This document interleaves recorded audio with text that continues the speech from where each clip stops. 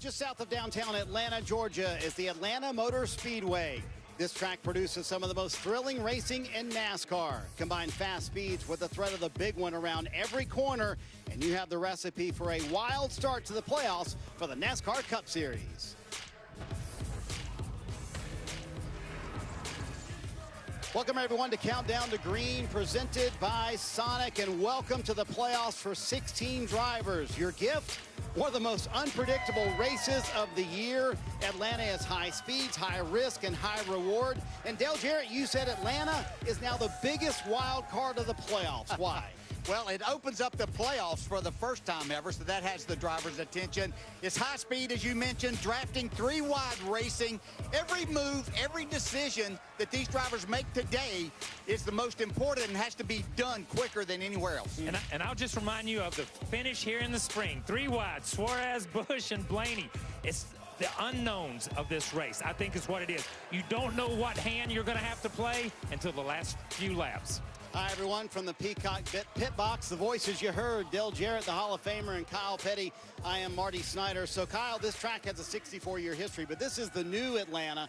And I want to go back to a quote from a driver after the spring race here, and I am quoting, "I've never had so much fun and been so worried for my life all at the same time." That's how that driver described the new Atlanta. How would you describe it? All right, I'm going to have to read my definition. It's controlled chaos, and that means something that looks out of control but functions according to unseen rules or organization. So I can see, it's a little crazy looking, I can see why it would be a lot of fun, but the unknowns and the nervousness make it a lot of fear. You know, we say anybody can win at the new Atlanta Speedway here, and that's not just talk. Just go back to the spring race. Look at this. They're three wide for 2 and 3 rows back. This is the finish, the closest three-wide finish in NASCAR history with that. And I'm going to go out on the limb today and say that nobody in the top 12 of the playoff points right now is going to be the winner. From 13th down, and that includes drivers that are outside of that top 16 that could become the winner here this afternoon. So I hear you, anybody can win, but then how do the stars of the sport like Kyle Larson and Chase Elliott play the race today if everyone's in the mix, DJ? Very, very carefully. Larson, Bell, and Reddick don't want to be giving away hard-earned playoff points that they got during the regular season. They don't want to start their playoff days like that. You know, the other aspect of this, Kyle, is the playoff field reset, right? Just 11 points now, separating 6th to 16th. Is it fair to say the field is more wide open than ever? I feel like it is. I feel like you talk about it, 6th to 16th, those 11 points. You can gain a lot. And we heard Dale Jarrett just say, you don't want to give those points away. You can gain. It's easy to lose points here, but it's tough to gain, and you don't want to give anything away. And a reminder, in just 3 races, the playoff field will be cut from 16 to 12. Things certainly move fast in the NASCAR playoffs. So why are drivers expecting the unexpected today? Just take the finish here in the spring as an example. Okay, let's take a look here. The Atlanta race. Remember, we cannot give them the top. Yes, sir. Start's all on you. I'll let you control it. Yeah, so this is very crucial. Get ready to get up, get up, get up, get up. He is clear. I knew that the 2 car wasn't really helping me much, so it was going to be a little bit tricky. Here comes a big push from the 2. Get ready to keep it. Still inside, stall this 8. Here I slowed down the 8, which that gave the 23 to give him a huge push and create a run toward the 12, and I was able to side drive the 8 and be side by side, and that's what created the 3 wide. Be top 3, top 3, top 3. And then after that, really was just a drag race to the start finish line. Hopefully, we're going to be the ones. It says 99. It's very damn close. It's really freaking close. Like, closest in history, probably. At that point, I kind of knew we got the 8, but I had no idea about the 12. The 12 was to the left, so I couldn't see him. 99, victory lane. Ah! Hell yeah! That's the best part, you know, to hear the noise of the fans. The energy is pretty cool. Hopefully we can do it again. All right, Daniel, an extremely exciting race here in the spring, locked you into playoffs. What is it going to take from you as a driver to get that done again today? You know, Jeff, you know that this race is very unpredictable. A lot of things can happen. Last time here, obviously, a lot of things went right for us. With that being said, we're wrecking lap 2. So, you know, that's a perfect example that anything can happen. So we just have to make sure that we execute the little things right, pit stops, all those little things. The car is going to be fast, just like it was last time. And, yeah, hopefully we're in position again. All right, good luck. Thank you, buddy. So there you go. Daniel Suarez said anything can happen, Kyle. He reiterated what we said. So is Atlanta now on par, Kyle, with Daytona and Talladega in terms of producing unexpected results? I believe so. We've always seen it at Daytona, and especially at Talladega. In recent years, a lot more at Daytona. But when we go back to that 3-wide finish, and you see what Daniel Suarez says, anything can happen. I think this race has put itself in that position. Yeah, you never know coming out of turn 4 what run you're going to get, what's going to happen. So this is the third in the series. It's Daytona, Talladega, and now Atlanta, baby. Yeah, and these drivers understand the magnitude of that. You know, just taking a little chance there at the end could put you further into the playoffs. One driver who was in that 3-wide dash to the line in February is Ryan Blaney, who's with Dave Burns. Marty, I am with the current champion, who is also almost the February winner here at Atlanta, part of that amazing finish. You expect more of the same today, Ryan? Yeah, I don't know. It's hard to know what kind of the flow of the race is going to be. I know it's going to probably be exciting today, you know, with 3 wide, a lot of passing. The track's going to be slick. It's not incredibly hot, but the sun's been on it, and I feel like every year we come back, it gets slicker and slicker, which is good. But, yeah, I mean, heck, if I'm in a 3-wide race for the win again, you know, that's really the only spot you can ask to be in, and then hopefully it works in your favor. So we'll see. But Dent Wizard Ford Mustang is really fast, qualifying second. Hopefully we can stay up there and kick this playoffs off right. Kim Ryan will see if he can be that bumper in front today. Well, after the reset, regular season champion Tyler Reddick is 3rd in the playoff standings. Outside of winning, what do you and the team have to do here today to feel comfortable leaving Atlanta? Yeah, I think if we can get out of here with a smooth day, top 10, stage points in both stages, I feel like that's what we kind of need to do. Obviously, I do feel like we've been pretty good here in the past when we do make it to the end. I think my first race here with 23-11 right up there in the mix at the very end. So we're very competitive when we come here to Atlanta. It just seems like, you know, the last year or so has been rough. So that's what we just need to try and avoid. I think we get up to the front early in this thing. I think we can minimize risk, but track position is important here. So that's just the goal, whether we're in the playoffs or not at this place. So we're aiming for a solid day. Marty Tyler qualified his Toyota in the 23rd position.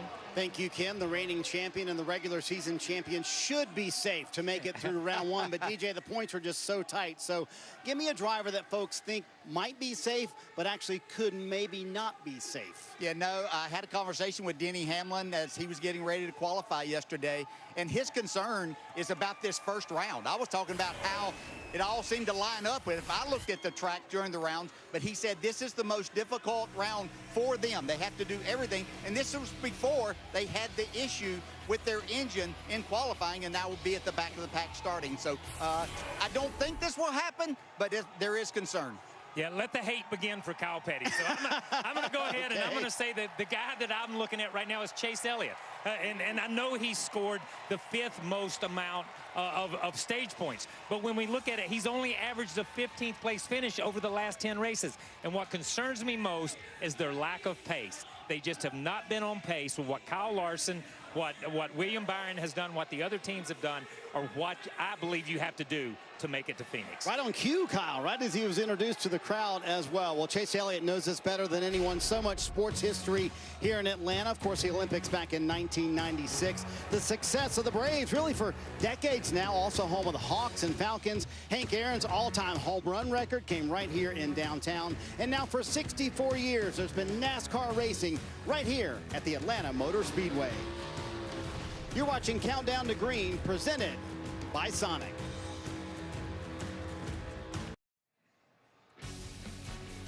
Countdown to Green is brought to you by Sonic.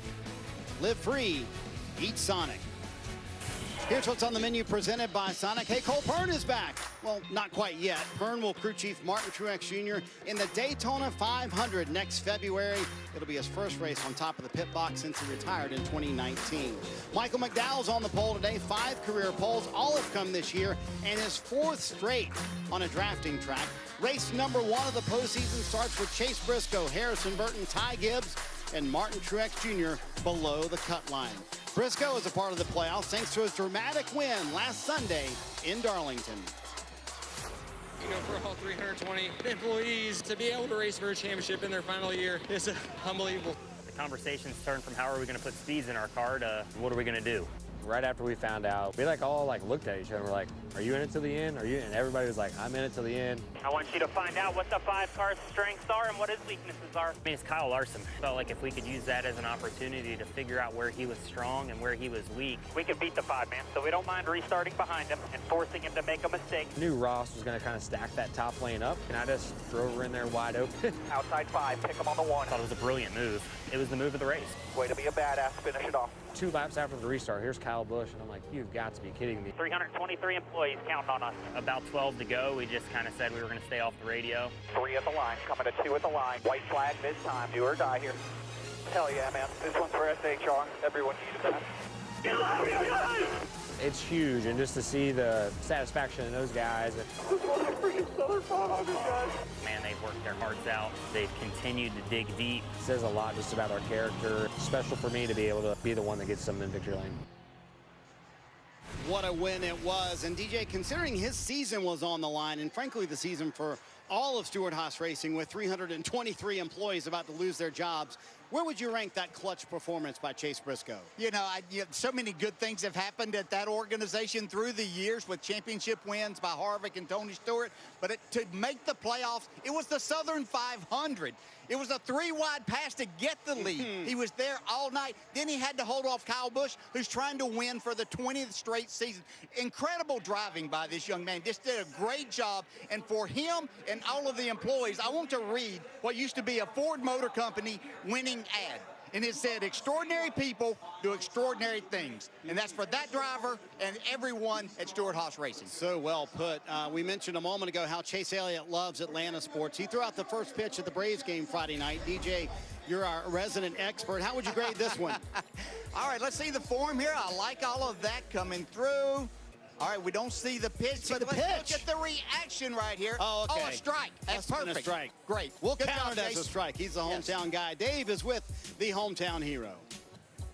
Well, Marty, heroes as well to Gavin and Logan, who designed Chase Elliott's car and driver's suit today. So how proud are you of them, and how much would you like to give them a second Atlanta win today? Yeah, really proud and super happy to have both of them here. It's, this is a great honor of mine to host them and their families this weekend. So it's been a really special treat for myself and our entire team. I think the fans love the car, so we hope it goes really, really fast today, and we'd love to try to get another win. No better time than right now. So appreciate everybody at Napa and Children's Healthcare of Atlanta for letting us do this program and making it a big deal. And thanks for the fans for receiving it so well, and we're excited about the day. Kim, he'll have a little work to do starting 16th today. Well, Dave, Martin Truex Jr. comes into the playoffs last in the standings with desperate need for additional playoff points. With that in mind, how do you manage today when there's so much out of your control? Just go race, honestly. That's all you can do. It's, we know the position we're in. Hopefully our auto owner's Toyota handles good. I think it's going to be key today. It's going to be hot and slick, and a lot of guys are going to be out of the gas. So if we can keep our foot down and stay out of trouble, we're going to have a good day. Just a lot can happen here. So we'll go race, and it's just another playoffs, and it's one race at a time, and do the best you can. And DJ, this team will have to drop to the rear of the field after unapproved adjustments. Well, that might hurt his chances, but let's see what the experts at DraftKings has for us here today at Atlanta. Ryan Blaney, I would agree with that. Man on top. Kyle Larson, you can't ever count out Kyle Busch. Resurgence there. If you were looking for a good return on your investment and you want to make a small wager, William Byron at that 1,100 number right there, that's pretty good odds for a winner here. This week on DraftKings Sportsbook, new customers can bet $5 and pocket $250 in bonus bets instantly to use on any sport, whether it's this race or tonight's Sunday night football game. Download the app and use the promo code SPEED when you sign up. Okay, Kyle, time to go on the record. As we mentioned, in 3 races, 4 drivers will be eliminated from the playoffs at your favorite time of the year. Who do you have as the first 4 out? All right, well, here we go again, ladies and gentlemen. I have Alex Bowman, Chase Briscoe, Harrison Burton, and Martin Truex. And the reason I have these, so everyone knows, is these 4 in the last 10 races, the best ever finish is Bowman, and it's 18.3. I don't think that gets you through to the round of 12 with a average finish of 18.3. Yeah, okay. I'm going with Austin Cindric, Chase Briscoe, Harrison Burton, and Daniel Suarez. And if you didn't notice by looking at that quickly, That's Chase Briscoe and Harrison Burton, our last two winners of the season here so far, and Daniel Suarez, who won here earlier this year. Yeah, I'm crazy. I probably don't know what I'm talking about. Might want to rethink that, DJ. I'll give you another opportunity with your championship 4 picks. You have the tee box first. Okay, well, I'm going, this is pretty much the favorites I think a lot of people will be with. Going to start with Kyle Larson in that, Denny Hamlin, last year's champ Ryan Blaney, and then I'm going to throw Tyler Reddick in there, and my champ will be a 2-time champ and defending champ Ryan Blaney. Oh, how about that? Kyle, how about you? Okay, we've got some of the same. I've got Kyle Larson. I've got the 45 of Tyler Reddick. I've got the 24 of Lord Byron, and I've got the 11 of Denny Hamlin. And for my champion pick, mark it down, I have picked for my champion Denny Hamlin's driver, Tyler Reddick. Tyler Reddick is my I thought you were going to go. Ladies and gentlemen, Tyler Reddick. Neither one of you picked Christopher Bell in your championship 4. He's my pick to go win it all. But I'll note your Tyler Reddick pick. Hey, when we come back, time for today's pre-race ceremonies. By the way, Hall of Famer and 6-time Atlanta winner Bobby Labonte is the Grand Marshal today as we get closer to the green flag and the start of the 2024 NASCAR Cup Series playoffs from Atlanta Motor Speedway.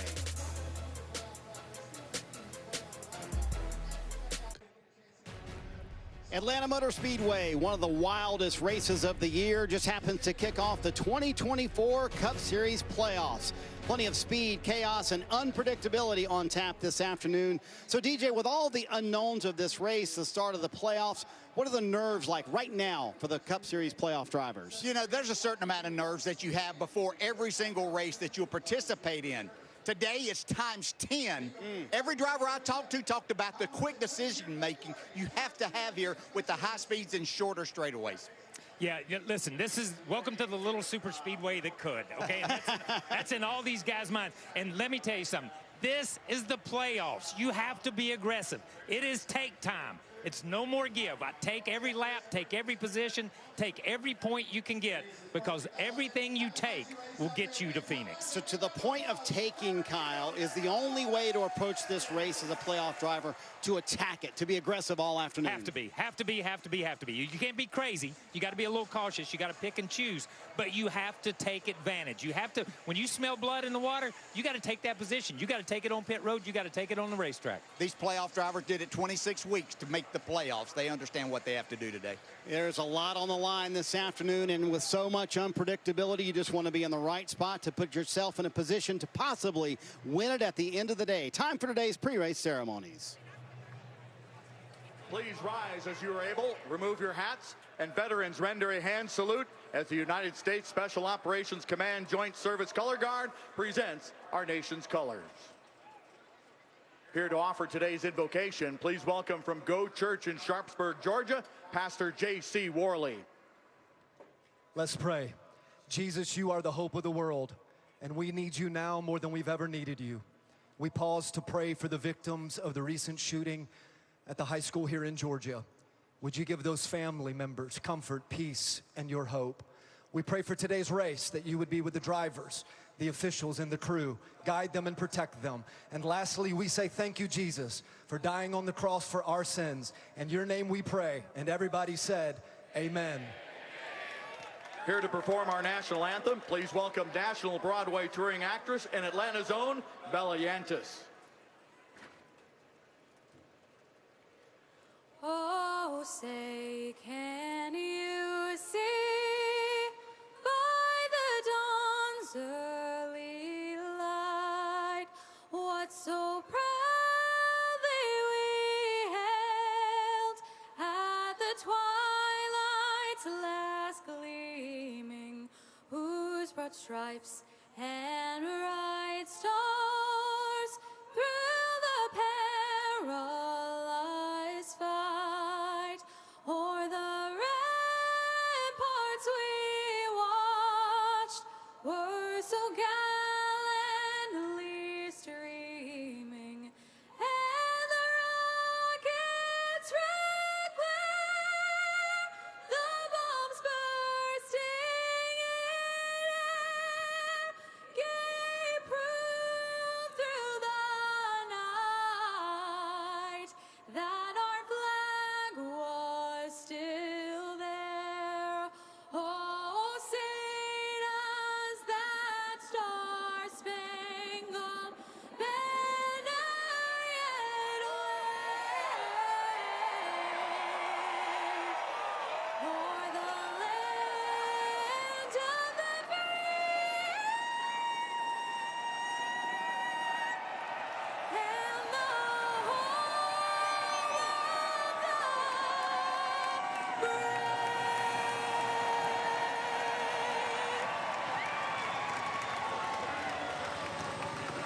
For 16 teams, almost 9,000 miles of racing over 7 months, all comes down to the next 10 weeks. Time to get the engines fired and race for a championship next on USA.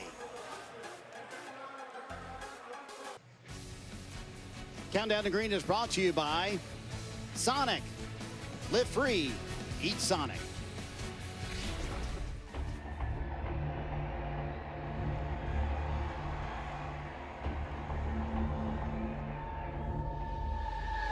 You did it, man.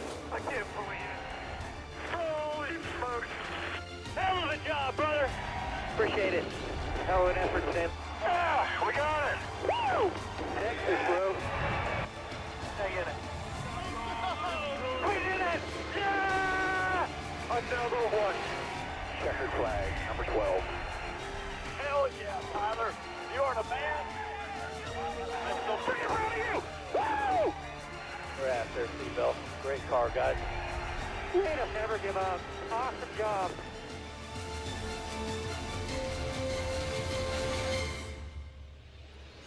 The Cup Series regular season included 14 different winners, including William Byron, who has 2 wins at the New Atlanta. But he admits the close to the regular season was not great for the 2014. And he told me earlier this week, we had the same issue last year, but we were able to refocus on our goals once we got to the playoffs. We're hoping for the same situation this year as they try to get back to the championship 4 for 2 straight years, Kim. Well, although Harrison Burton is making his first Cup Series playoff appearance, his crew chief, Jeremy Bullins, has a lot of experience with the postseason. This is Bullins' 7th playoff appearance as a crew chief. So I asked him what wisdom he's tried to impart on his young driver. He told me their conversations have been about not letting the pressure get to him. If you stress too much, it'll get in your head. Dave, he also reminded him to enjoy the experience. Kim, for only the 2nd time in his Cup career, championship contender Denny Hamlin will be starting last. It was at Talladega before where he finished 3rd. He avoided all the trouble and chaos around him. He's got to do that again today. And to help him avoid all that will be his spotter, Chris Lambert. And Jeff Burton, you're located where all the spotters will be watching over their drivers today. Yes, I am. The best view in the house. There's a lot of work that's going to happen up here today. These spotters, you know, they're here for more things than just preventing wrecks. They're here to be the eyes for what the drivers cannot see. Where's the run coming from? What do I need to do? Do I need to go the top lane to bottom lane? It's full work up here. The win or the loss could happen right here, Marty. Also very bright up there where the spotters stand. It takes everyone in a Cup Series team to make it happen. Time to get the engines fired and the Cup Series playoffs started. And now race fans here to say the most famous words in motorsports. Please welcome your 2000 Cup Series champion, NASCAR Hall of Famer, and 6-time NASCAR Cup Series winner here at Atlanta Motor Speedway, Bobby Labonte. Drivers, start your engines! Right back on.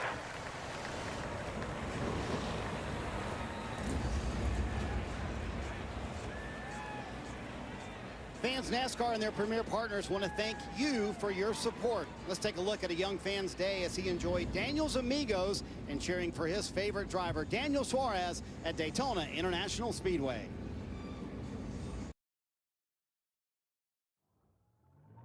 What a genuine, awesome, old-school racetrack. How about that, boys? To win at your home track is a really big deal, I think, to any race car driver. Hell yeah! Atlanta!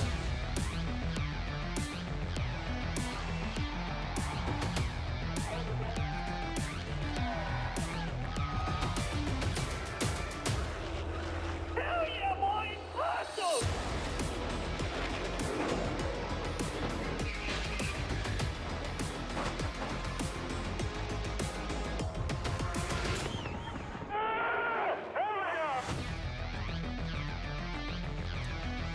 So much history over 64 years here at the Atlanta Motor Speedway, but this is the new Atlanta Motor Speedway, now a drafting track, one of the most unpredictable races of the year. High speed, high risk, and high reward, and it happens to kick off the Cup Series playoffs. A win for a playoff driver today is an automatic berth into the next round, but is the move it will take to get the win worth the risk? That's the question they'll be asking themselves for all 400 miles today, Dave.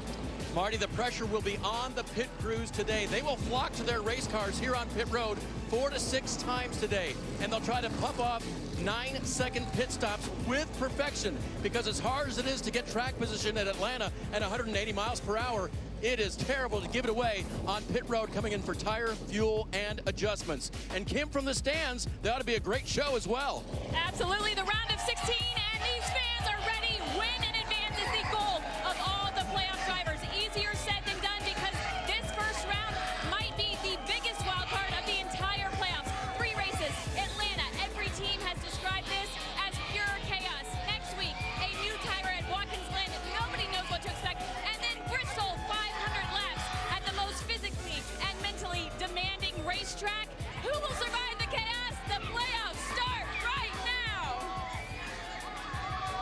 The NASCAR Cup Series playoffs are here. The drive to a championship begins now, and it's so appropriate that the 10-race run starts on the high banks of Atlanta Motor Speedway, because this mile-and-a-half track that races like a super speedway will give us all the action you're hoping to see. Welcome to NBC Sports coverage of the NASCAR Cup Series playoffs from Atlanta, presented by Applebee's. It is a gorgeous day here in the Peach State, and we are ready to go. Everybody has been counting this down, looking forward to it. 26 down, 10 to go. Hi folks, Lee Diffie along with Steve Letarte and Jeff Burton. Jeff, from the driver's seat, for the 16 who are in it, who are going to contest these playoffs, what's it like? How much does the pressure build? Well, the pressure builds by every lap, but you've wanted to be in this playoff your entire life. You wanted to be a champion. This is your opportunity. The key is when things go wrong, and they will go wrong, how do you handle it? Do you compose yourself, or do you panic? In those challenging moments, that's when you have to be smart, get yourself calmed down. Well, the postseason is more than just excitement for the fans. It's pressure on the teams. Jeff talks about what it's like behind the wheel, but for the pit crews that Dave Burns just spoke of, for the crew chiefs, for the engineers, for the men and women back at the factories who build these cars, they know simple mistakes can be the difference between advancement or ending your playoff hopes, and everyone has this race circled. Diff, nerves are sky high. Not just about how the drivers handle it, how does the team perform? Let's take a look at the starting grid for today's first playoff race, brought to you by Applebee's, and he's done it again. He being Michael McDowell of Front Row Motorsports. He got his career first Cup pole earlier this year, and now that's career pole number 5. He did a great job yesterday. He'll start alongside the defending series champ, Ryan Blaney. And Jeff, speaking of Ryan, let's see if we can dial him up. Hey, Ryan, this guy's in the booth. You with us? Hey guys, yeah, I got you. All right, 10-4, man. The playoffs are starting today. How do you approach this race? Yeah, it's nice, you know, finally starting them out. Got to be in for a, you know, a gauntlet of weeks.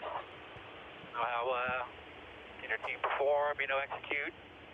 Can you do your job as a driver on the racetrack? I think we're really firing on all cylinders right now, so I'm super proud of that.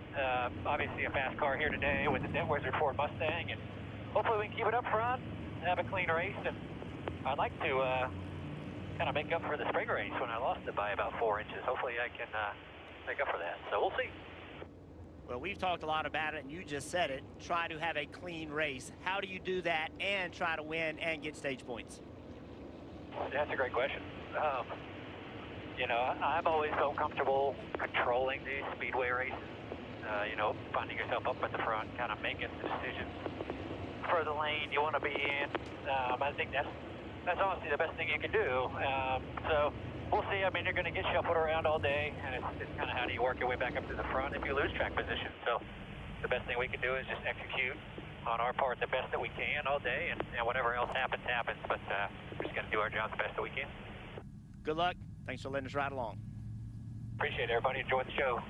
We will, Ryan. Thanks for talking to us. And as a reminder, the champ lost this race earlier this year by 3/1000ths of a second. He'll be looking for some redemption today. Let's continue to put the spotlight on the playoff drivers, and let's kick things off with Marty Snyder. Marty?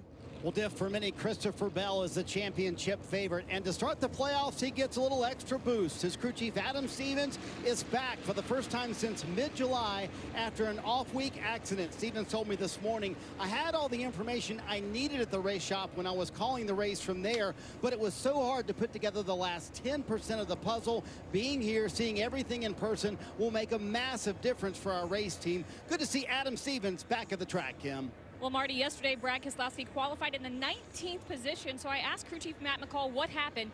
He said they were just slow, but they didn't know exactly why. They weren't expecting to be as far off as they were. Now, despite that, he said they're not concerned. They feel like they have the right setup for the race, and McCall said if their car is close to what Brad needs, it will not be hard to get stage points, even in the first stage. He said Brad knows how to attack this track, and if any driver can move forward in a drafting race, Dave, it's Brad Keselowski. Kim, my favorite Kyle Larson quote from the week is, "I don't love seeing Atlanta in the first round." And that's because he knows so much can go wrong. He's the #1 seed. No one has won more races this year. No one has more playoff points. No one is further ahead of the cut line. But Kyle Larson knows that a lot of that can go away in a hurry. He knows that Atlanta is the new king of chaos when it comes to racing in the NASCAR Cup Series lead.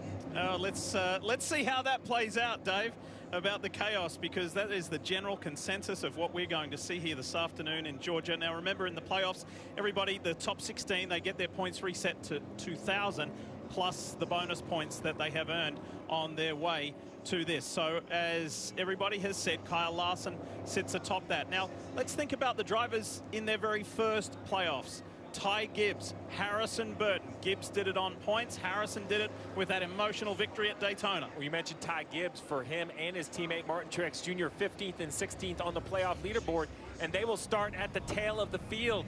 They had the similar issue as the 11 of Denny Hamlin. Denny's issue was in qualifying.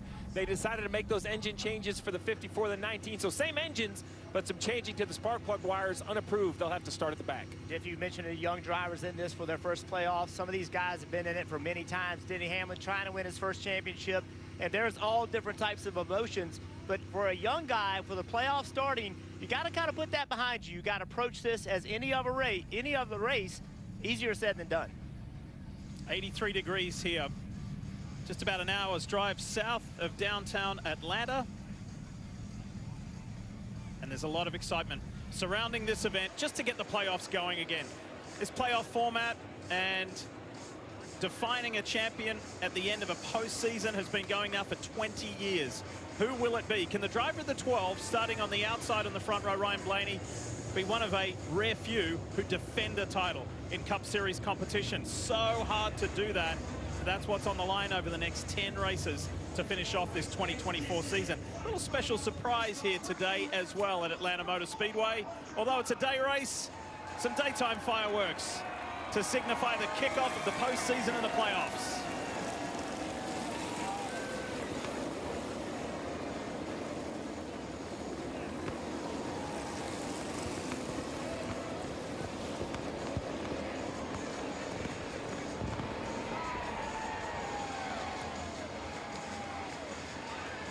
We go for so long for today being the defining moment. Last week in Darlington was so eventful, and that massive win by Chase Briscoe. But this is what everybody has been driving towards.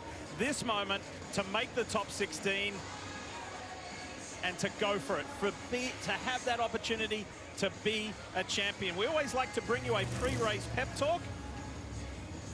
And let's go inside the 22 of Joey Logano. Two-time champion trying to become a three-time champion.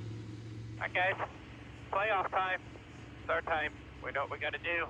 We talked about it earlier. We got the experience. We got that advantage on our side. Let's be smart. Get through this first round. Yeah, be smart. Let's get through this first round. I think that's how you have to approach it, Diff. This is a 3-race schedule. Period. End of story. What do I need to do to get through these 3 races? And this is the start of it. But make no doubt about it. This is a very difficult race just to get through. And if getting through just enough, you're going to have to gain points if you don't win a race. So it's easy to say, hey, let's take it easy, don't get in a wreck.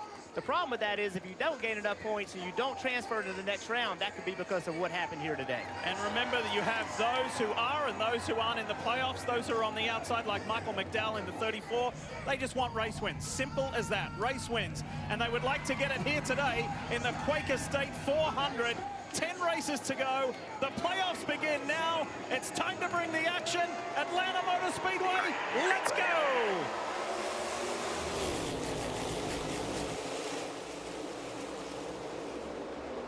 And McDowell has got his front row motorsports teammate Todd Gilliland tucked in nice and tight behind on the low line. Almost almost a repeat of 2 races ago at Daytona. Berry up high, that purple car, third in line, number 4. McDowell, Blaney, Berry, Gilliland, and the 5 of Kyle Larson. Keep in mind, this is the first time race cars have been on track other than by themselves, so they really don't know how their cars are going to handle, Steve. Well, McDowell out front has to feel good with all that clean air. I think it's no different for Blaney right here off his rear bumper. It's the cars back in 10th, 15th, 20th, all the dirty air, and really half the real estate. Michael McDowell told me last night, I'm thrilled to have won the pole again. But, Diff, I just want to get to the checkered flag. I've been running at the front. I've had a fast forward, but I've been denied that opportunity. Well, you mentioned checkered flag, the first stage, only 60 laps. They can run the entire 60 laps on their tank of Sunoco fuel.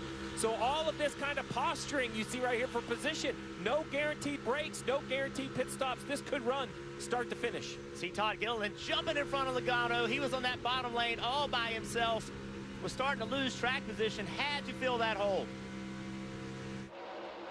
24 of Byron, that black and white car on the bottom, jumps out of line.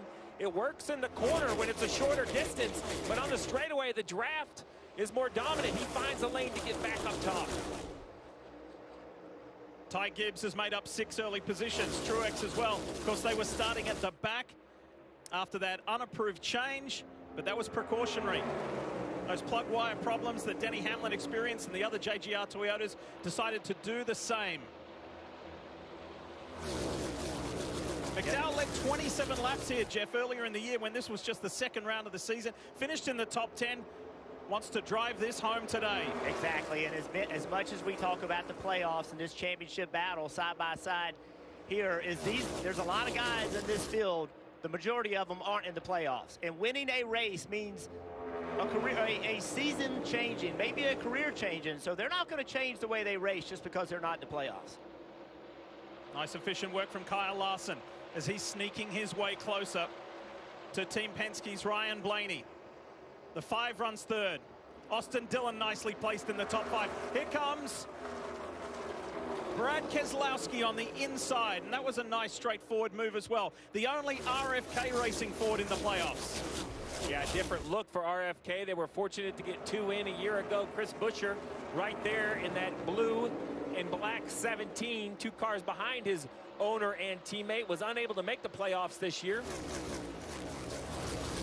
He was in the fight to the bitter end, though. Had a chance at Darlington, but Chase Briscoe's win kind of changed the entire complexion. I feel like that 10 car on the bottom, he was struggling a little bit. Everybody trying to get by him. See how orderly it is in that first 10 or 12. They're all single file. The battle rages back here. See that move right there? It looked like a little bit of contact between spring race Atlanta winner, the 99 of Suarez, and the 41 of Preece. There's Tyler Reddick on the high line there. Regular season champ. There he is. It was excruciating last week, those stomach issues he had. And he was preventing himself from vomiting in his helmet. He said it was so difficult. I had stomach cramps. He said it didn't alleviate until the early hours of the morning. He said it was one of the toughest things I've gone through while driving to the regular season title. Corey LaJoie in the 7, the Gainbridge machine on the low line. So let's see what happens with Corey right here. He turned left to get underneath Haley. So the 19 of Truex, he saw that. He jumped on the outside of him. Now everybody trying to line up and make him pay for making that move. Another side-by-side battle on the top for 5th. The danger of making the move is that it doesn't work out and you lose a lot of spots. And that's what all these drivers are learning right now. Can I make a move and will it work out? Hunt Brothers Pizza brings us this view of Joey Logano. The 3 of us spoke to Joey earlier this week. He was very measured. He was very confident. Been here, and Paul Wolf, his crew chief, said Joey is a big moment, big pressure, big occasion driver. He actually goes better the higher the pressure is. Well, they've been very consistent with that experience speech. That's what he said this week. That's the pep talk we heard on the radio just 10 laps ago.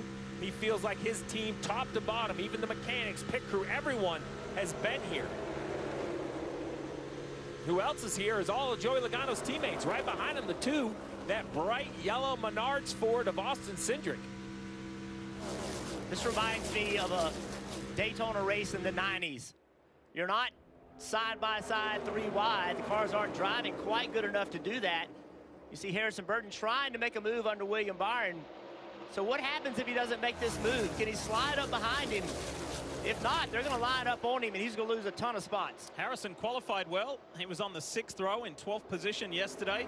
Now, Alex Bowman has a look on the inside in the Ally 48. They run side by side. Earlier this year, at times there were 3, and a couple of times they were 4 wide here at Atlanta Motor Speedway. Ross Chastain lining up for a shot as well in that all-blue number 1 for Trackhouse.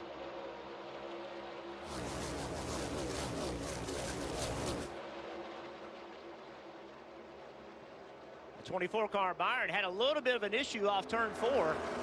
Looked like he got loose, lost a little bit of pace. Now Bowman's going to try to slide up in front. There's room to do it. I tell you, that 1 car, Chastain, that blue car, he looks racy. And Daniel Hemrick starting to make in some good inroads as well. There's Chase Briscoe in the 14, the Mahindra Tractors Ford. And he said, you know what? The way that these tracks are scheduled, in my opinion, they lay out really nicely for me. There is confidence in abundance with the Darlington winner. William Byron pops out of line. That's really the move that I think is most comfortable. The shape of this front stretch being the D, when you get to the second half of the D, the natural lane is kind of up. And if you think you could pull out a line, you really just turn left and take the shortcut right to turn 1. Todd Gilliland on the inside of Austin Dillon. Now Austin comes back on that high side. I tell you, there's some bad handling cars out there right now. There's some guys just hanging on. Let's go for a ride with Chase Elliott. Let's have a listen, thanks to Coca-Cola. 2 back. Nothing to you there, side draft and 2 back. Door, still door. 23, your lane. Still out there. This is going to be your call. Still out there, still there. 23, still rides 2 back.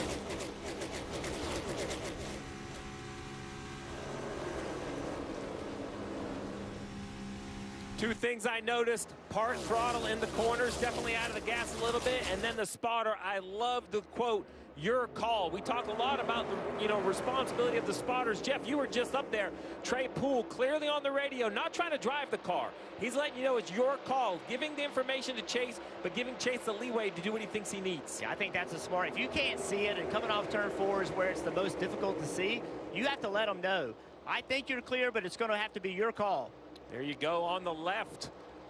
The left, that's TJ Major, spotter for Brad Keselowski. On the right, that's a spotter for Joey Logano, Coleman Presley.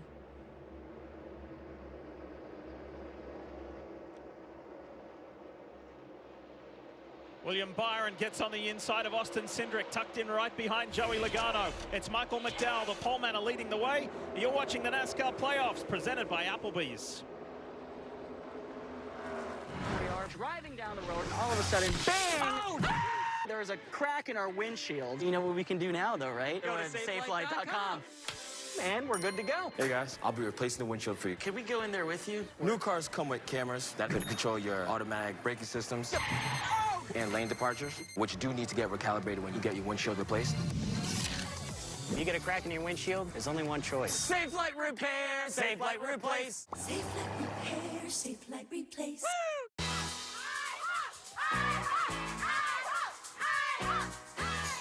IHOP.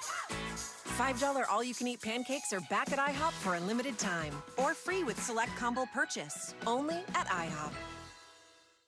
And here we go. Your Consumer Cellular Tower.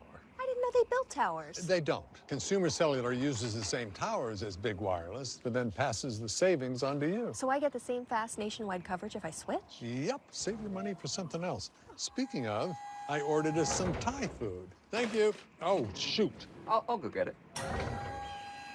Pretty high up here, isn't it? For unlimited talk and text with reliable coverage starting at just $20, call or visit Consumer Cellular. The first thing you think of when you see a pickup truck this kind of hauling. We're looking for you. Join us at Toyota Racing. Ally has savings buckets to help you save for anything you want to buy. Because everyone has something they're saving for. Like that new car. Or a fancy vacation. Or party supplies. Your delivery budget. Or even the down payment on your dream home. Our savings buckets help you save for what matters most to you. Blocked from watching the big match? Save the day by using the Bank of America customized cash rewards card and choose to earn 3% cash back on online purchases, like live streaming. A message from the Sonic Department of Research and Delicioussement. They say you can't put a price on fun, but at Sonic, fun is exactly $1.99 for your favorites like the quarter-pound double cheeseburger. So take that, they. The Fun 99 menu, always $1.99 each. Did you know you can sign up for the NASCAR newsletter and stay up to speed on all the latest from the track and get your chance to win 2 tickets to a 2025 race of your choice? Scan the QR code that's on your screen and visit NASCAR.com/race ticket promo. Welcome back to the Quaker State 400. On board Joey Logano, and it has been action-packed. There are moves being made everywhere. And look at this for an anxious ride for the Darlington winner, Chase Briscoe. Cindric on the high line, Logano on the low line. Yeah. Woo. And when your car's driving bad, you got this many cars around you, pulls the air off your car, makes it drive even that much worse. Well, you know who's driving great at the moment is the 48 of Alex Bowman. He has surged his way forward. There he is. He's the 6th car in shot. He's trying to make a move on the inside of Joey Logano. And that's what he is so good at. You talk about how good it's driving. He puts that left front right on that white and red line and wraps the bottom of 3 and 4. Once again, not a lot of draft down the straightaway, but look how close he is. He'll go down here to the bottom of 1 and 2. And you almost saw the wiggle out of that 22 right in front of him. The 48 will put it right on the left rear quarter panel. Well, 25 smooth laps in stark contrast to the February race where there was a huge wreck on lap 2. Let's lay out, let's have a listen, go for a ride. Byron on the paint. Paint looks powerful here. We're by 1 in front, Austin is clear behind. Austin is clear, Austin is clear. Lower, lower, half lower, gonna get inside of you. Inside, paint is powerful here in 3 and 4. Still inside, bumper. Bumper, barely Austin, still there, still there, still there, clear, in line to you. He is clear, going higher, Byron's coming to you. Outside bumper, outside Austin, by himself, all alone, gaps 1 behind, 3/4 behind, 3/4 behind. Cool to take that ride and that listen. Unbelievable how they go from just looking to picking up the binoculars and being able to find their car right away. Paint is powerful. What does that mean? The left side, you can get your left side tires on that red and white line. This racetrack has always been like that. Atlanta, get your left front right on it, and it helps make the car turn. It actually makes more grip right there. That was the information going to the driver. Marty, what you got?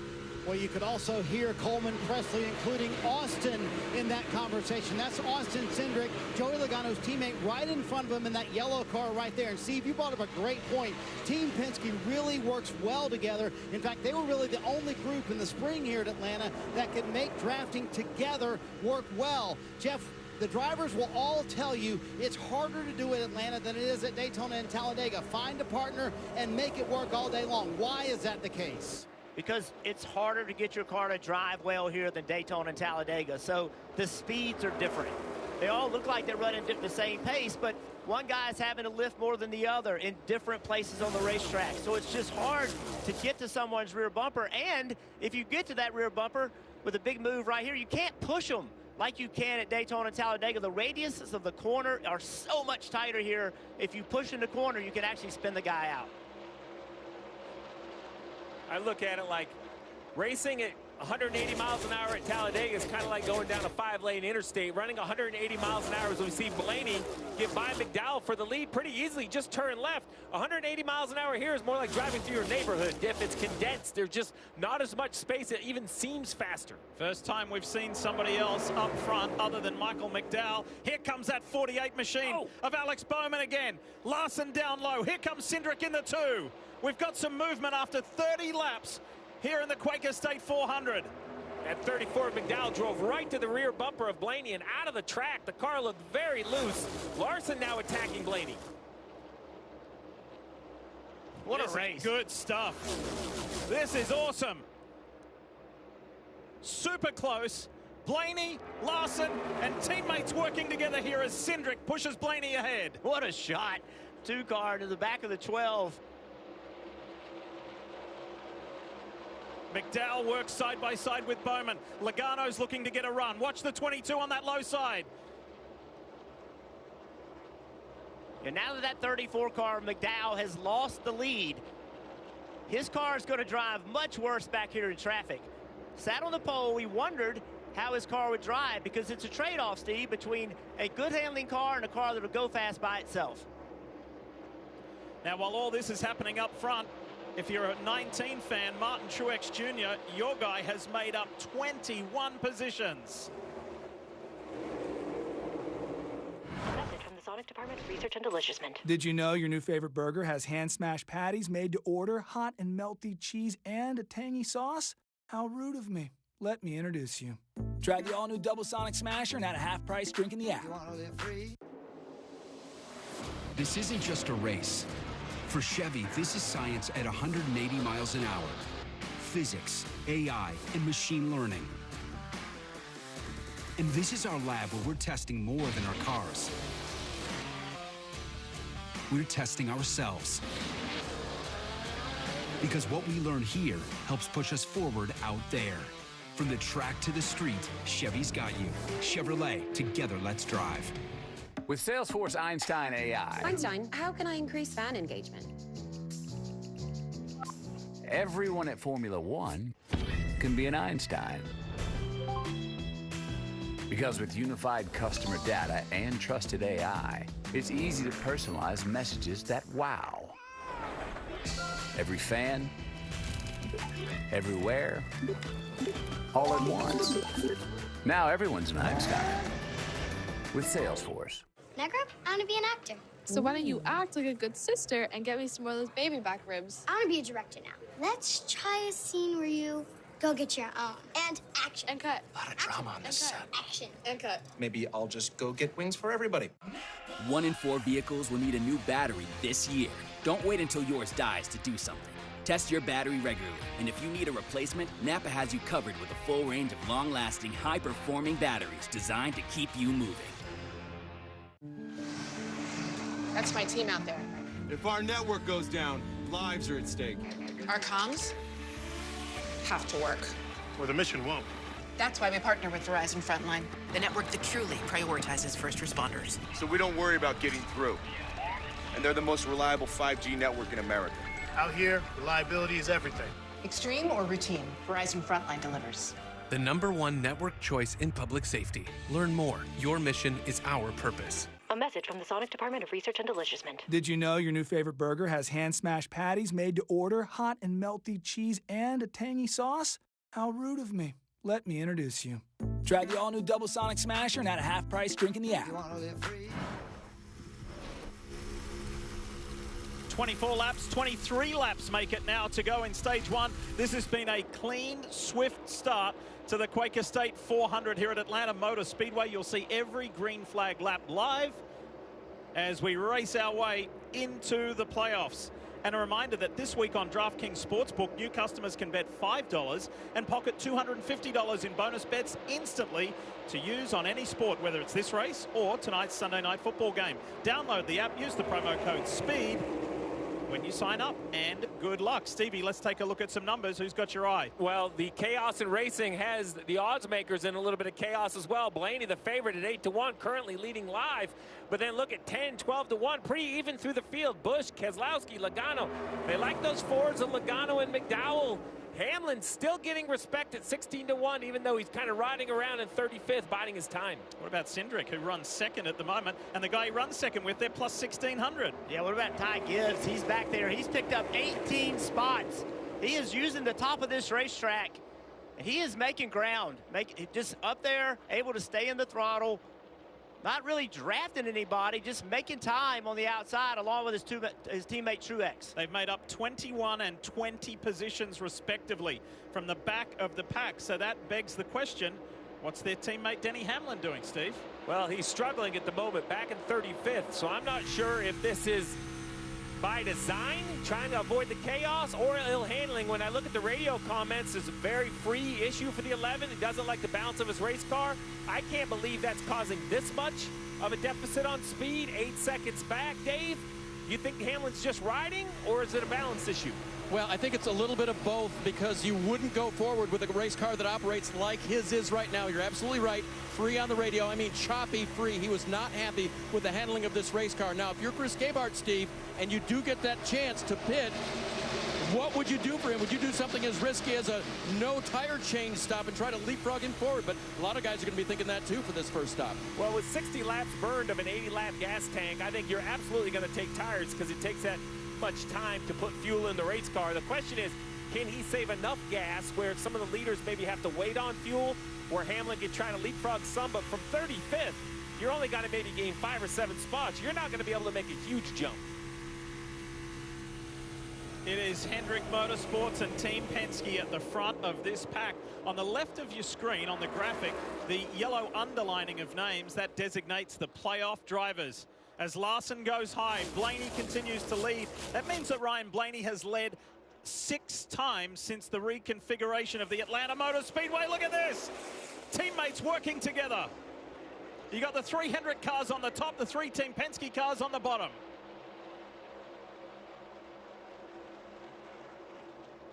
Only 18 to go in this stage, coming to 17 to go. It's flown by. Yes, trying to get points. You see all those yellow windshield banners and yellow spoilers. That's just a great reference of who's in the playoffs and who isn't. Ross Chastain, in the one who came so close to making the playoffs, is putting on a terrific show here, and Ross has advanced himself 14 positions since the drop of the green.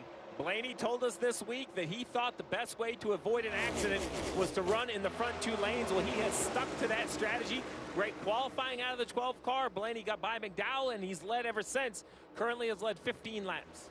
What's going to be interesting right now is they're getting side by side about 3 or 4 rows deep. So before you were afraid to make a move on the bottom, but now I think you can be more aggressive with it.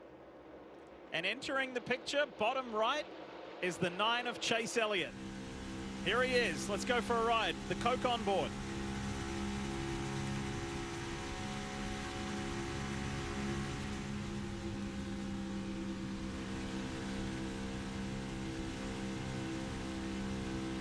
Still there, quarter. 24 is 1 back watching.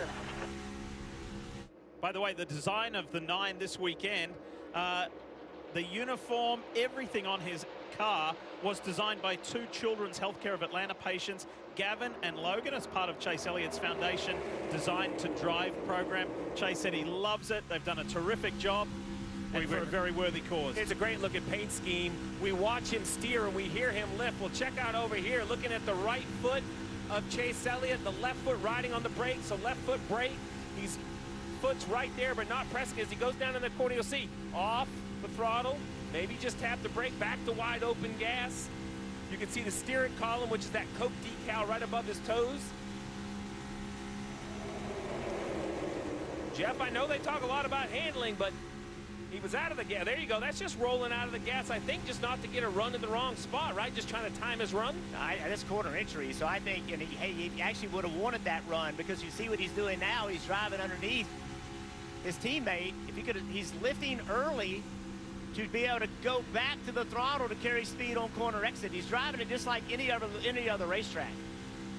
Let's talk more about Chase Elliott. Here's Marty.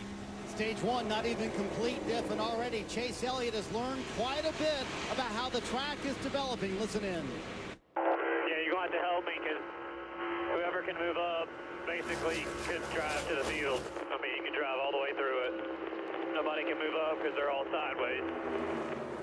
Boy, Steve, it's clear handling is becoming a big issue for a lot of cars in the second half of this run. But if you're Alan Gustafson and you have that information from Chase Elliott, where do you go with it? Well, you can absolutely tighten up the race car, go to a tighter balance as he gives a big shove to his teammate in the 48. Remember, no practice, as Jeff pointed out. No cars on track together, just one lap of qualifying. What I love if I'm Alan Gustafson is 50 laps in, I now have a goal. My driver needs to be a little tighter balance-wise so he can run the top of the racetrack. The driver from Dawsonville, Georgia, about 2 hours north of where we are, is having a good early stage 1 run. Progress. Moving in a positive direction. We all want our lives to do that. Why is progress also in our name? We've always believed insurance should do more. That's why we've gifted over 1,000 vehicles to veterans, funded housing programs for families in need, and why we're working to make roads safer. You're doing good. And housing more fair. For us, that's real progress. There is nothing like a Wendy's Frosty. It's cool. It's creamy. It's only $1 right now. Wait, what? The one and only Frosty is $1? Gotta be Wendy's.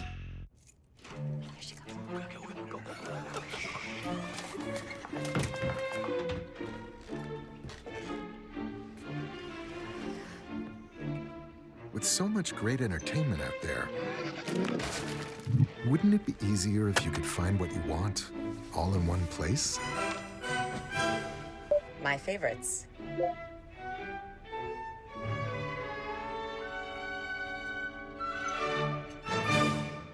When I grow up, I want to be an actor. So why don't you act like a good sister and get me some more of those baby back ribs? I want to be a director now. Let's try a scene where you go get your own. And action. And cut. A lot of drama on this set. Action. And cut. Maybe I'll just go get wings for everybody. After the 26-week grind, 16 gather. Heroes, hopefuls, hot shots, hot heads. Their demeanor may vary. Their determination does not. Fortune brought them to this moment. Now, it's up to them. The NASCAR playoffs continue at Watkins Glen on USA.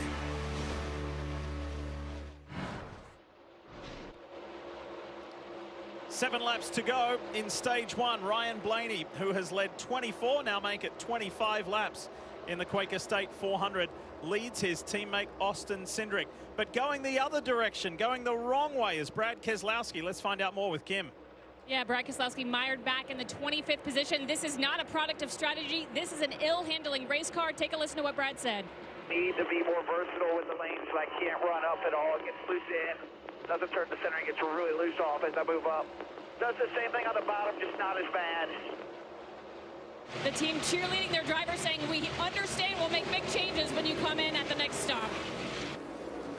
That's very clear information about... Whoa! That's a huge one for Larson!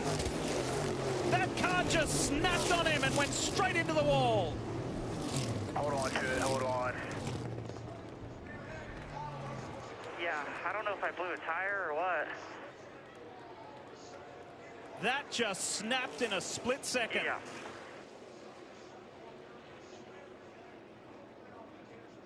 You heard Kyle on the radio, so I don't know if I blew a tire or what. Cliff Daniels has a look of concern on his face, and understandably so. That was purely violent. And thankfully, Kyle is out of the car. You see, he's in the corner. Everything looks normal. Back end comes around, and then it went to the right. Now, it appears to me... Oh, who hit him? Who was that got him? That was Briscoe. 2 playoff drivers. So that's one of 2 things. So watch this thing. The back end starts around first. And when it starts around, he overcorrects it. And that is that is very easy to do in this race car. Just listen.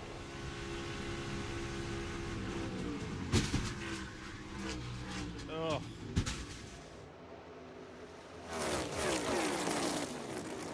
So he mentions whether he blows a tire. I was wondering right front, but right there, it's clear it gets loose. Kyle Larson knows that as well. So I wonder if he's wondering if the right rear tire started to go down, which is what made the car loose.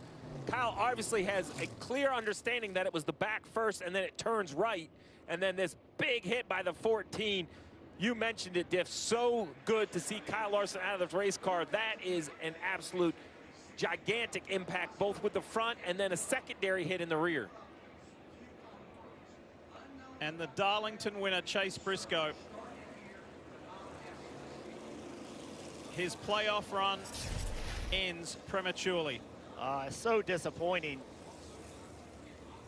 AMR safety team there, very snappy, on the scene to help both drivers involved in this accident with just a handful of laps in stage 1 to go.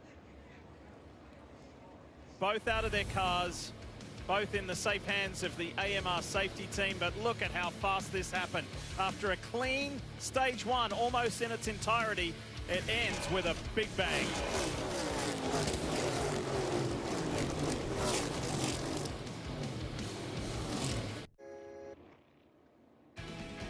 You're watching NBC's sports coverage of the NASCAR Series playoffs from Atlanta, presented by Applebee's, and what was a smooth, fast opening stage ended with a violent crash suffered by Kyle Larson in the 5. The 2021 champion is out of this opening race of the playoffs. Kyle Petty, DJ, what did you make of that? I mean, the opening stage was so entertaining, so much fun, but didn't see that one coming. Yeah, it's exactly what we talked about in pre-race. The unpredictability of this place and how fast big names can get in trouble. Yeah, you know, Kyle Larson was sitting in the best spot points-wise coming in here, but nobody wants to have an issue like this. And Larson, to me, looked like he was able to maneuver around top, bottom, wherever he wanted to go. So definitely one of the best race cars. Hard hit, glad to see he's okay. And unfortunately, Briscoe in the wrong spot at the wrong time. But this goes to show you, doesn't matter whether you're at the top of the playoff standings or down towards the bottom of it, there's just no safe place here. Yeah, what's so fascinating about this accident, we had just come from the in-car camera with Chase Elliott, and we saw how much he was in the gas. That's a place where he was wide open in the gas, and when it snapped, it went fast, Booth. Yeah, it went really quick, and I think some of that, as we ride along, see how quickly this happens. This is Briscoe. Just hard to see where the car is, all the smoke. One of the things, Steve, that as we ride along, he hits a wall at about 160 mile an hour. It's a massive impact, but the setup of these race cars at Daytona, Talladega here, when you get loose and you have to correct, it gets on the left rear spring, and when it does, it loads that car up, and it makes it easier for the car to hang a right like that. Yeah, both rear shocks have a built-in stop, and you don't want to ride on them because they're too rough, but in normal operating procedure, you're very close to them. So when you turn back to the right and the weight dumps on the left, that's all it takes. It sits on that stop and the car turns right. And fellas, another stark reminder of how thankful we are for the safer barrier. Oh yeah. Wow. My goodness. So there it is, the completion of stage 1 and 4th stage win of this season. 3rd here in the ATL for Ryan Blaney, and valuable playoffs points.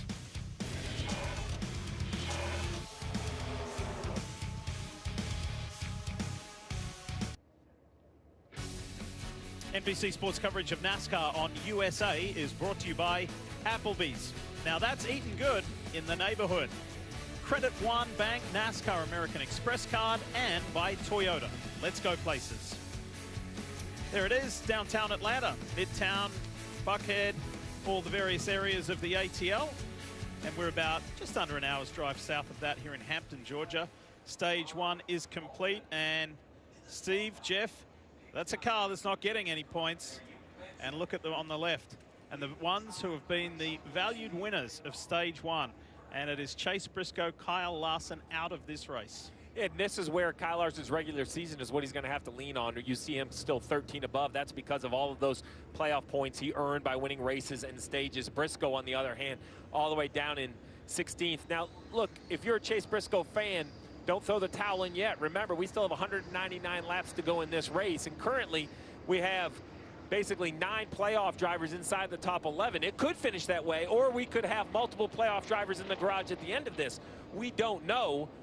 And if you're Chase Briscoe, you're hoping, you don't wish bad luck on anyone, but it wouldn't hurt your feelings if you saw a few more playoff drivers have issues. He got to within 21 of the end in February, where he said, I was on the wrong side of a 3-wide battle, and then he got crashed out there as well. He was feeling really buoyant about this. Have a look at the graphic in the bottom left.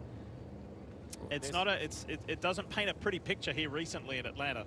Well, it doesn't, and I think that shows you why everybody came into this race scared. They're afraid of this event. These first 3 races, Steve, are very volatile racetracks. Atlanta, Watkins Glen, Bristol, they're all concerned. They think this is the craziest round of the playoffs, and this is why.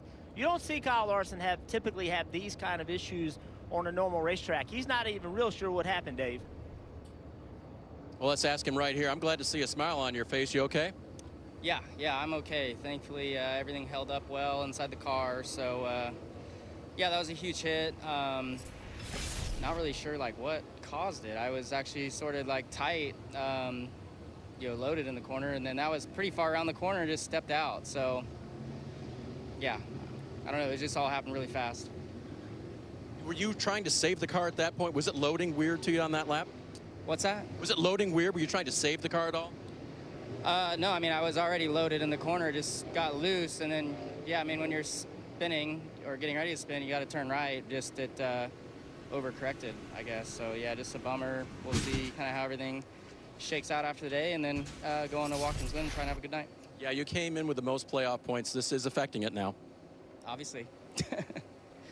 Yeah, he'll move on to Watkins Glen, guys.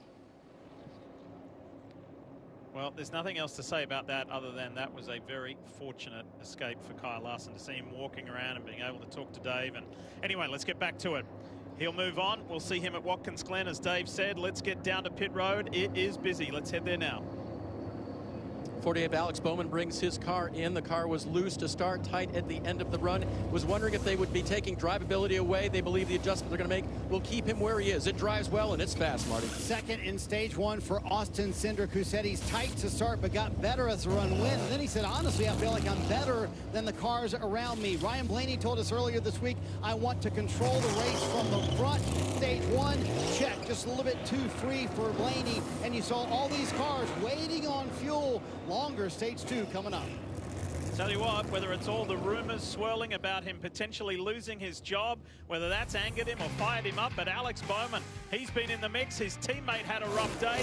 Bowman grabbed 2 spots on pit road, the race off, and that 48 Ally car is looking good. Not a great day for the 5 camp at Hendrick Motorsports, but the others are running well.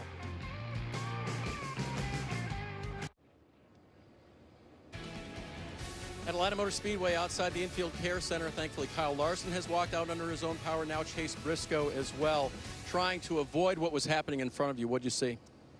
Yeah, I saw the 5 car kind of just sitting there, and I was trying to slow down and tried getting left. And as I was trying to slow down and turn left, I was just kind of inching my way closer and closer to the yellow line. Just couldn't get low quick enough and just, I mean, KO'd him. So, yeah, unfortunate. For sure. Now it puts us in a must-win situation, and it was in a must-win situation last week too. So just got to go to Watkins Glen and Bristol, which are 2 really good tracks for us. But yeah, definitely unfortunate. I thought our Mahindra Tractor Sport was going to be pretty good, and yeah, just kind of unfortunate into our day. Are you physically 100%, and how's your spirit? Yeah, I'm good. The car's obviously tore up. My groin hurts a little bit. That was a big hit, but other than that, yeah, I'll be all right. All right, move on to the next race, guys. You've got a little work to do now. Must win. What do you think? Well, as he said, these tracks, all 3 tracks actually, in his opinion, laid out pretty well for him. So we'll see. Well, I know it feels like a must-win now, but I don't know if it is, right? I think there's still a lot of races to try to put that label on it yet. Well, in a must-win situation, Diff, he absolutely had a monumental night at Darlington last weekend. 2 things he said. Now, his mum and dad go to the races quite often, but they made a last-minute decision to go to Darlington to see this. And he said winning in the number 14 and then getting a phone call from Tony Stewart was just the icing on the cake. A career drive, in my eyes. And those are the kind of moments that define a career for a young driver. I know he's been around for a while, but he's still trying to establish himself. Remember, he's replacing Martin Truex Jr. next year at Joe Gibbs Racing. So now he walks in the door as a proven winner. You see the 19 car coming down pit road serving a penalty. Well, speeding the first time too fast, so they'll probably come down now and get a little bit more fuel just to try to shorten their green flag pit stop if it's required. If we don't get a yellow, they will have to pit in this next stage. But Christopher Bell, they didn't get their car full as well, but Marty, looked like there was some fire in the box after he left. Yeah, it was an eventful pit stop, Steve. You see the fire right there. They also kind of got blocked in by the 41. And in the middle of all that, they didn't get the car full, so they had to come back down pit road to get it full here for the 20 car. He was in 14th. Now he's going to be all the way towards the back of the pack. I don't know what has changed or what we're seeing that's different, but it seems like over the last couple months there have been more fires on pit road. We saw Suarez's car burn up at Daytona. It's something I hope NASCAR takes a look at, because I'm not sure I know the answer, right? We saw the Suarez one was off a backfire, but that right there, that's a lot of fire around the dump can. What about yesterday? Pit lane. Yeah, right. Yesterday in the Xfinity Series race with Sam Mayer. There was another one there as well. I mean, it's always been a part of the sport, and I'm sure everybody will take a look at it and try to prevent it. You see those stage points, all those yellow highlighted drivers are playoff drivers. Truex from last to 9th to score 2 stage points will have to go back to the field again with that speeding penalty. All of that good work undone. For those of you just turning on, welcome. This is the Quaker State 400. It's the first race in the 2024 NASCAR Cup Series playoffs. This is the postseason, and this is the beginning of a drive for a championship. And Alex Bowman on the left of your screen in that Ally 48 for Hendrick Motorsports. He is driving like he wants to be a champion. He's got Ricky Stenhouse giving him a nice push at the restart. Austin Cindric in that bright day-glow yellow machine has got his teammate Ryan Blaney pushing him. So Team Penske Fords go 1 and 2 for the time being. Here comes Bowman, Stenhouse, Logano's there. William Byron in the 24.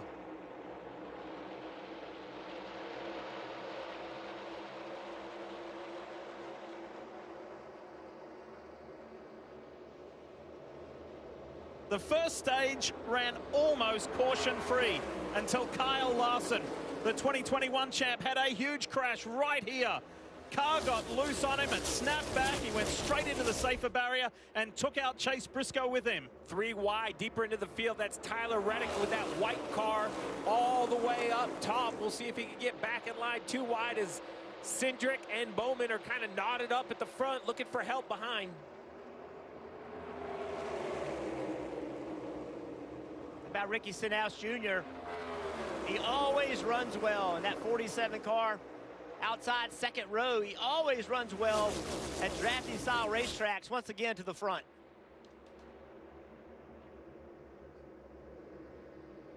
It'll be interesting to see if the race looks the same. A lot of comments about how the car's handled and what the balances were. What crews made adjustments? What crews have aided their driver to make it more versatile, to allow them to change lanes? Look several rows back on that low line on the inside in the white and red Wood Brothers Ford. It's Harrison Burton, the winner from Daytona, the Coke Zero Sugar 400. And he's been running in the top 10 pretty much all race long. When I look at Harrison's playoffs opportunity, I think we have all of those favorites above the line coming here with nerves.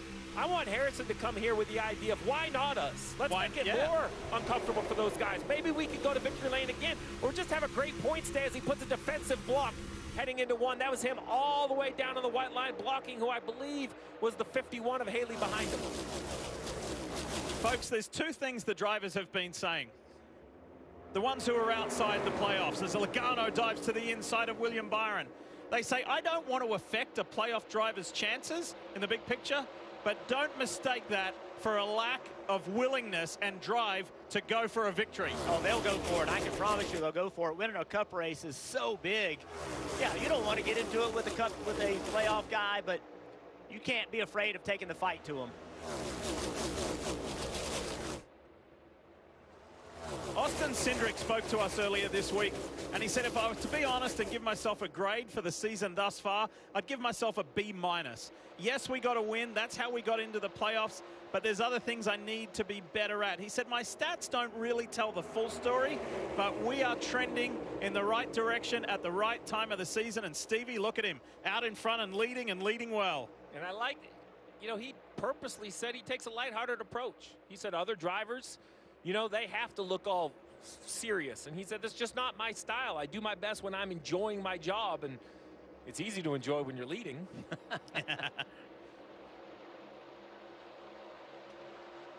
And we saw a little bit ago the bottom start to deteriorate as the run went on. Early, about this time, the bottom started to go away. You can see several drivers trying to make something happen on the bottom. If it doesn't work out, they lose spots. Then, as tires wore out, guys got more aggressive again on the bottom. Let's see what happens this time. Keep an eye back to that black 54 of Ty Gibbs. He's made up 26 positions since the start of this race. He and Martin Truex Jr., fellow JGR driver, just worked their way through methodically and effectively through the field. Truex got the pit road speeding penalty. Gibbs is right there. Yeah, his teammate's right. He's right there, but his teammate, Denny Hamlin, is back in 32nd. You don't normally see him back there, but let's see if that's a plan. He's right here in the mix with all of his guys, and then completely goes to the bottom, out of the throttle, lets everybody roll right by him. Let's listen to what they were saying. I don't like it, Chris. Yeah, I think they're going to wreck. Yeah, 10-4, I want what you want, but they're going to wreck for another 150 laps or so, is my guess. So I got it. So what I hear there is Denny Hamlin saying, I don't like it. I want to get out of this mix. Chris Gabehart says, listen, I want what you want. I want to have a finish, but I think there's 184 to go. For the next 150 laps, they look like they're going to wreck. So you have to just accept you are going to miss out on stage points. He missed out on stage 1. I believe by looking at this strategy, he's okay with missing out on stage 2. Keep an eye up on the top line for the predominantly green car, but it has a really intricate design on it. That's the February race winner here, Daniel Suarez of Trackhouse. He had a hand in the design of the car. There it is there. Super intricate. He is so proud of this Quaker State 99 for Trackhouse. He's right there with his teammate, and he's ready to win again. He's the only Trackhouse car in the playoffs, and one of his racing heroes, Adrian Fernandez, the IndyCar and sports car legend, he's here cheering Suarez on. Inside Chase Elliott, 3 wide. Suarez is right up high. Ricky Stenhouse in the middle. Yeah, what a move. What an aggressive move. You're starting to see the intensity pick up on corner entry.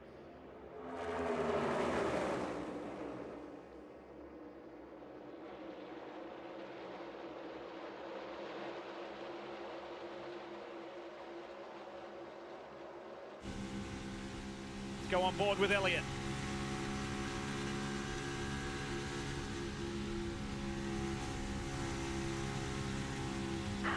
Still there, bumper, coming back even. They're 2 wide, 3 back of y'all, whatever you want. All clear there. 22 is gonna shoot bottom here. All right, you shut him off. You're all clear up behind the 99.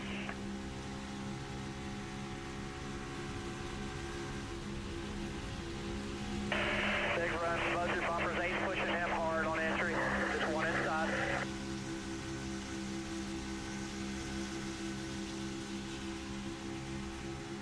Been a pretty effective run for Elliott so far today. That home win would be something special to kick off the playoffs. But the 48 of Alex Bowman has been pretty much ever present for about the last 50 or 60 laps. This is an awesome run from Bowman. We were talking about Daniel Suarez a moment ago. Tell us more, Kim.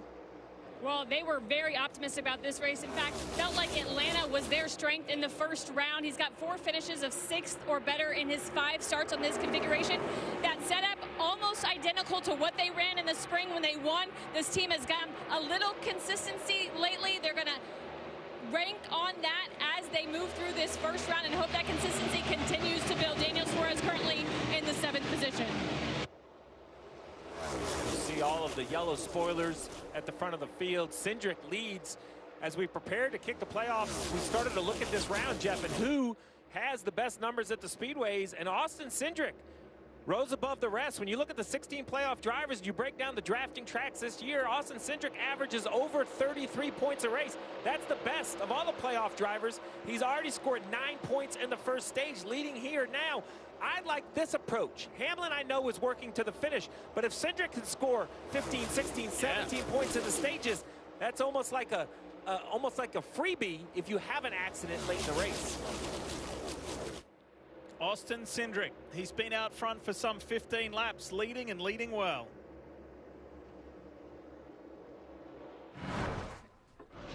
Welcome to Applebee's. Can I interest you in America's favorite boneless wings for just 50 cents each? I have the 50-cent bone. Cover your mouth. They could steal your order. I'll have the 50-cent boneless wings. I'll have the same. Perfect. They'll never see it coming.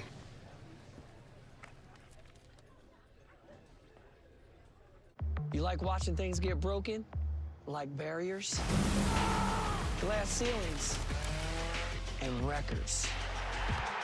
Then this playoff season, we're looking for you. Join us at Toyota Racing. Pizza Hut just changed the combo game with the new My Hut Box. Starting at $6.99, it's the ultimate solo meal. Get a personal pan pizza or melts and your favorite side. Combo like you've never comboed before. No one out-pizzas the Hut.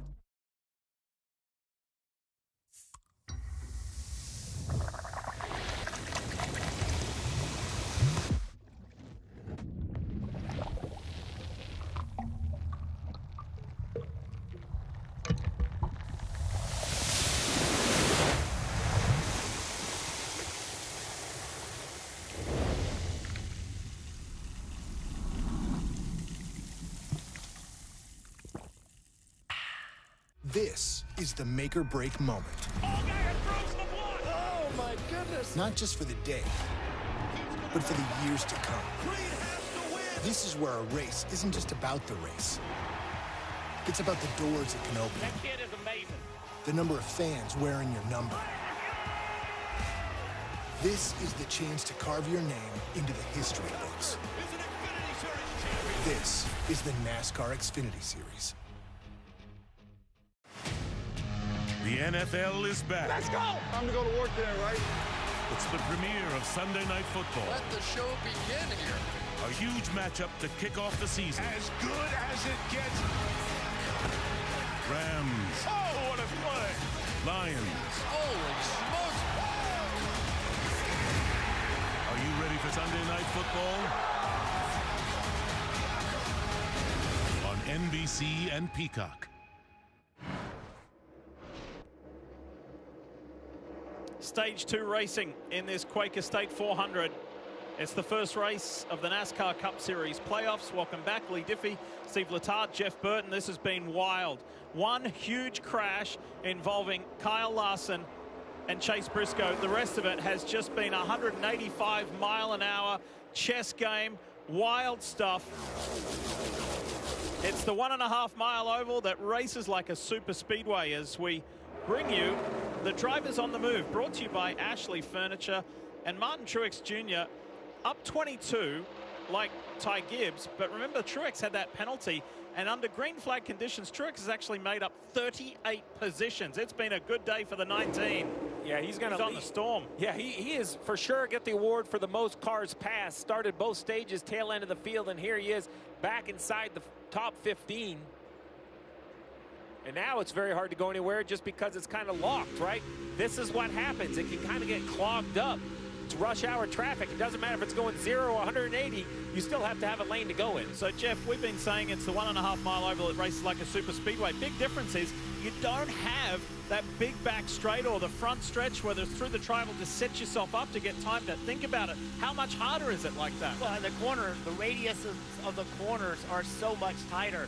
At Talladega, Daytona, we didn't see them 3 wide racing already through the corners. It's so narrow here with the radius, it's hard to do that. So it completely changes how you have to drive the race car. Coke on board, Chase Elliott. Been in the top 10 pretty much all race long. Working on Suarez and Stenhouse.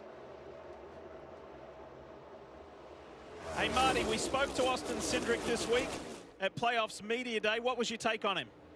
What an impressive stage so far, Lee. Yeah, and I took something away from that conversation. It was really when he said, I'm not a goal guy, so I had one this year. It was to make the playoffs. So everything from here, according to Austin Cindric, is house money. It's all upside. So, Steve, as a leader of a race team, do you like your driver having that attitude? Because it sure seemed to take the pressure off Austin Cindric this week.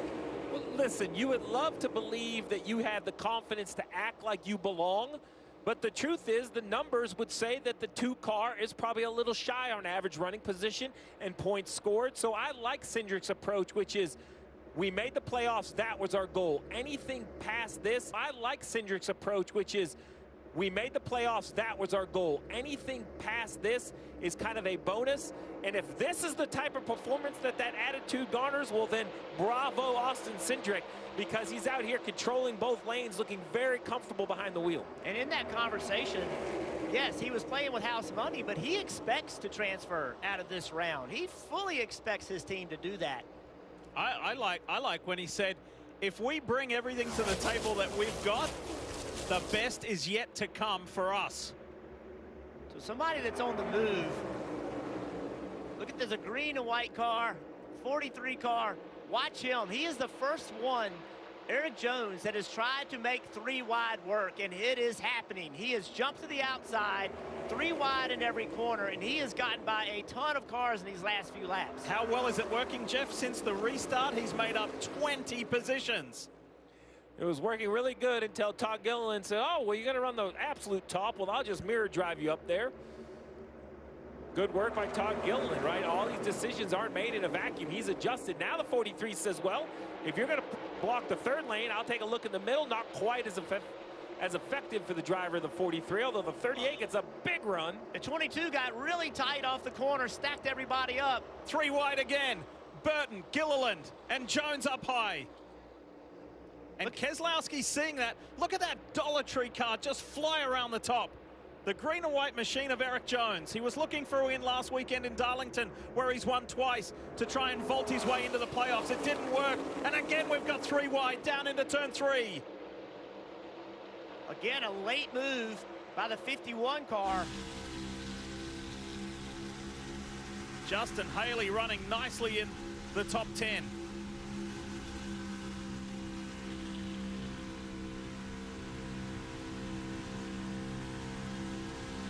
Haley has had an extraordinary run this year as far as the percentage of laps completed. He's 3rd overall prior to this race starting today, and he's the best of the Ford drivers in the entire field. His conversion rate has been exemplary this year. 51 had a look down the backstretch. The 1 of Chastain blocked it. Kind of stacked up the bottom lane. We'll see once again. There you go. The 1 very defensive on corner entry, running that shallow entry. The 51 of Haley, 4th car in line, the all-black car on the bottom. That's the car I'm referencing. He still tries to find a way. Now he's under attack. Suarez will turn left, take the bottom lane, drive in 3 wide. And Jeff, what's it like to be the man in the middle? I can't imagine it'd be too comfortable. It's not comfortable at all. And I spent some time before the race with the spotters, and that's where it's really important for that guy to be telling you, you're 3 wide, 1 on the bottom, 1 on the outside. That tells you you are the middle driver. What a drive in that Grady Health Systems Ford. Justin Haley duking it out in the top 10. Meanwhile, Martin Truex Jr. continues this forward power flex. There he is there. Made up 20-plus positions, then got a pit road speeding penalty, had to go further back, and has just stormed his way forward. And he told us earlier this week, make no mistake about it, I'm not on some glorified retirement tour. I want to win not only a race, I want to win this championship and sail off into the sunset. Every year when he sits down in that media room before the playoffs start, he says, I know I don't give you guys anything to talk about. I'm not really good on quotes. I'm not really good at information. He did this week. Well, what he misses is his attitude and his body language. When he walks in, he doesn't have to say a word. It's clear to me that even at this point in his career, he wants it as much now as he ever has without saying anything.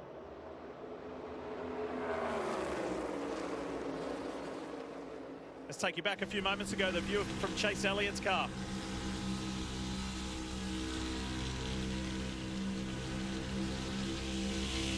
Whoa, whoa. That almost put a massive dent in Justin Haley's impressive laps completed percentage. Yeah, just a little bit of contact right there. Shoots the 51 to the left. Fortunately, the 8 car wasn't exactly beside him. Gave him somewhere to go. And how about the 8 car? We've seen him lately, Kyle Busch, we've seen him lately with chances to win races, and now here he is, worked himself up into the top 10, 11th actually. Well, there's that humorous saying, Rick Ware is everywhere for all of the different motorsport series that Rick competes in. His driver, Justin Haley, is doing a terrific job.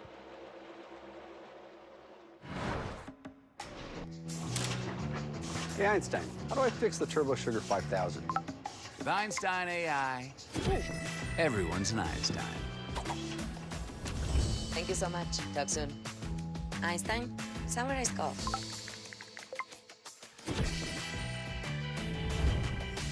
Einstein, write product descriptions for the spring collection. Now, everyone's an Einstein with Salesforce. Pizza Hut just changed the combo game with the new My Hut Box. Starting at $6.99, it's the ultimate solo meal. Get a personal pan pizza or melts and your favorite side. Combo like you've never comboed before. No one out-pizzas the Hut. Love your phone, but not the cost of your current plan? No problem with Straight Talk. Bring the phone you love and get one line for $25 a month when you switch to Straight Talk. That's up to half off the price of the competition. Plus, the best part of all, get a $200 credit for a new phone after 12 months. With Straight Savings, you save now and later. It just makes sense. Straight Talk. Real unlimited data. Less dollars, more cents. Blocked from watching the big match? Save the day by using the Bank of America Customized Cash Rewards Card and choose to earn 3% cash back on online purchases, like live streaming. After the 26-week grind, 16 gather. Heroes, hopefuls, hot shots, hot heads. Their demeanor may vary. Their determination does not. Fortune brought them to this moment. Now, it's up to them. The NASCAR playoffs continue at Watkins Glen on USA.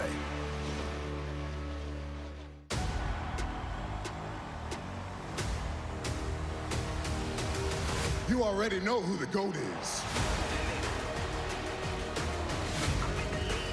I have arrived.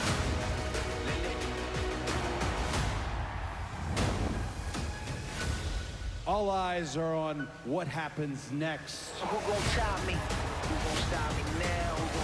I'm in a league of my own, I told them.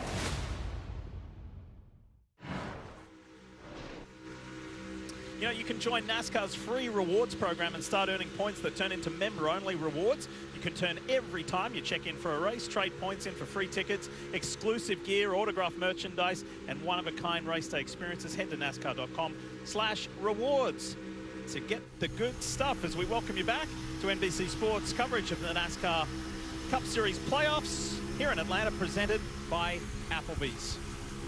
This has been nothing short of a wild race. Side by side, 3 wide, speeds of 180, 384, 185 miles an hour as we ride with the pole sitter, Michael McDowell, the blaster on board.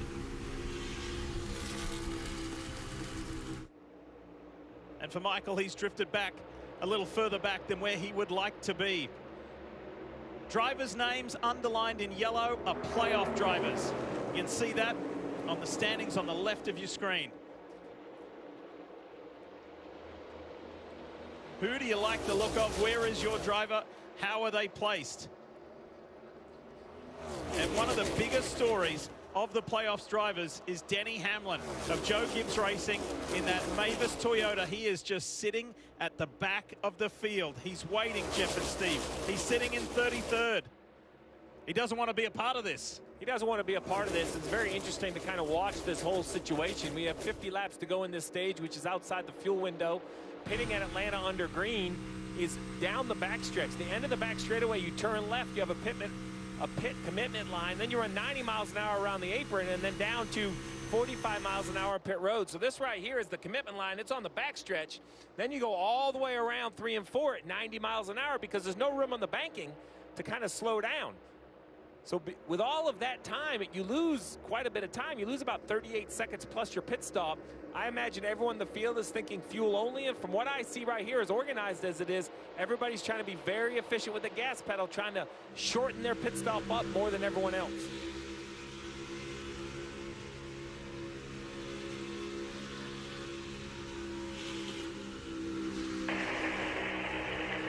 Half in front, lower headlight. Headlight down behind you. It's right there. 1 by 2 in front. 3/4, half in front. Gonna get tight on entry. Tight on entry, still inside. Going higher behind, ready. He tried to send it, then he went back down. 1 by 1 behind. It's a 45, 23, 38 behind. 1 in front. Coleman Presley on the radio directing Joey Logano on there, but you see Joey Logano part throttle for at least 50% of the lap, maybe more. Even right here, he'll pick up maybe wide open just to get up onto the straightaway. Nope, doesn't even go wide open on the straightaway. Back to half throttle as soon as he feels the draft ahead. So everybody at this point is just really kind of minding their gas mileage. As we see some debris on the front stretch, this may mess the whole thing up, and there it is. Caution's out. Debris on the front. Debris on the front somewhere. So just the second racing caution outside of the stage break. Well, that caution actually flowed in from Kyle Larson's caution into the stage 1 break. There's the pole man, Michael McDowell. Got off to a good start. Michael led the opening 29 laps before being shuffled back a little bit when the Team Penske teammates and the Hendrick boys came flying on up and pushed their way forward. So this debris will be cleaned up. We've got 46 to go in the second stage. Just about to say, you just got a quick shot, Jeff, of the 8 of Kyle Busch. Nobody in this field has had a last 3 races like Kyle Busch. 4th, 2nd, 2nd. Denied a win that would have vaulted him into these playoffs at the last 2 races at Daytona and Darlington. So keep an eye on just how far Busch can go forward. 14th at the moment, but he started to form up a pretty solid race. So we'll keep an eye on the 8 as we go longer into this Quaker State 400. Jeff, we have this great view on board with Chase Elliott. Bottom up is the car, upper left you see Chase, the right his feet. Take us through driver responsibility, using the brake a little bit to maintain pit road speed. Yeah, this is the previous pit stop and just dragging that brake, trying to make sure he doesn't exceed pit road speed. And then when he starts to turn in, watch his right foot. Boom, boom. That's him downshifting. Never touches the clutch, right? So he's in he had neutral. it in neutral, so now he gets it clutch in first gear. And now he's waiting until he's told to go. Jack falls, that's the signal. That's when you roll. That's such a great thing. Remember, in the old car, you just knocked it into neutral. Here, you kind of have to get that quick double downshift because with the sequential gearbox, you have to get from second through first into neutral. And then that heel toe, right? Get your right toe on the brake, right heel, keeping the engine revved up. Now the pedal setup also, when we talk about this, it's the same basically pedal design for each driver. Now your pad can change. You see that aluminum pad in the middle. That could be something that Chase Elliott likes that another driver may not, but it's a pretty fancy footwork. Just had a quick shot of your old colleague, your old teammate, Alan Gustafson, crew chief for the 9 in his 20th season as a Cup Series crew chief. Yeah, with these crew limits, the crew chiefs have to get off the pit box and help on the pit stops. I wasn't very big on up and down the ladder. I kind of just hung out up top, watch the action. Sit in the Tower of Power. All right, pit road's about to get busy. And Dave Burns is standing by. Dave-O, they're coming your way. Kick it off. Lee, Alex Bowman, top of your screen there. Pretty happy with this race car. Was told to max save before that run. If you save fuel even before you're coming to pit road, you can lessen the fill time for the race car. So Fuel Man definitely going to work here. We'll see if they put any new tires on the 48. I don't think so, Marty. Very short conversation between Austin Cindric and Brian Wilson. He said no complaints with the car, going to be fuel only for him, as well for his teammate Ryan Blaney, who said it needed another half step on the last adjustment. Meanwhile, William Byron in fourth, he said the car is still too tight, but the rear grip is way better. So an interesting interesting diversion point here, Steve. A couple of teams deciding to take right side tires. We'll see if those tires make a difference. There was a bit of chaos on pit road as well. And the world's busiest airport, Hartsfield Atlanta International, not too far from where we are here.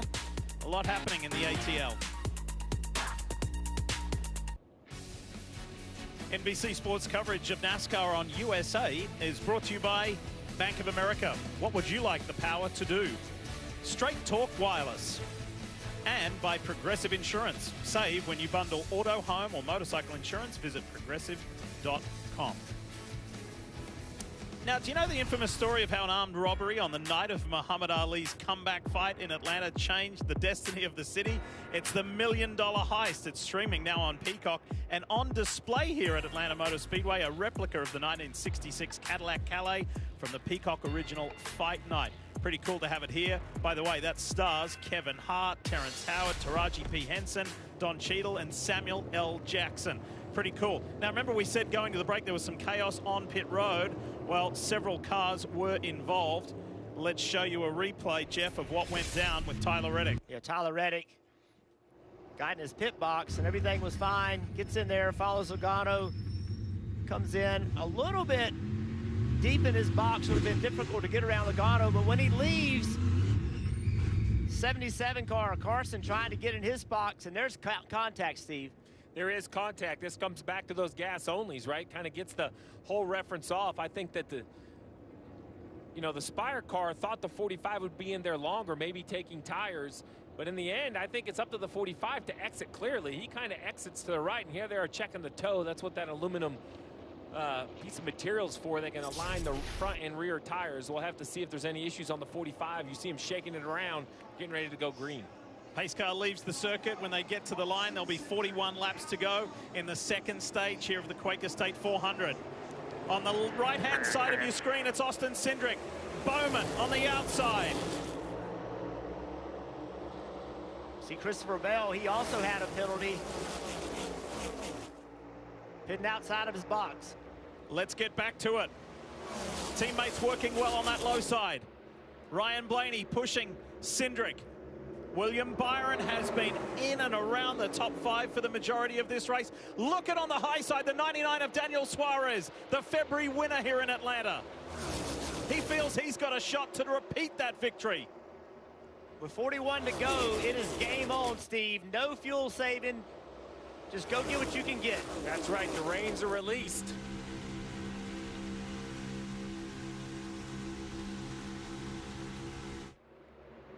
Suarez ducks down.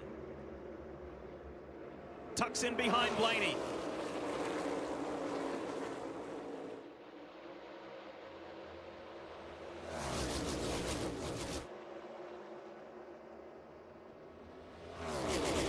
Been good work from the 6. Keselowski, who was floundering further back in the field. He wasn't happy with how his car was handling earlier in this race. He's found his way forward. That bright orange front of the RFK Racing Ford. And with this stage, only 39 to go, you can see now the willingness to go 3 wide is there.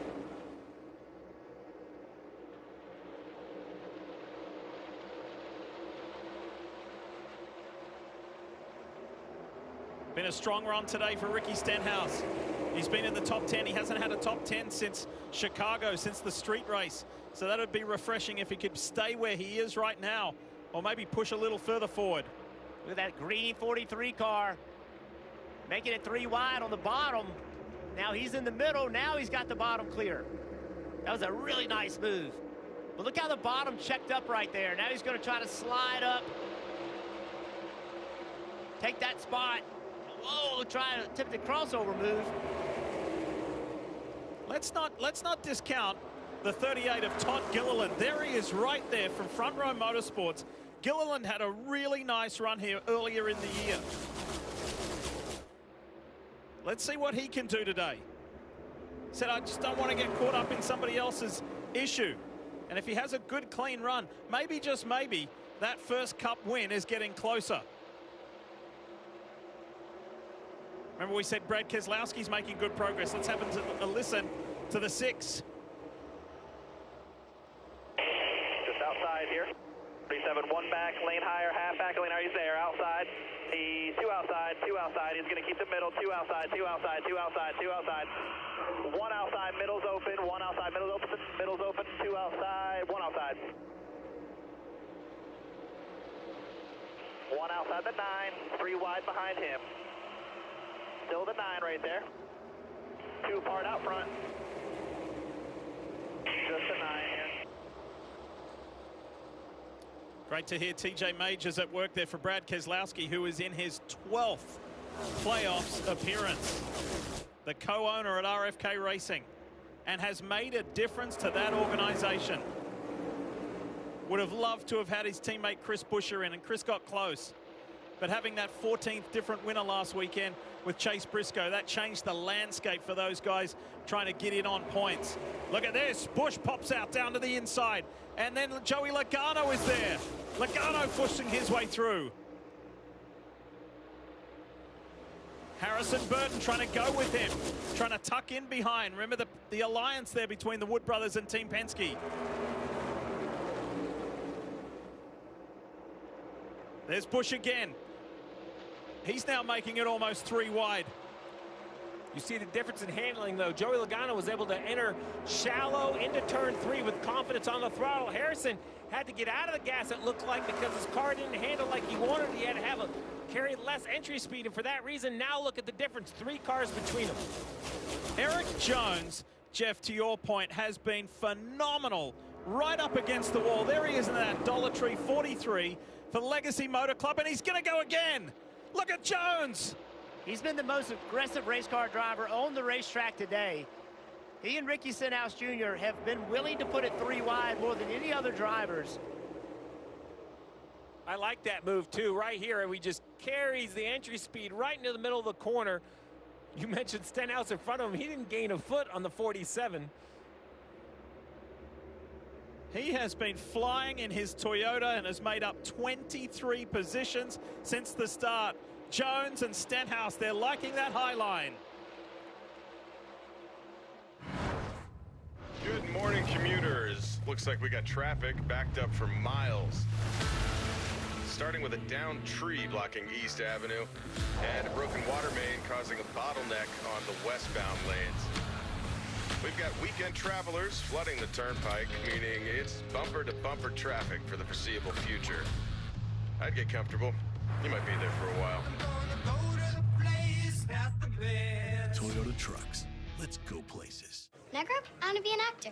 So why don't you act like a good sister and get me some more of those baby back ribs? I want to be a director now. Let's try a scene where you go get your own. And action. And cut. A lot of drama on this set. Action. And cut. Maybe I'll just go get wings for everybody. And Doug. And if we win, we get to tell you how Liberty Mutual customizes car insurance, so you only pay for what you need. Isn't that what you just did? Service! Stand back, I'm gonna show ya how Doug and Lima roll ya. You know you gotta live it if you wanna win. Time out. Only pay for what you need. Liberty, liberty, liberty, liberty. Reputations are earned. They're built with hard work, time, and consistency. They're respected, trusted. I'm just a traveler on this earth. They're real, and they're rare. Introducing Traveler Whiskey, the result of reputation. A message from the Sonic Department of Research and Deliciousment. Did you know your new favorite burger has hand-smashed patties made to order, hot and melty cheese, and a tangy sauce? How rude of me. Let me introduce you. Try the all-new Double Sonic Smasher and at a half-price drink in the app. Saturday, college football is on NBC and Peacock. First up, it's a Peacock exclusive with in-state rivals. Oh, what a catch! Washington State and Washington. This house is rocking. Then, on NBC and Peacock, Indiana, UCLA. There's no stopping him. In the Bruins Big Ten debut on Big Ten Saturday night. Saturday. You're watching NBC Sports coverage of the NASCAR Cup Series playoffs here in Atlanta, presented by Applebee's. And with just 26 to go in the second stage, this has been unreal. And Daniel Suarez will be pretty pleased with his run. He's the defending race winner, or here at Atlanta anyway. He won earlier in the year, and he also has the Xfinity fastest lap. That was set back on lap 74 in the Quaker State 99 for Trackhouse Racing. The speed and the skill and the decision-making that has been displayed today has been unreal. This is fun, but this is fast and it's risky, but the respect that they've shown to each other, there's only 2 retirements after 135 laps of racing. That's Kyle Larson and Chase Briscoe, and one of the most spectacular drives today, Kim Kuhn, has been that of Eric Jones. Yes, it has, currently in the 8th position. It's been a long year for this team, though, for a lot of different reasons. Only one top 10 finish for the year. That came at the Daytona 500, but there's been some restructuring behind the scenes. So with that, there's been some growing pains. The team trying to get better for next year, but over the next 10 races, Dave Ellen said, we can play spoiler. It's a lot easier for us to take risks because points at this point for the team do not matter. So Eric Jones taking a lot of risks here this afternoon. I like how Eric Jones, once again, Jeff, you've pointed out time and time again, he just really opens the wheel in the middle of the corner, lets that car run up to the 3rd lane. We'll see if he does it to Suarez right here. Green and white car of Jones, solid green car of Suarez. Oh, Suarez this time is going to go all the way to the top of the racetrack.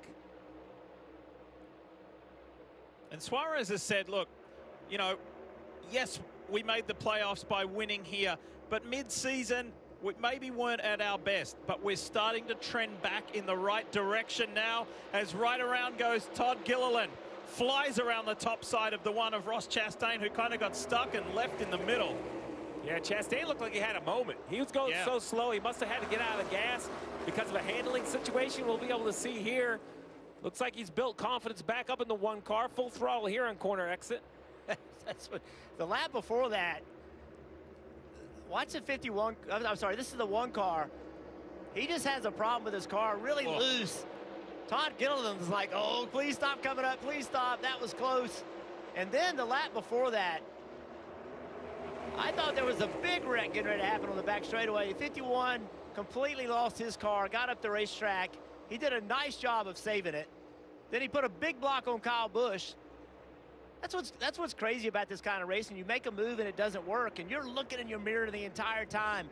Are they coming from behind? What lane do I have to block? You have to be willing to put that guy behind you in a situation that he doesn't really want to be in. And that was my point a little earlier, Jeff, like the decision-making, the split-second decision-making and the respect. This has been unreal. It's been so much fun, and we're only in stage 2. First race of the playoffs has given us one to remember already. And what's not lost on me is the ability of Cindric to just quite easily lead the field. He's just running wide open. Big move down the straightaway. Suarez. All the way down below the white and red line with the left side tires. I have to get another look to see if he just, how low he went. Remember, that is out of bounds, much like Daytona and Talladega. You can't go down below that white line to advance your position. This is heading straight down the backstretch. Coming at you, he swerves left. I think NASCAR's going to look at that. Left side's clearly below the white line to advance his position. And race control has confirmed they are looking at it. The only reason there won't be a penalty is that he feel like Logano blocked him and pushed him down below that line. See, Logano with the block, was there room for both cars? I think the block from Logano is inbounds for me. I think we've seen that sort of racing, but we'll have to wait and see what the officials say. And think about the extra motivation, too, for Suarez. Quaker State is the naming rights sponsor of this event. He's driving the Quaker State car. He'd love to get 2 wins here at Atlanta Motor Speedway and solidify his position in the playoffs going forward. Logano tucks in behind, then comes back up again. Same 2 cars going down the straightaway that time. Suarez puts a nice block on Logano.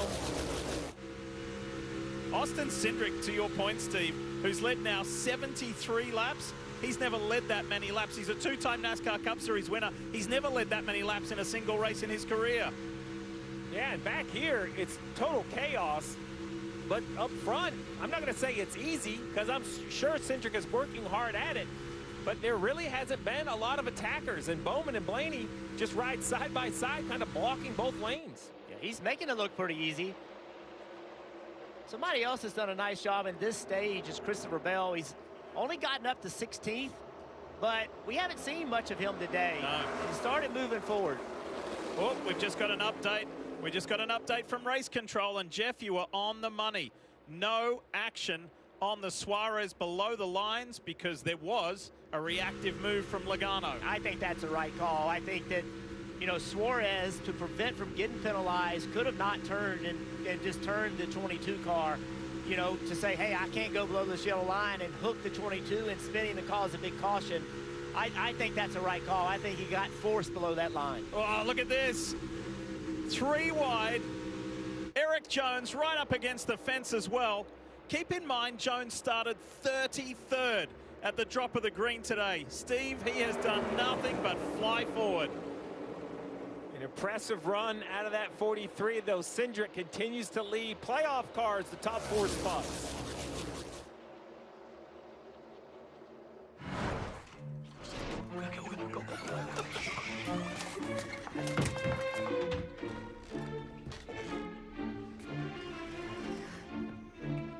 With so much great entertainment out there, wouldn't it be easier if you could find what you want all in one place? My favorites.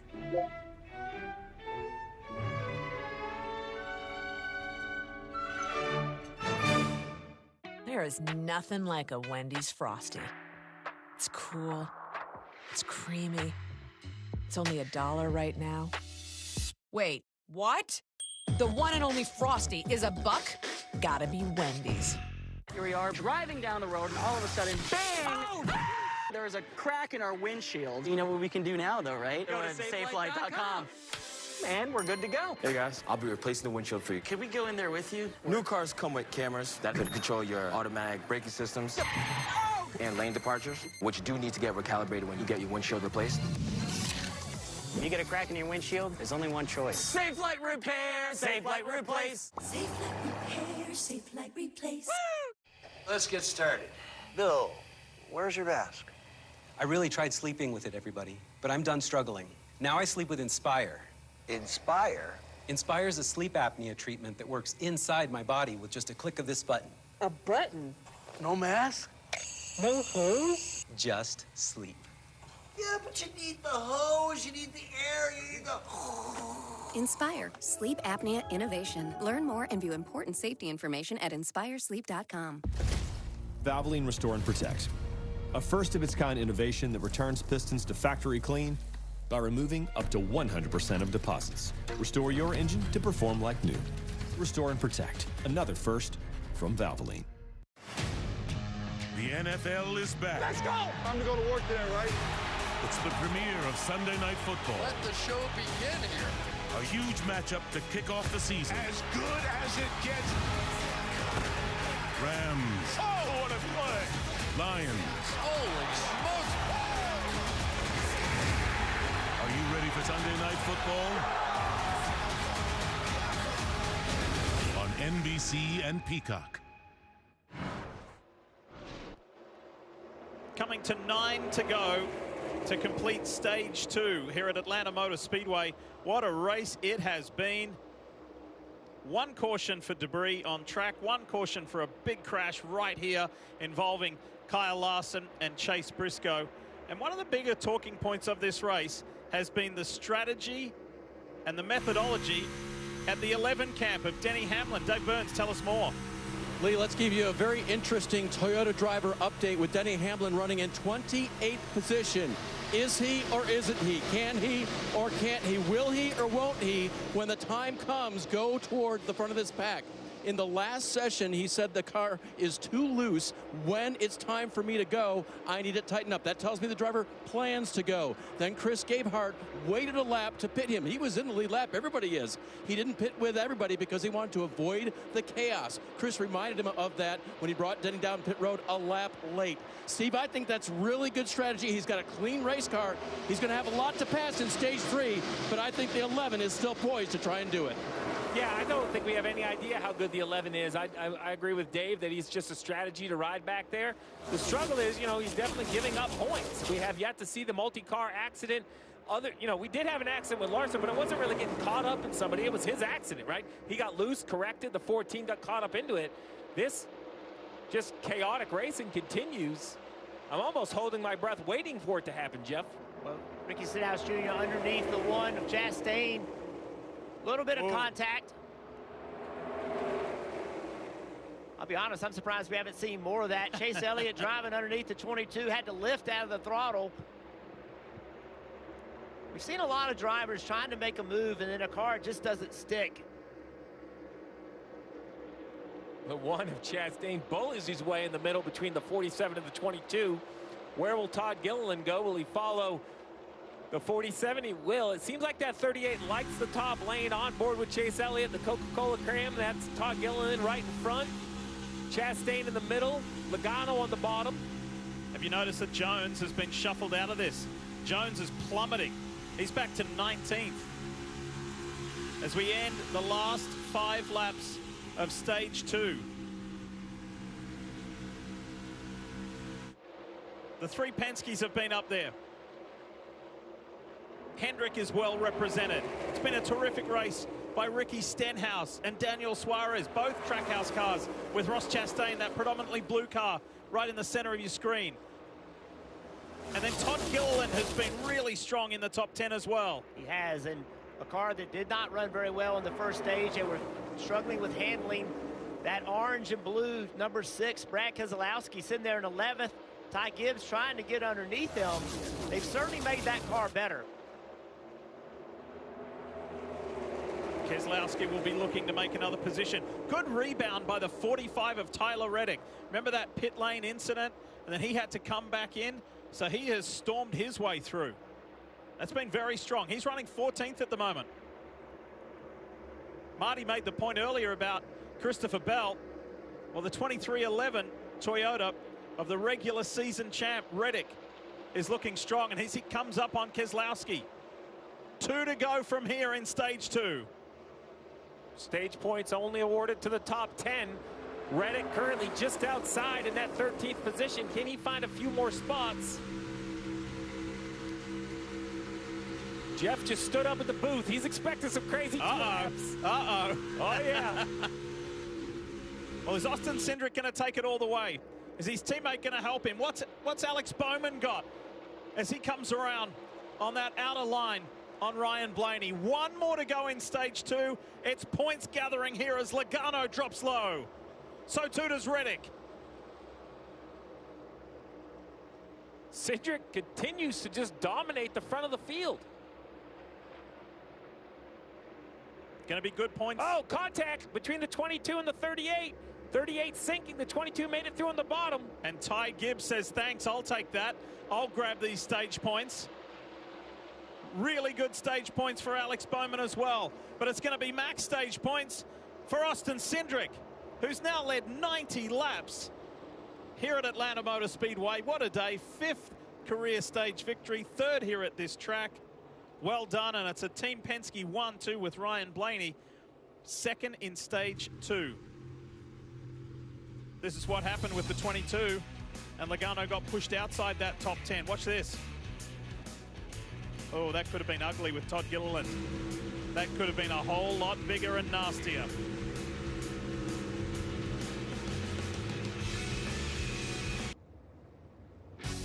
NBC Sports coverage of NASCAR on USA is brought to you by Coca-Cola Zero Sugar. Is it the best Coke ever? And by Applebee's. Now that's eating good in the neighborhood. Appropriate we do a Coca-Cola promo. We're in the home of Coke, Atlanta, Georgia. Just about an hour up the road from where we are here at Atlanta Motor Speedway. Welcome back. Lee Diffie, Jeff Burton, Steve Letarte, and end of stage 2. Big important reset here with 98 laps to go in the race. I believe it's going to be 4 tires up and down pit road, full of Sunoco fuel. You'll have to pit in the final stage, but you may not want to take tires. So I think now is the time to put 4 fresh Goodyears on.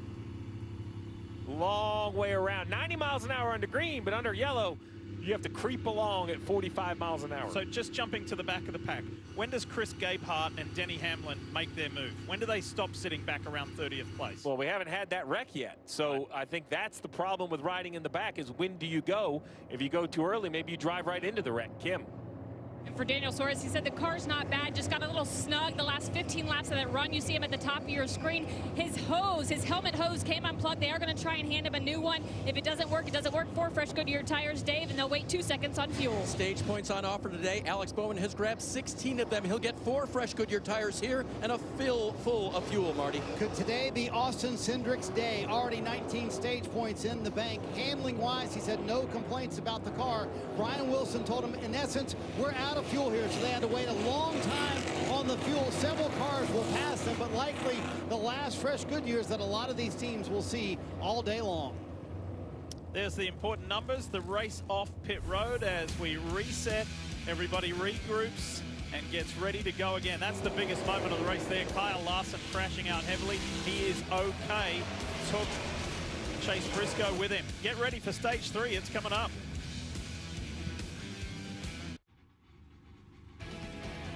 Lovely to have you with us here today at Atlanta Motor Speedway. You're watching NBC's presentation of the NASCAR Cup Series playoffs presented by Applebee's.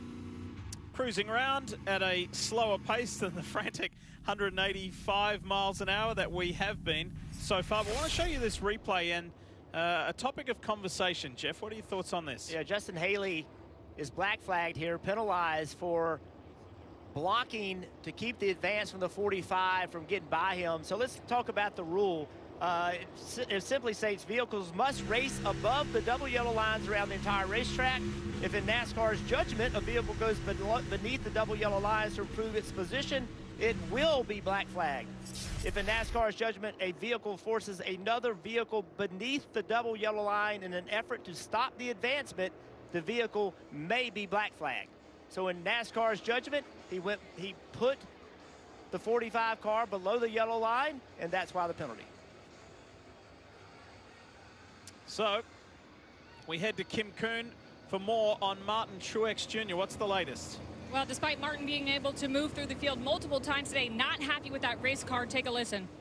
Drives like complete and it's slow. I don't get it. How can we be so slow and it drive bad?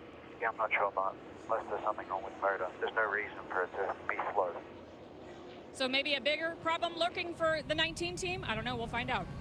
Well, I know he's not happy, but he's definitely passed a lot of cars. He has. But he hasn't got into that top 10, to Martin's point.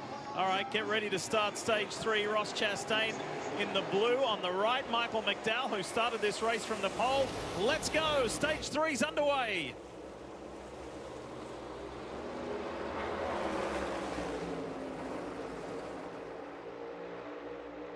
Ricky Stenhouse, that predominantly yellow car, that Oscar Mayer machine. The 47 for JTG Doherty Racing. He's had a really solid day. He's got William Byron tucked in behind him. Ty Gibbs in the all-black 54. He, like Truex, made their way through from the back. And Ty's hanging tough at the front.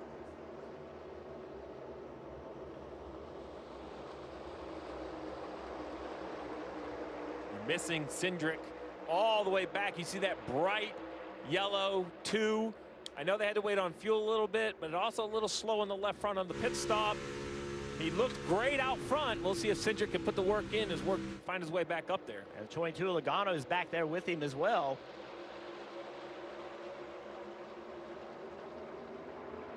McDowell takes the lead. Just did a 2-tire stop that last time by. Chastain down low. Can you imagine if either of these guys were able to go on victory and they're like, this week? Why couldn't it have been last week? Well, our friend Dale Jarrett down there in the Peacock pit box is right next to McDowell's pit. And he mentioned a couple pit stops ago, every corner was under work. Oh, whoa, block and some contact.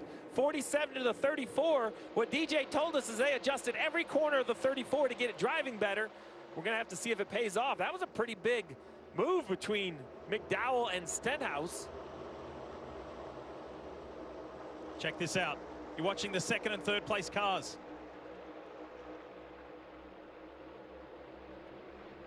Oh, just Stenhouse. I think what happened there was, Stenhouse is expected to go to the bottom of the racetrack from McDowell, right? And he didn't. He stayed like he was going to run the second lane. McDowell's expecting him to turn, and they made contact. Yeah, one was at the bottom, one was at the top, and they both thought they could be the middle. Yes. I was going there.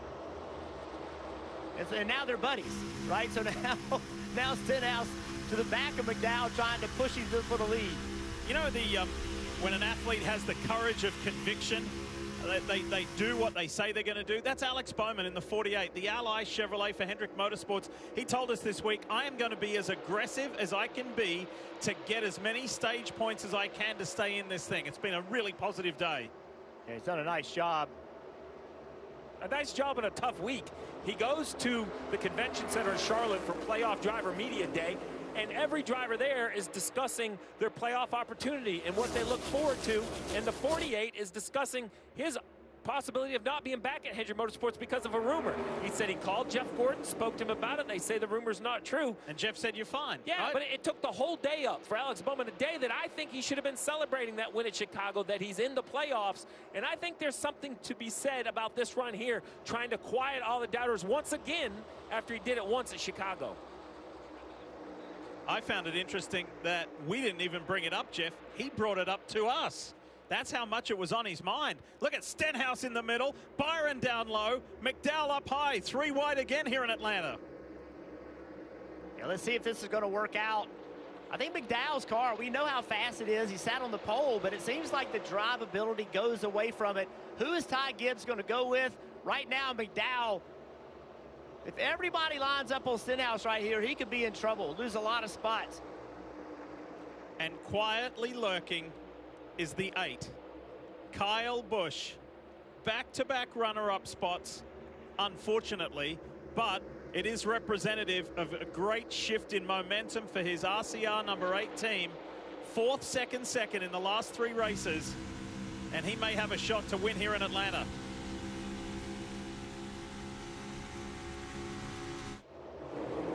Three wide once again. Cindric trying to find his way up. He has Joey Logano in front, so Penske teammates lined up on the top line. And I think the key for Cindric is not trying to get it all back right away. Oh, we got a big crash. And it's John Hunter Nemechek. Down the back stretch. 4th caution of the day flies. We're only just getting into a rhythm in stage 3. Yeah, I'm good.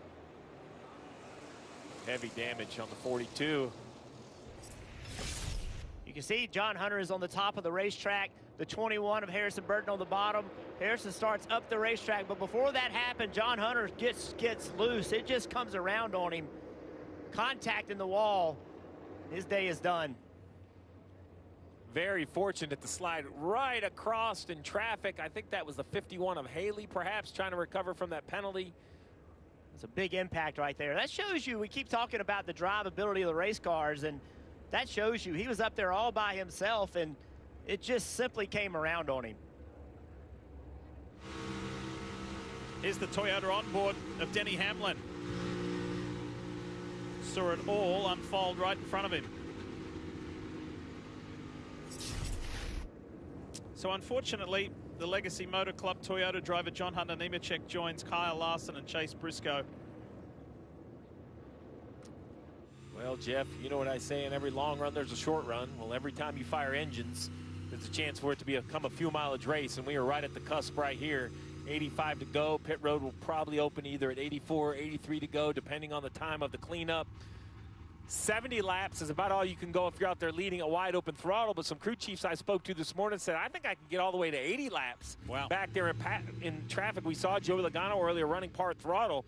So this is one of those situations nobody likes to pit 4 laps outside their fuel window and try to save, but you're going to be handcuffed into doing it because the entire field, I believe, is going to have to make this decision. If you stay out now, while that may reduce your risk of an accident, which is not a bad idea, Lee, I think if it does go green, it's going to reduce your opportunity to win. And the different philosophies, if you're a playoff driver or if you're not, and you can take a higher risk. I think you pit now, and I think you don't save fuel. I think when they drop the green flag, you run as hard as you can. You can't convince me there's not going to be another caution before the end of this race. There's no way. So let's check in with the guys on the Peacock pit box. Dale Jarrett, Kyle Petty. Gents, what do you think so far? It has been a highly entertaining race. It has been very entertaining from our position down here on top of the pit box. It has been some fantastic racing. We've seen some comers and goers, guys running high, guys running low, and every move they make has points implications all day long. Yeah, but what we have seen is some give and take. I think that's getting ready to end here very shortly. They're going to have to make a pit stop, as they were talking about, whether it's right now or some that decide that they can't do it until later on. But what I've seen is things started to ramp up a little bit more and some new players at the front, and we never know what that might mean. Yeah, I know you guys are in a glass booth up there, but the intensity down here is, you can feel it right now. You can feel it. Hey, DJ, how about your man McDowell with those adjustments? He's looking better. I was just watching them as they went under the right front first, the right rear, then they jacked up the left side and went under there, and then made a wedge adjustment in the left rear. I'm like, they're going, that thing must not be driving good at all, but Michael McDowell just showed that they've got it where he can be aggressive again. I'm a big fan of Travis Peterson. I think he's very aggressive with his strategy, and obviously, Jeff, aggressive with the adjustments after getting that report. And McDowell likes it too. He likes to be aggressive. They love these kind of racetracks. He's been very successful on them. And they came here, obviously, with a ton of speed in that race car. Todd Gilliland, the crew chief, also. The negative to that is they're not going to drive as well. So now Travis Peterson's trying to put some drivability into that car.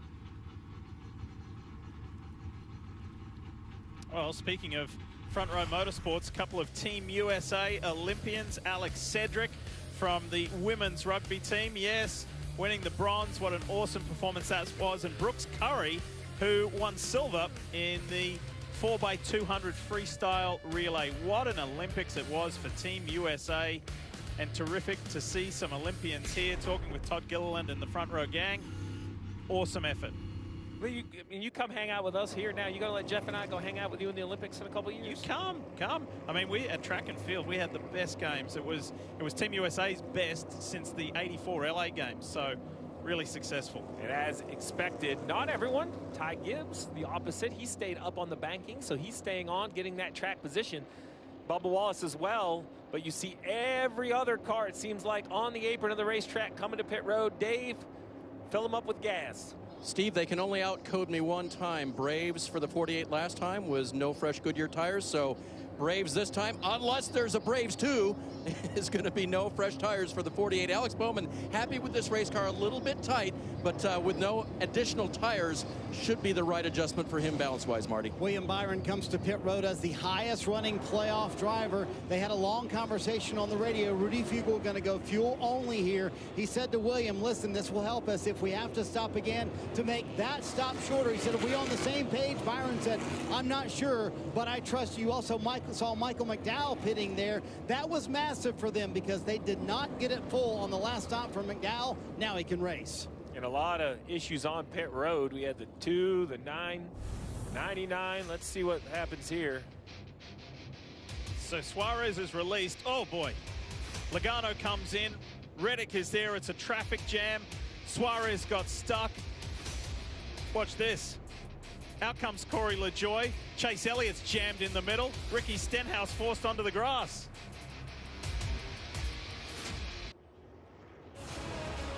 It's the first race in the 2024 NASCAR Cup Series playoffs. Did your favorite driver make it?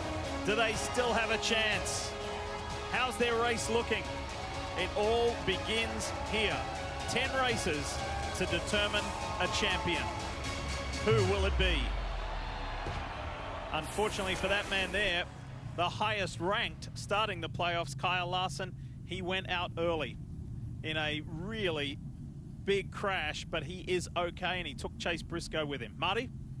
Diff, just to clean up the contact on pit road for Chase Elliott. You see him coming out of his pit stall here. Corey LaJoie will get into Chase Elliott. Chase came on the radio and he said, my wheel is straight, I think. And then there's actually the contact that may have made the wheel not straight for Chase Elliott. It was contact with Austin Cindric. There's the contact with Corey LaJoie. One radio transmission said, my wheel is straight, I think. The second one, Jeff, said it's off just a little bit, but I don't think there's much they're going to do about it right now. No, there's nothing you can do about it. You can see the tape on his wheel in that shot in the camera. That should be right in front of him, straight up and down. It's not off much if it's off any. So They're not concerned about it enough to pit. They stayed out. Now remember, Ty Gibbs stayed out, and he will lead this field back to green. 80 to go in the Quaker State 400. Let's get back to it. Bubba Wallace on the inside. Ryan Blaney pushing him. Ross Chastain in the mix.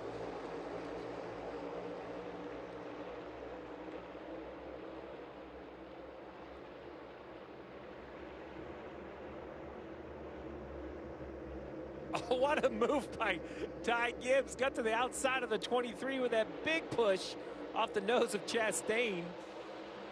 Now who's going to get the most help? The one car appears to have more forward momentum, but the 12 now right to the back of Bubba Wallace.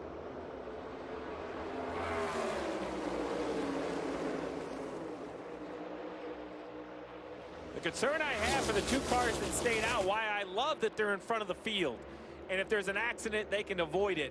The trouble is there's no way they can make it to the end, as you see grandfather and car owner Coach Gibbs on top of one of the pit boxes. So at this point, if you get a yellow, I think the field's just going to save gas when the 54 and the 23 have to come to pit road. So, you know, looking good with 77 to go, but if it does have a long green flag stretch, we'll see what kind of opportunity they have. In the back of the field, Truex had to put a big block on Logano, who tried to get underneath him.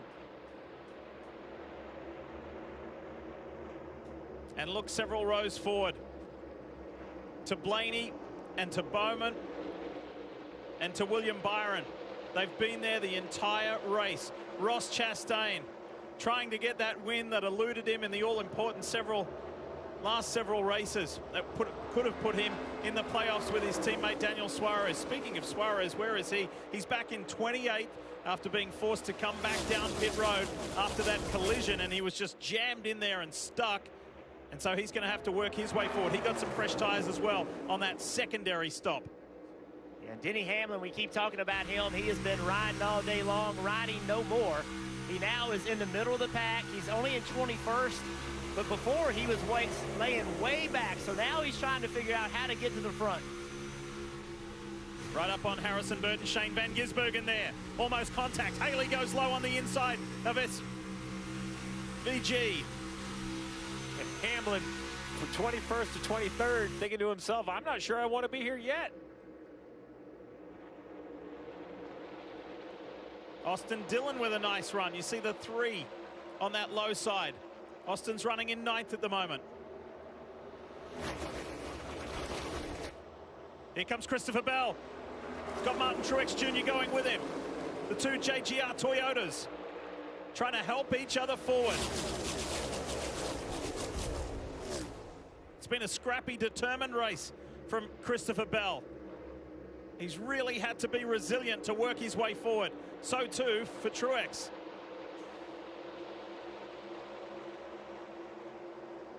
And how about the man who's led 92 laps in this race? Austin Cindric, can he find a way through in that Dayglow yellow Menards number 2?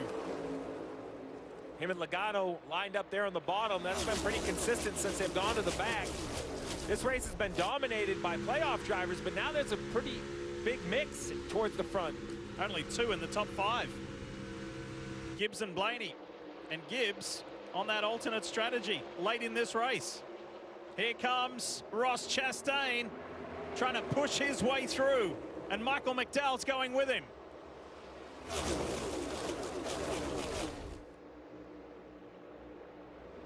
That green and white car is kind of the back of the pack. Once again, the first guy willing to make it 3 wide. He has done it all day long, Eric Jones. Daniel Hemrick's trying to go with Reddick, and Jones is at the head of that group, and here he goes again. Thinks about it, and may just tuck in behind Brad Keselowski for now. He started in the back of the pack at this restart, and he's already gotten way up the field by doing that, all the way to 17th. Oh, what a very clean and tidy move by the 2 of Cindric. Popped out of line at the start finish, got by the 3 of Austin Dillon, and got right back in line. Very well done. And Keselowski was looking and hearing from his spotter. He's going to say 1 outside, 1 outside. Well, 1 outside is gone, because that's Eric Jones. Just displaying how good he is up on that highest groove. In behind Corey LaJoie.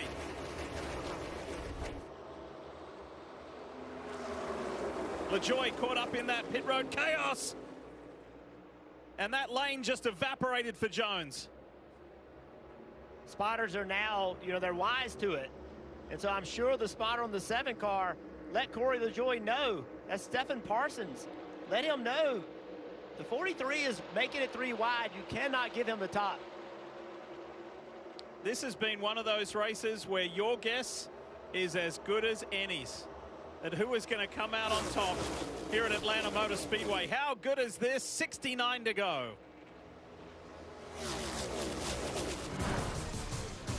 Dude, you're looking ice cold. You look ice cold, bro. Guys, somebody's coming. Somebody's coming. Let's do it. There comes a day, when I'll be the one you dream. It's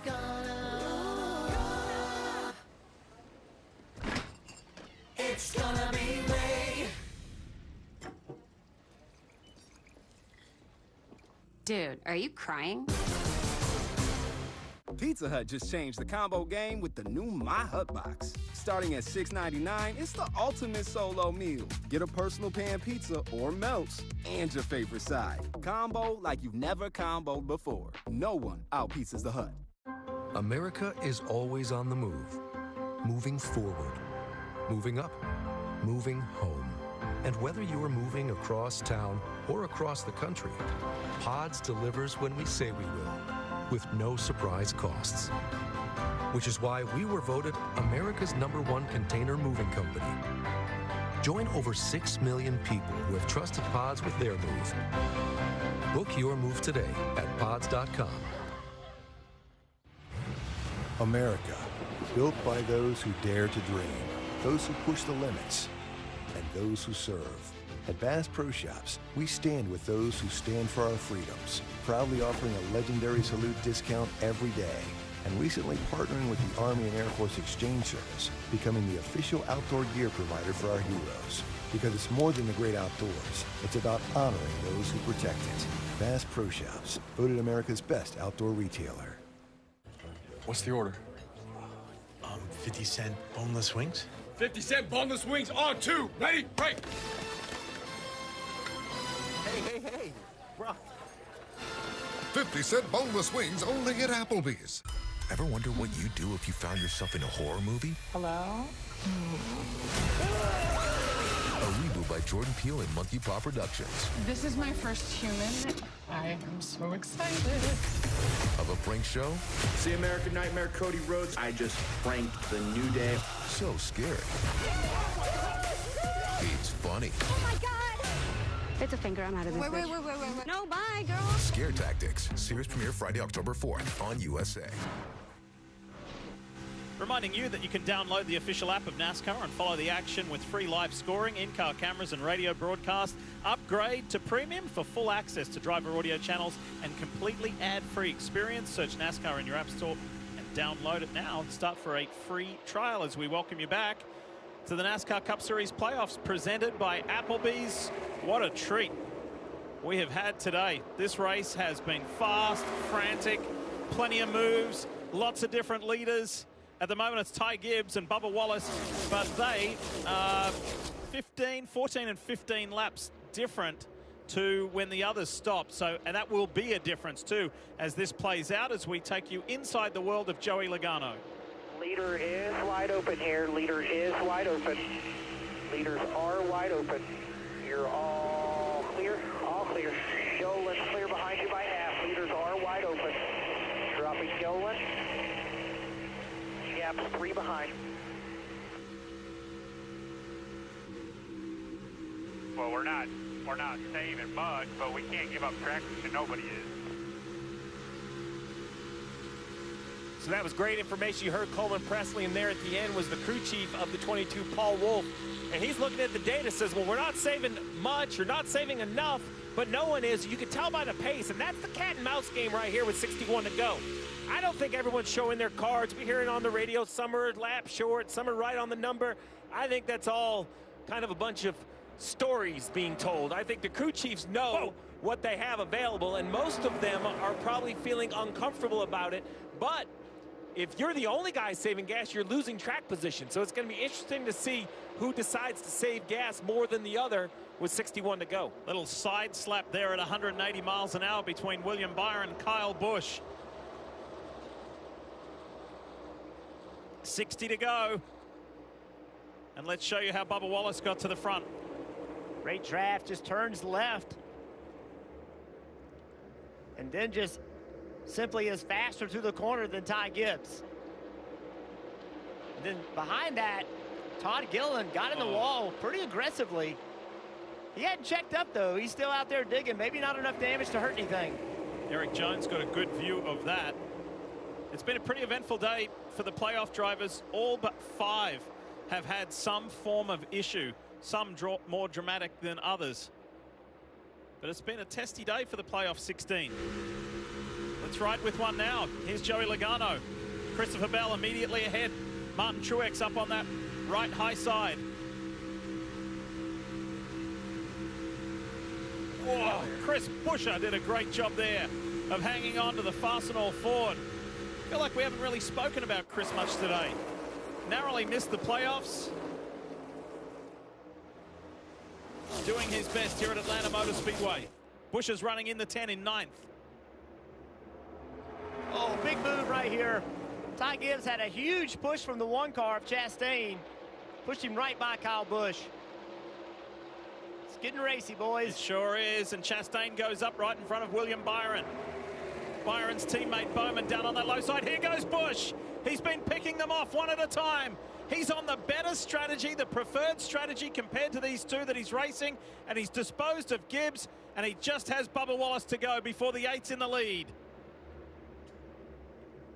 Nobody has had a last 3 race streak like Kyle Busch. Yes, he hasn't won this season. He hasn't won in a while. It's been quite the winless drought. Yes, he didn't make the playoffs, but he is showing that this 8 Richard Childress Racing Team car has momentum. They've found their mojo, albeit with 13, 14 races to go in the season.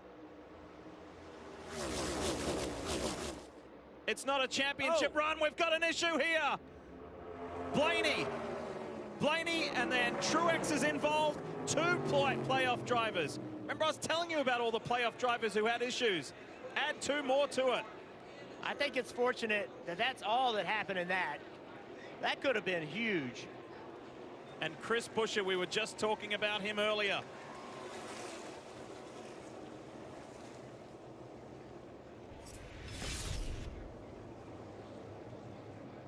Harrison Burton up high. Noah Gragson's in there. Yeah, that's behind the accident. That's Shane Van Gisbergen in the wall, and Haley. Yeah, that's behind the accident. They were all slowing down. Here's the accident. The 12 of Blaney, the 17 of Buescher side by side. Oh, the 17 gets loose, comes right up the racetrack, catches the 12 of Blaney right in the left rear. The 12 comes down and catches the 19. A little bit like we saw with Kyle Larson, where when he got loose, he overcorrected. And honestly, he got saved by that car being on the outside of him. Yes. If he hadn't hit that car, he would have. Watch this. So Blaney's on the outside, gets loose. That slowed him down and made it so the back of the car hit the wall. That was a fortunate break for Buescher. Blaney was riding along. Watch this. He thinks everything's fine, and then all of a sudden. Not fortunate for him. Yes. But, you know, and Truex behind it. He got caught up in it. One of the big winners in this is, look down to the left, Suarez. He avoids it, ducks through down on that low side. Choom. Yeah, the 20 zooms on by. 20 of Bell as well, to your point, Diff, right? Look at the 12 right here, and look at the 20 of Christopher Bell. They're banging in front of him, and he kind of sneaks by. Joey Logano as well. Yeah. How was that not a bigger wreck? I mean, that was very fortunate. That wasn't a big one that took out about 10 or 12 cars. Yeah, I think Chris Buescher has the most damage, although he was the cause of the accident. Take a look from Logano. He's going to sneak by on the flat. Watch this. And bang, he gets back in the gas. Buescher's driven his car to the garage, so his day is done. That's a big contact right there with Truex. You have to wonder if there's any damage on the right front. He hit him square in the wheel, it looked like. It's not the question for me is there any damage? It's how severe it is, because I agree with you. There has to be damage as hard as he hit. You see right here, like the hood doesn't fit anymore. Right, that's that hood vent. That should seal all the way around it. It's not, which tells me that there's some sort of shift or wrinkle in the bodywork. You would think they would want to tape that down. The steel of that hood, very important. Hey, if there's no major damage on that net wizard Ford of Ryan Blaney, that's a miracle. That's magic. Well, look where he got hit, right in the middle. Right in the middle of the door, between the left side tires. Be interested to see what he says about, Jeff, how the car feels. Well, they know who can fix it. They got the right partner this week, that's for sure.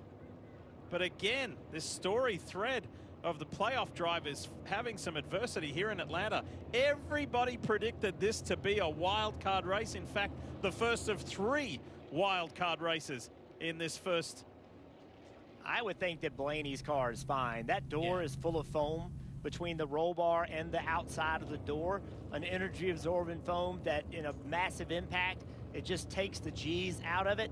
And that gets in the door, but I don't think it did anything other than that, Steve. You can see some body damage, but I don't think any aero disadvantage by that. I don't think there's a lot of damage, but with the Goodyear missing on the left rear tire, I think he might have to come to pit road. All right, troubles for the playoff drivers. Let's start in the most harsh way with Kyle Larson. And then, as a result of this, Chase Briscoe had nowhere to go. Wrong time, wrong place. So that makes 2. Both drivers okay, by the way. Both out of their cars. Then Tyler Reddick on pit road. Boom.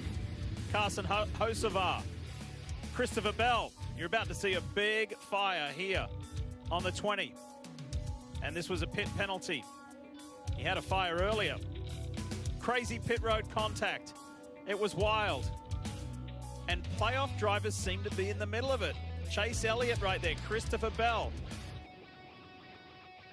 It has been an eventful day, and as Jeff said, very much in the same vein as Kyle Larson, Chris Buescher lost his RFK Racing Ford. That collected Ryan Blaney and Martin Truex Jr. So it has been eventful. While we've seen a lot of great high speed, fast moves, great racing today, those incidents have been costly for the playoff drivers. They really have. 16 playoff drivers are bound to get in some issues. Pit road open. Bubba Wallace, Ty Gibbs, as expected, they need fuel. And really what they hoped for, they pulled another maybe 10 or 15 cars to pit lane with them, Dave. Ty Gibbs said the balance is good. I just need fuel, only no tires for the car. As for Bubba Wallace in the 23, he said, I can't do the things I just did. Car very edgy. I need some lateral security. So he's in the game. He said, I just need some lateral security. He'll get 4 Goodyear tires and fuel, Marty. So Ryan Blaney said, we clobbered the right rear, we hit the left front, but miracle delivered. Yes, Diff, they are fine. Damage is only on the right rear. The wheel is still straight for Ryan Blaney. Jonathan Asler told him, hey, listen, I'm going to give you fuel and tires here. Race as hard as you want for the rest of the race, but they're going to fix up that right rear damage right now and leave him here on pit road a little bit longer. You also saw Christopher Bell come to pit road from the 12th position. They took on 4 tires. They were pretty short on fuel, so this gets them to where they need to be on that front. This race has given us some incredible action. That was predicted prior to the start. You're watching the NASCAR Cup Series playoffs from Atlanta, presented by Applebee's.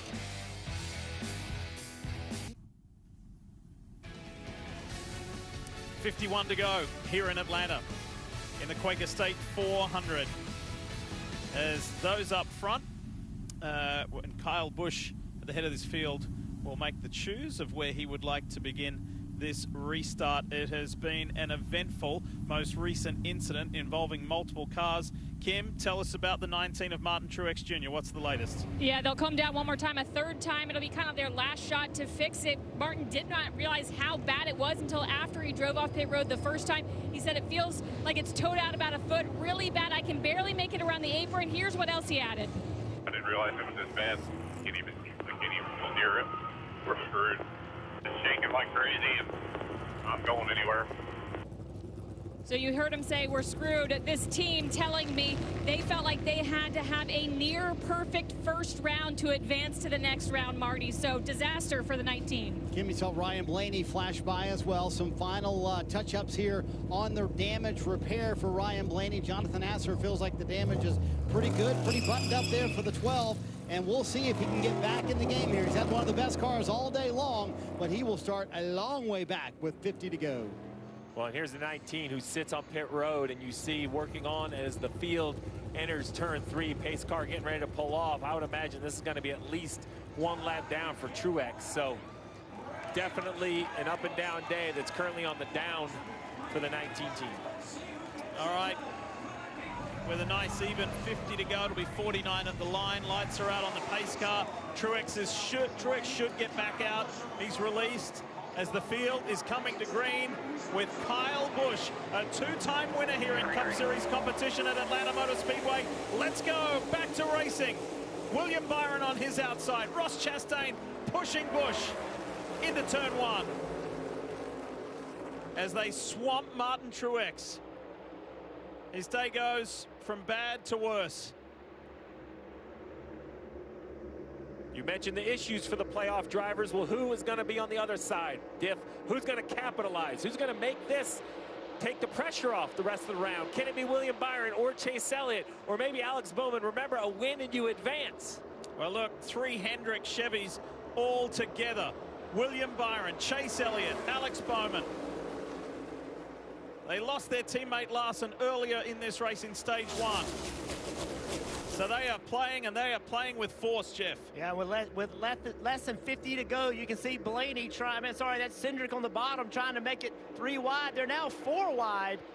Gibbs it's time goes to high. go. It is time to go. You got to get track position, and you got to get it now. There's that 4 again.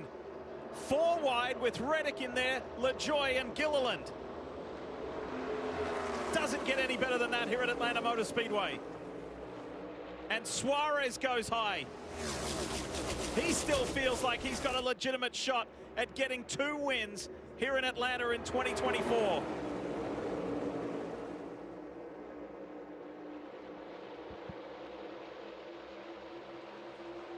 And how about Joey Logano?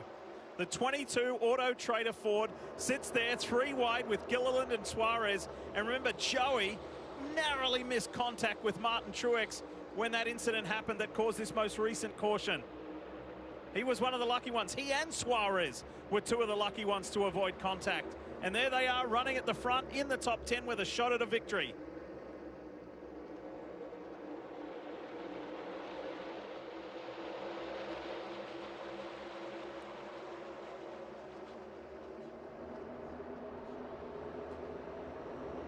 You see the playoff points. You get drivers in the points, they're in the playoffs. Look how close it is. Every position matters. If you're a Kyle Busch fan, you've been waiting a long time to see your man drive to victory lane. 47 races is the extent of the winless drought. Can that be broken here today?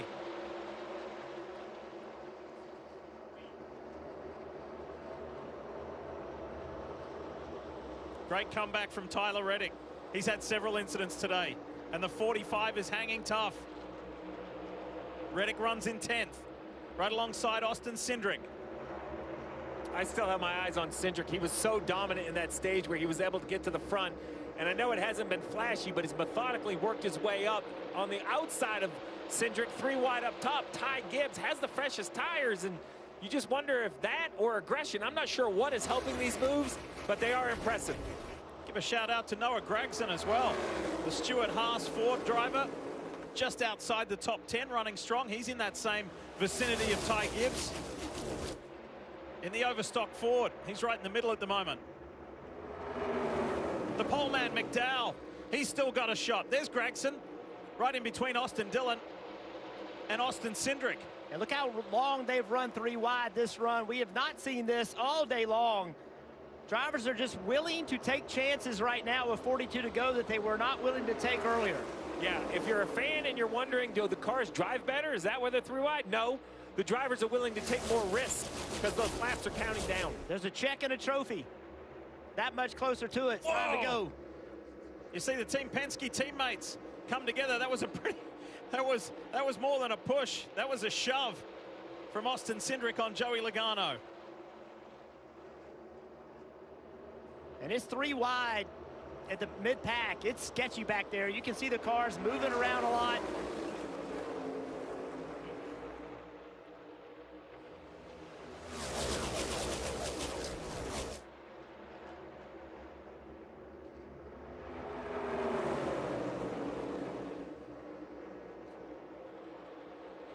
Cindric jumped to the middle.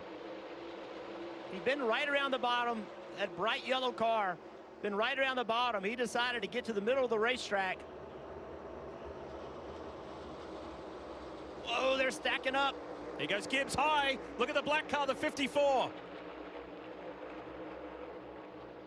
In his first playoff appearance in just his second season in Cup Series competition. Drives past Todd Gilliland. Right up with Chase Elliott. And now the Front Row Motorsports guys, they still stay together. Michael McDowell on the inside.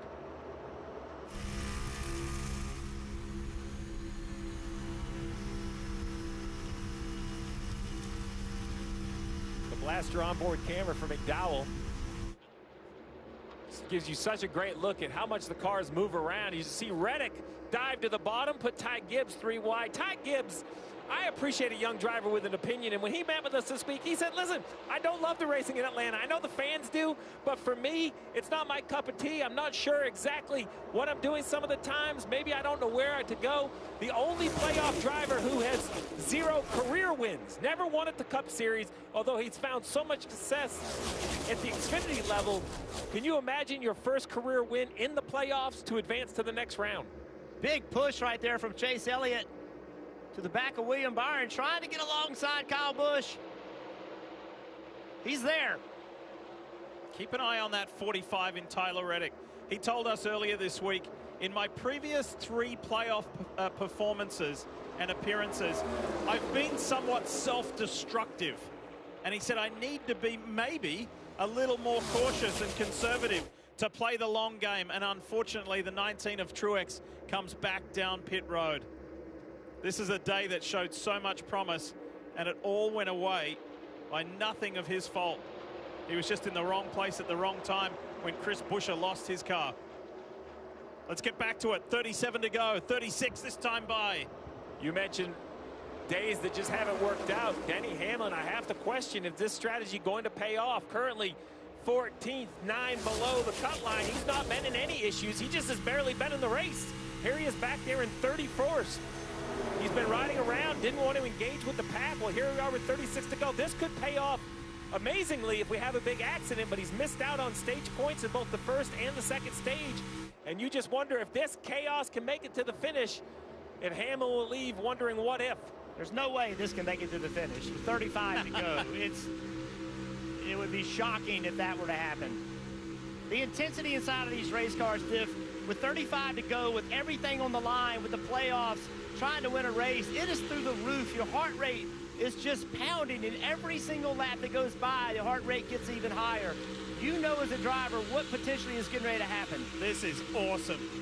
This is awesome. Look at Joey Logano forcing his way right through the middle, alongside fellow playoff driver Daniel Suarez.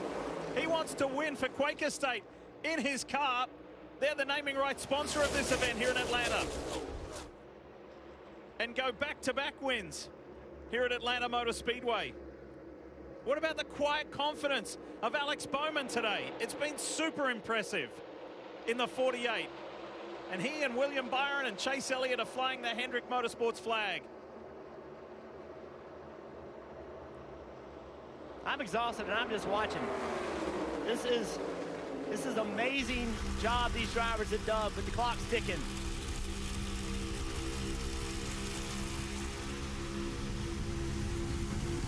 I'll go back to what Michael McDowell told me last night. Just get me to the checkered flag. I've shown the speed, my teammates shown the speed. Front Row Motorsports and Ford. Think about the slow start to the year that Ford made and how they've come storming back. They went the first 12 races without a win. And then they've won 7 of the last 14. But it's a Chevy out front in the hands of Kyle Busch, a 2-time champion, a 2-time Atlanta winner. Can he break a 47 race winless streak? Ally has savings buckets to help you save for anything you want to buy. Because everyone has something they're saving for. Like that new car. Or a fancy vacation. Or party supplies. Your delivery budget. or even the down payment on your dream home. Our savings buckets help you save for what matters most to you. All right, Little Caesar says free delivery and there's no catch. Wait, but that's what we do. I catch footballs. I catch stripes from strangers. I catch big old fish. Guys, there's no catch. Little Caesar's delivery is actually free for a limited time. Pizza, pizza. Reputations are earned. They're built with hard work, time, and consistency. They're respected, trusted. I'm just a traveler on this earth. They're real, and they're rare. Introducing Traveler Whiskey, the result of reputation. When I grow up, I want to be an actor. So why don't you act like a good sister and get me some more of those baby back ribs? I want to be a director now. Let's try a scene where you go get your own. And action. And cut. A lot of drama on this set. Action. And cut. Maybe I'll just go get wings for everybody. That's my team out there. If our network goes down, lives are at stake. Our comms have to work. Well, the mission won't. That's why we partner with Verizon Frontline, the network that truly prioritizes first responders. So we don't worry about getting through. And they're the most reliable 5G network in America. Out here, reliability is everything. Extreme or routine, Verizon Frontline delivers. The #1 network choice in public safety. Learn more. Your mission is our purpose. The NFL is back. Let's go! Time to go to work today, right? It's the premiere of Sunday Night Football. Let the show begin here. A huge matchup to kick off the season. As good as it gets. Rams. Oh, what a play! Lions. Holy smokes! Are you ready for Sunday Night Football? On NBC and Peacock.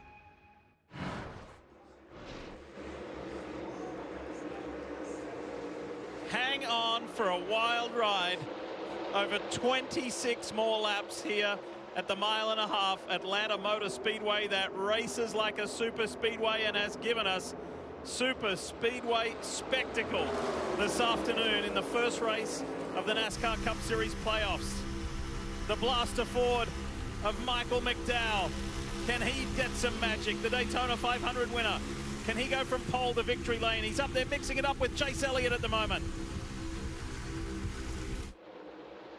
6 playoff drivers in the top 10. Bowman pushes his way through on the inside. Busch has been shuffled back. Ty Gibbs has made his way to the front.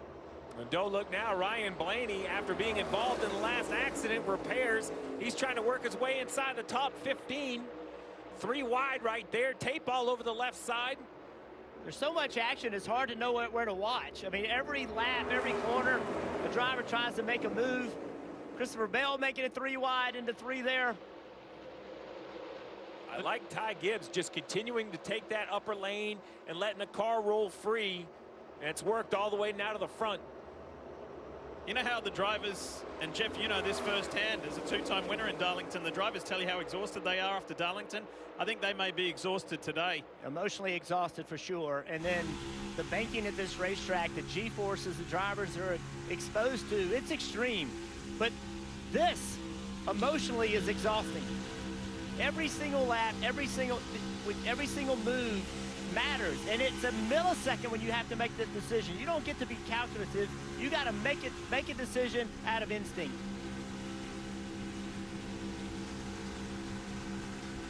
Only 0.2 of a mile longer than Darlington, but so much different. The characteristics of the track, it's so smooth, the 28-degree banking. Suarez told us earlier this week he burnt 3,300 calories during last week's Darlington race, the Southern 500. He said he was exhausted at the end of it. Well, let's see if he's got enough energy to race for the win, because he is there fighting for second with Kyle Busch. Remember, Busch was one of the trio that came to the line. First to third was separated by 0.07 of a second. It was Blaney, Busch, but it was Suarez who came out on top. I'm sorry. Jeff, I was going to say, let's not forget with 22 laps to go, We have Ty Gibbs, who was last on pit road at 2:08, but the majority of the top 10 is trying to stretch this last tank. And with 9 yellow flags, you would assume it's good, but if we've learned anything this year with these close fuel races, you don't want to assume anything. So I think there's some drivers reading these radios that still have some concern. They're trying to manage this chaos and save a little gas. 77 starts for the 21-year-old who leads this race. Could this be Cup victory number 1? Here's Kim Kuhn. What you got, Kimmy?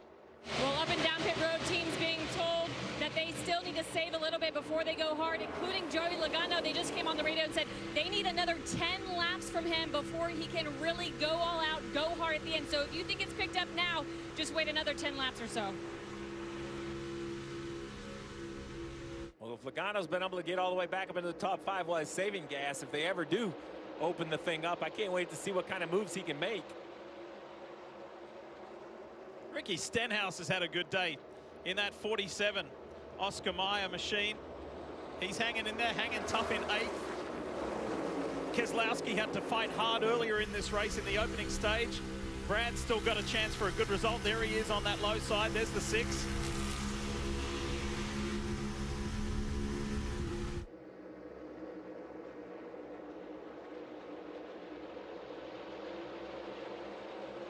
Let's talk more about this car leading the way with Dave Burns. Dave? Well, Lee, think about what he's trying to do. The car's right behind him. They're all close on fuel. In fact, Kyle Busch was told when you restart in the lead, slow down the pace. You need to save fuel. So if you're Ty Gibbs, you've got 30 laps extra fuel. You want to pull this group. You want to make them run out of fuel.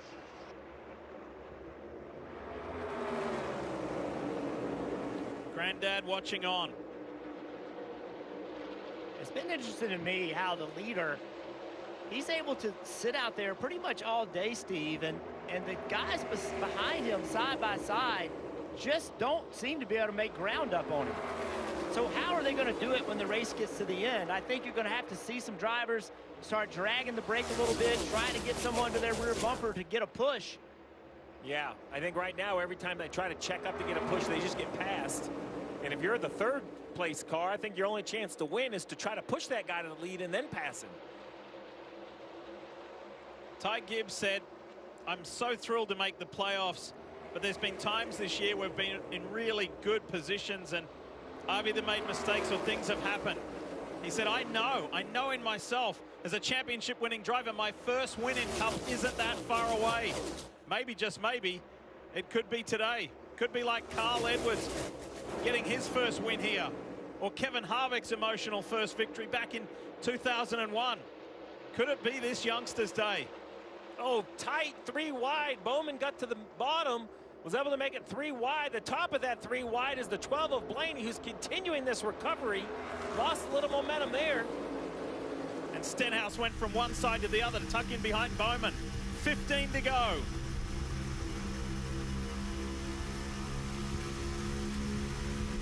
Big move right here from McDowell, blocked. Where? How? How can you find a way through? When do you make your move? Do you make the right decision at the right time?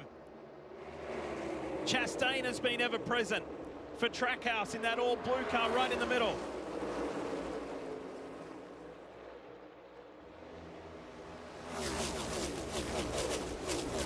The fans have got a show all day long. There's been 2 extraordinary finishes in the last 2 races.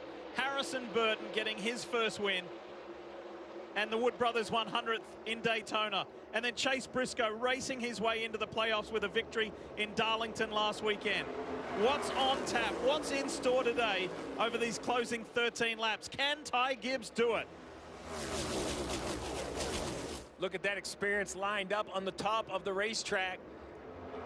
You have Logano, you have Chase Elliott up there, Blaney.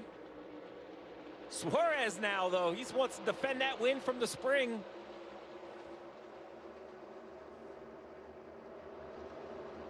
And is it the first time that Daniel Suarez sees his machine ahead? Gibbs is not willing to relinquish that lead just yet.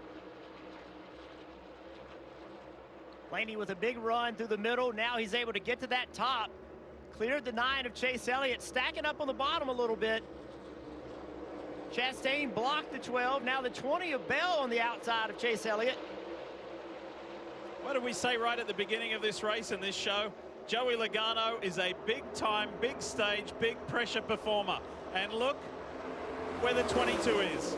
Right in contention for a playoff race victory with 11 to go. Blaney switched to the bottom. He's now that car on the bottom with the white hood, 3 wide, losing momentum. It's going to push. Yellow, it's yellow debris. Whoa. Piece of signage on the track or something has brought out the caution with 11 to go.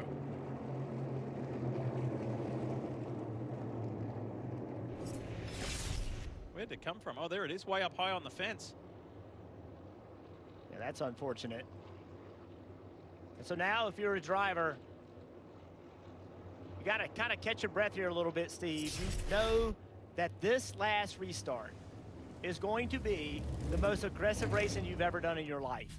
And you have to take a breath right now, gather your thoughts, and understand what you're getting ready to have to do. You're going to have to do things that you don't want to do. Put the car in places it really shouldn't be. That's the only way you can win this race. Well, the question I'm going to have is what kind of length run we have, because, you know, it seems like it takes a couple, 3 laps for somebody back there in 4th or 5th to really get the momentum. The front 2 rows seem to push off the front pretty good. AMR safety team, I can see it here out of the window of a booth. They've already got the sign, so that's been picked up, collected. Let's remind you of what happened earlier this year in February. Daniel Suarez closest to us, Kyle Busch in the middle, Ryan Blaney on the inside. Closest 3 wide finish in NASCAR Cup Series history. That's what 7/1000ths of a second looks like. And that was the moment Daniel Suarez guaranteed himself a spot in the playoffs. And that's what began a pretty special year for Suarez, who got married, became a US citizen. He won in NASCAR Brazil competition. It's been an awesome year for him. And it could get even more special if he can drive to victory lane again, as we are going to have just a thriller of a finish to this Quaker State 400. If we hear a lot of drivers on drafting style racetracks say they're afraid to be leading on the last lap because they're afraid they're going to be passed with forward momentum coming from behind. I don't think you can think like that. I think you have to assume the caution is going to come out with less than 1 to go, and that means the race is over. Because so many times these races end up with a caution. So if I have a chance at all to be leading this race, I am not laying back thinking I'm afraid to be leading. They're going to gang up on me and take the lead. I'm going to make them have to take that away from me. Some diving for pit road to make sure they're ready to go for this final sprint to the finish. Best on fuel by a long shot of the front runners is Ty Gibbs. And then you look to others like Ryan Blaney, also in good shape. Christopher Bell in good shape. So how is this going to shake out, and how hard can those guys on less fuel, how hard can they go here?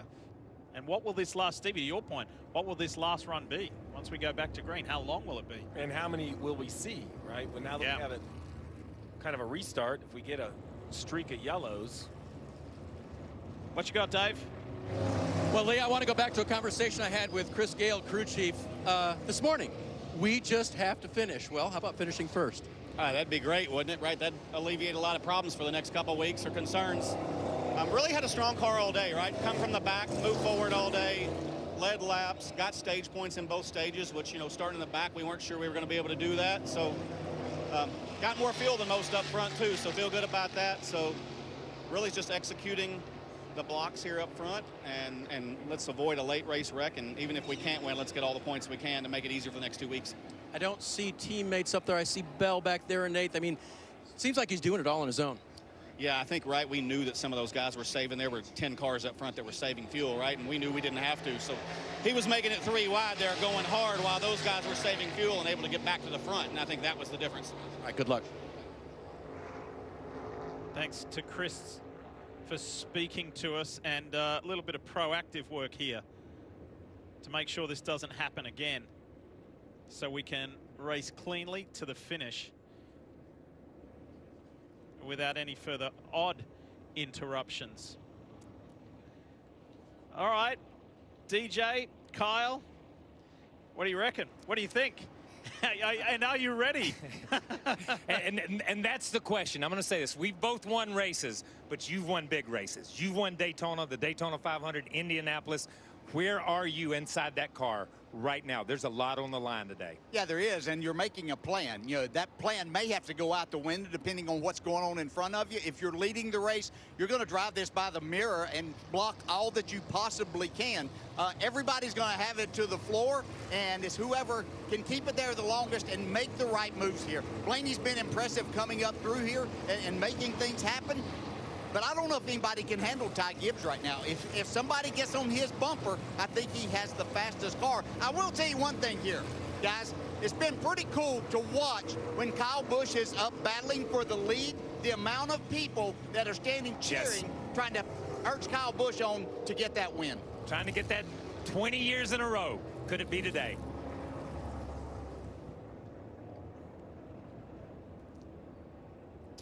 So, plenty of contenders like the 22 of Joey Logano, right, Kim?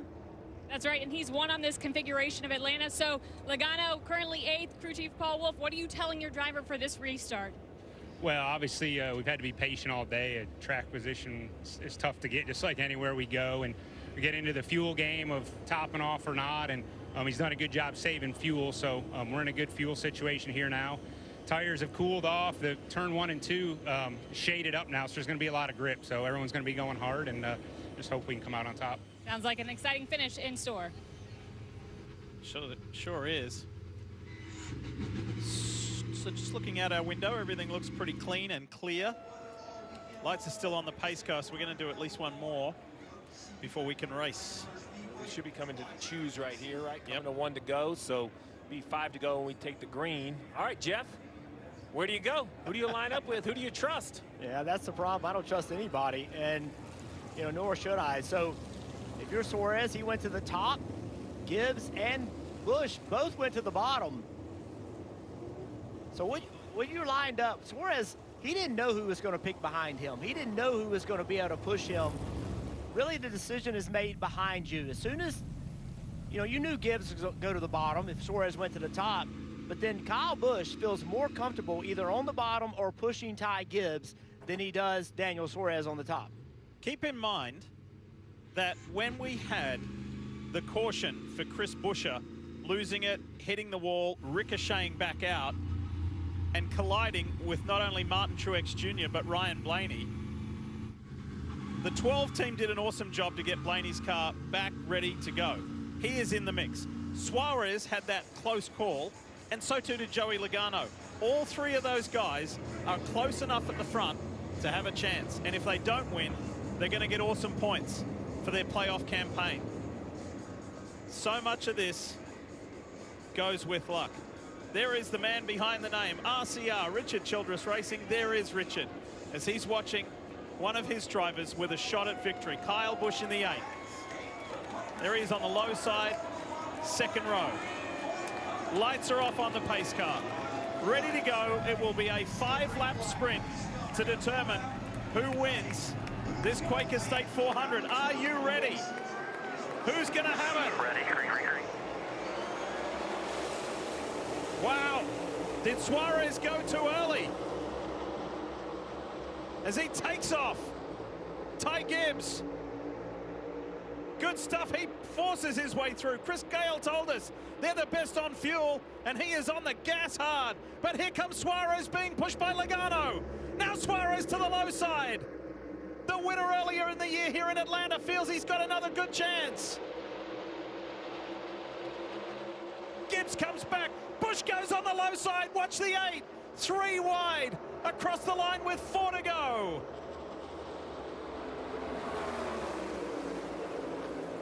I think Gibbs likes 3 wide behind him. No runs should be able to formulate out of that 3 wide. How long can they survive 3 wide, though, without a yellow? Ty Gibbs blocking on the top, trying to kind of air block it a little bit. Logano with a big run on the outside, and Suarez. Suarez puts himself in the middle. Joey's up high. Here they come. The challengers are coming to the youngster. 3 to go from here. This could be anyone's. And Blaney now puts himself in the mix, trying to help his teammate up on that high line. Can you imagine if Daniel Suarez wins another thriller? Chastain's in the mix in the 1. Ty Gibbs has been shuffled back to 5th. Almost a side slap there between Logano and Suarez.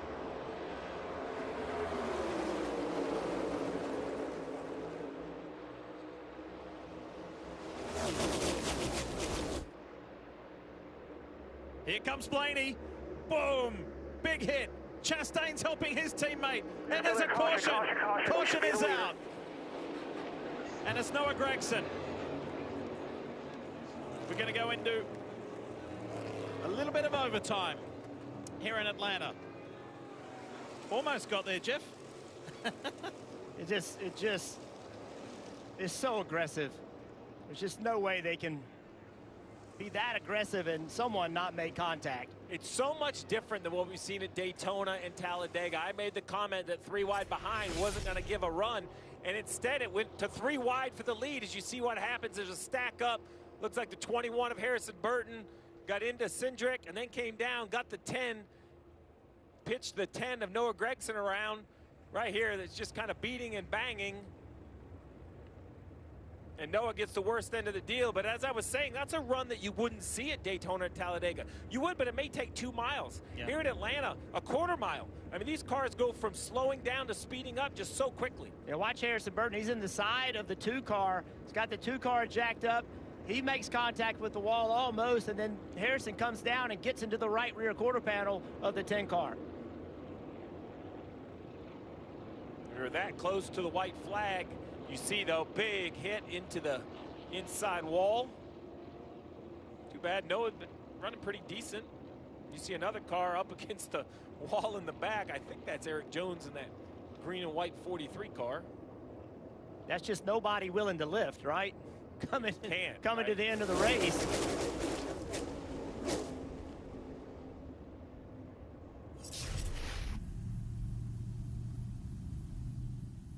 So the AMR safety team right on the scene, helping and cleaning up so we can get ready to go to reset for overtime. And all those drivers with 83, 82, I know they've had yellows. We're working the 16th lap of yellow in this run, but, you know, now we're in overtime. We're past the extended distance of the race. So Blaney is the farthest up with the most fuels. You hear Joe Logano shutting it off. He's going to reach over, shut it off again. There's Noah Gragson. His teammate had a hard hit early in stage 1. And now another Stuart Haas Ford driver out of this race, but late at opposite ends of the race. So the stage 1 winner, Ryan Blaney, is the best on fuel. And the irony of that dent wizard Ford being pretty dented and beaten up. Look at it. It's a patchwork quilt, but it may be good enough, Dave, to go to victory lane. And I'm up here with all the Dent Wizard folks. They're watching their dented car be very fast yet.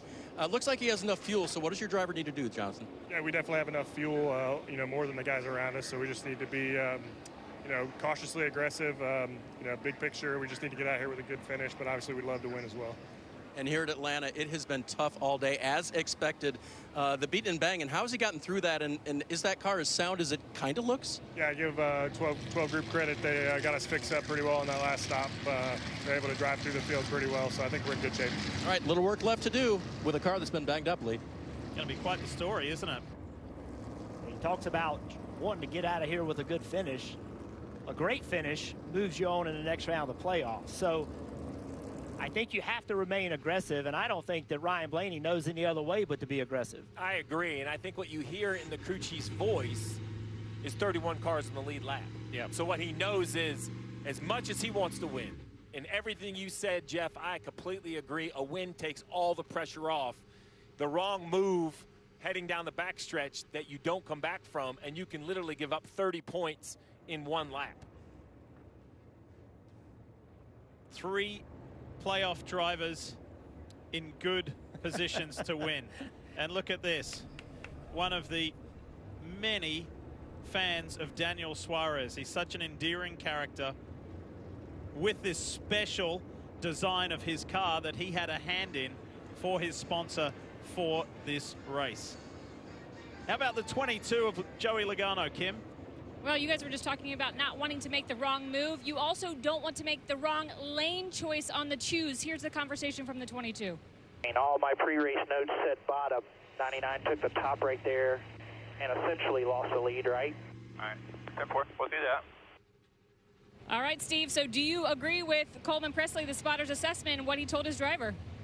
I do. I think the bottom is the place to go. I think the push has a lot to do with it. And like you said, Jeff, who's going to line up behind you? I think if Logano could get a perfect world, he could get Blaney behind him. Yeah. Because then I think back to the point about a win versus the points, I think Blaney would at least wait until off turn 4 to try to settle it. Now, if he has a chance to make a run, he's absolutely going to pull out a line. But I think Logano could think at least from the start-finish into 1, Blaney might be a little more committed than another car. The way this front stretch works, you know, it's really easy to kind of turn left and take that leader 3 wide. So Joey knows that as well as anybody, as one of the most aggressive restarters around. So he's going to have to really chase that white and red line. Well, the other thing is, you know, with your teammate behind you, maybe a little communication and some coordination so that the push comes at the right time. If Logano leaves too early and the 12 isn't on his rear bumper and the outside lane is formed, the 99 will go by the 22. So how these guys push matter, and the leader can control that. He has a great deal to do with keeping that front bumper locked up to his rear bumper. And when you just look at the running order and look at all the playoff drivers, right? So Logano, Suarez, Blaney, first, second, third, Elliott and Bell, 5th, 6th, Bowman and Gibbs, 8th and 9th. A chunk of them back there outside the top 10 with Reddick, Byron, Cindric, and Harrison Burton continuing to have a great day. Hamlin, the ride-around theory has got him up to 22nd. We'll see how this green-white checker treats him. Logano has won here.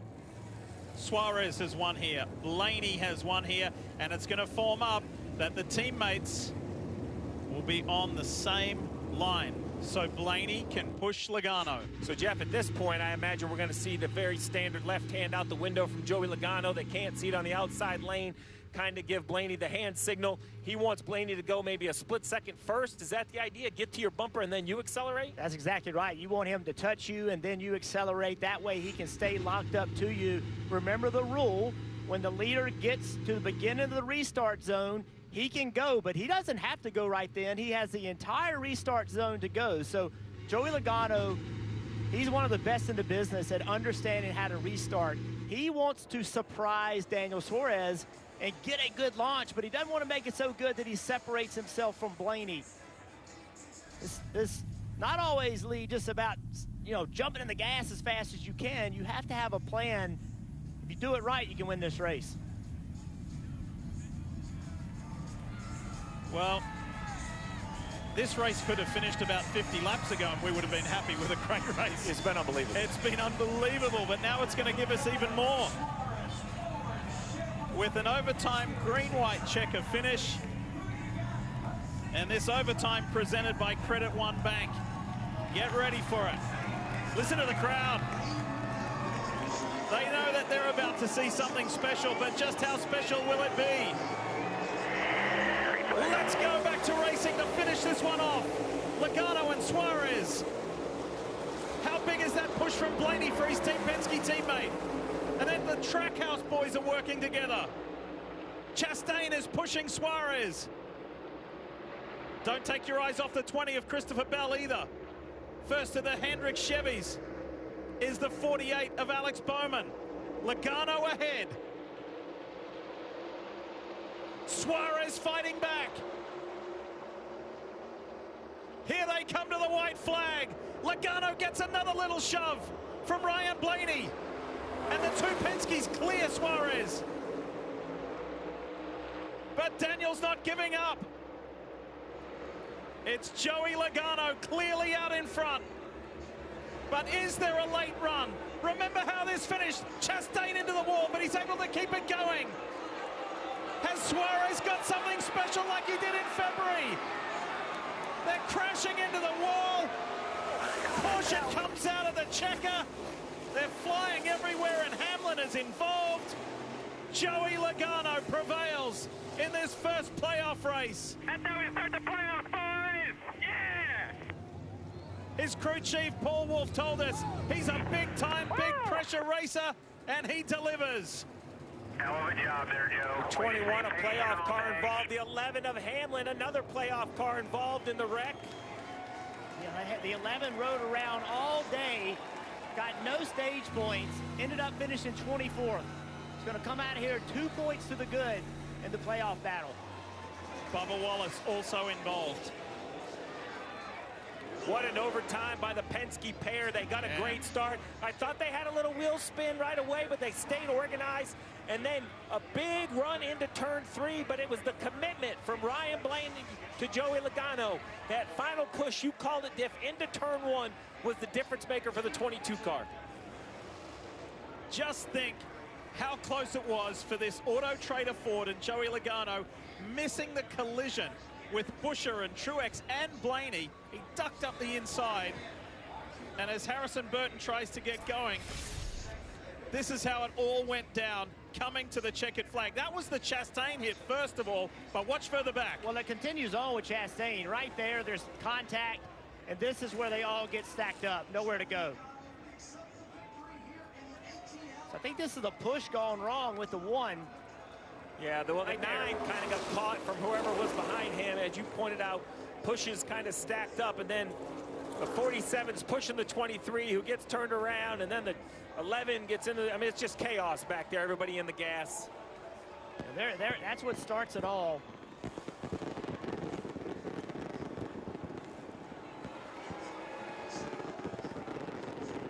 Wow.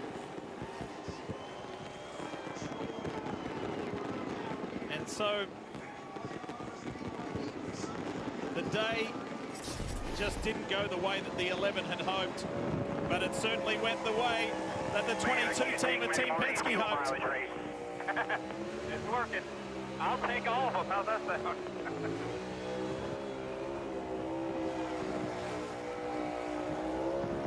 Joey Logano, in his 11th playoffs appearance, wins at Atlanta Motor Speedway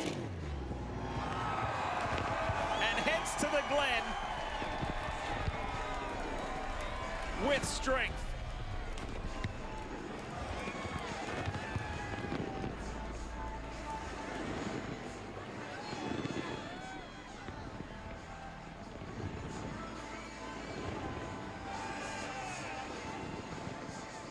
And with that chaotic finish behind, we're waiting on confirmation, but we believe it is indeed Suarez and Blaney who followed Joey home. It's Logano's moment here in the Peach State.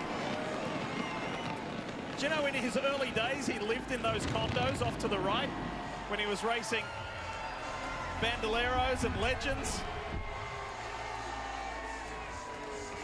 And now he's victorious here again.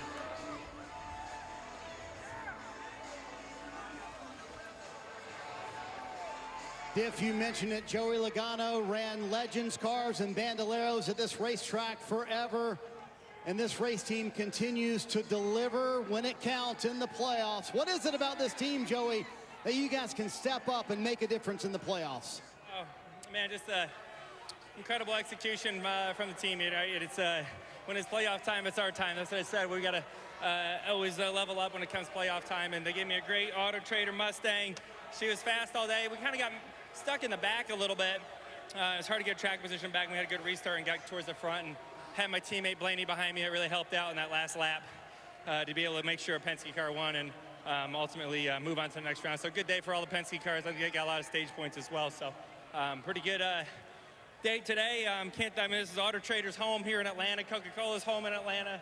A lot of people here. It's important for us to run good at this track. So, and there's a lot of memories right here on this start-finish line for me racing Legends cars as a kid. So this is a really cool feeling to be out here in the Cup car again. I was going to say, for a kid who ran Thursday Night Thunder for years here at the Atlanta Motor Speedway on the quarter-mile track, how much does a win, much less at Atlanta period, but in the playoffs, mean to you personally?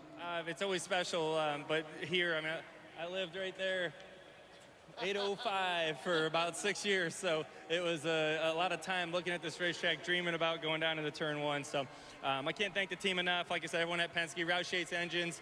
Hello to my kids and wife at home. I wish they were down here, but it was definitely a special week coming here before we got here. I got to see one of the squadrons that's getting deployed here soon, and we got to spend a lot of time with them before we got here. So it's a heck of a way to top it all off. Yeah, Paul Wolfe said, I can't take much more of these fuel mileage races. So how intense was this race today, much less the end of it?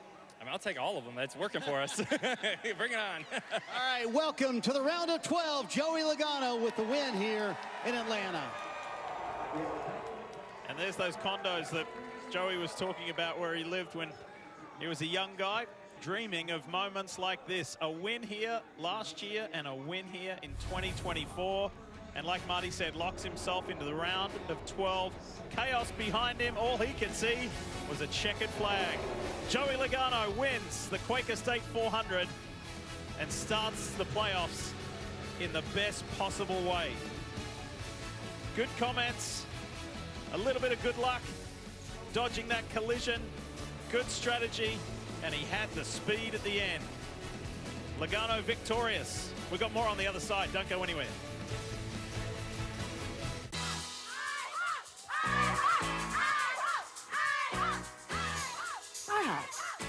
$5 all-you-can-eat pancakes are back at IHOP for a limited time. Or free with select combo purchase. Only at IHOP. Dude, what are you doing? I'm protecting my car. That's too much work. WeatherTech is so much easier. Laser measured floor liners up here, seat protector and cargo liner back there. Nice. Out here, side window deflectors and mud flaps and the bump step to keep the bumper dent free. Cool. It's the best protection for your vehicle, new or pre-owned. Great. But where do I order? WeatherTech.com. $5 all-you-can-eat pancakes are back at IHOP for a limited time. Or free with select combo purchase. Now you can get stacks on stacks. At IHOP, we don't just put food on your plate, we put a smile on your plate. The celebrations are about to begin for the Auto Trader Ford and the 22 team at Team Penske. Joey Logano notches up his 34th career win, but most importantly, this puts him, Jeff, through to the round of 12 in the playoffs. Well, think about Joey Logano and this team. They came in here in the playoffs, ranked 9th with only 1 win on the season, only 2 stage wins, and that's not, what this team is normally about. But what do they do when the playoffs start? First race of the playoffs, they win. He keeps talking about we all think he's the big pressure guy, and these are the reasons why.